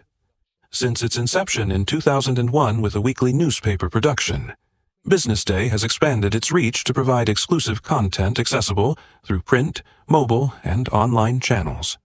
Our premium offerings are further enriched with syndicated content from esteemed sources like the Financial Times, The Economist, and the Harvard Business Review. At BusinessDay, our mission is clear: to be the foremost provider of business and financial content, empowering readers to make informed decisions in Nigeria and Africa.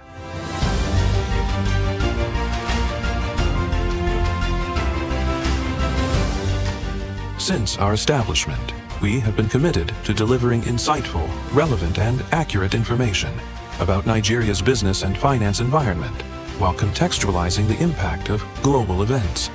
We monitor the stock market, analyze the companies driving it, and report on government policies and their economic implications.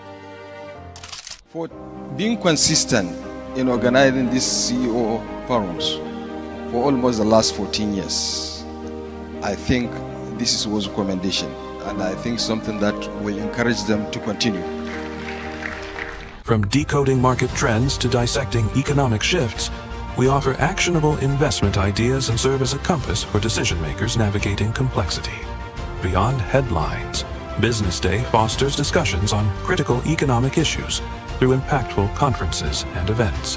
These platforms bring industry leaders together to share narratives that drive innovation and spark meaningful dialogues. Our events galvanize connections, bridging the gap between inspiration and achievement. For businesses seeking visibility, our strong digital presence offers unparalleled opportunities, with millions of followers across social media and a dynamic website attracting visitors from within and outside Nigeria. Business Day is the ideal platform to boost visibility for your products and services.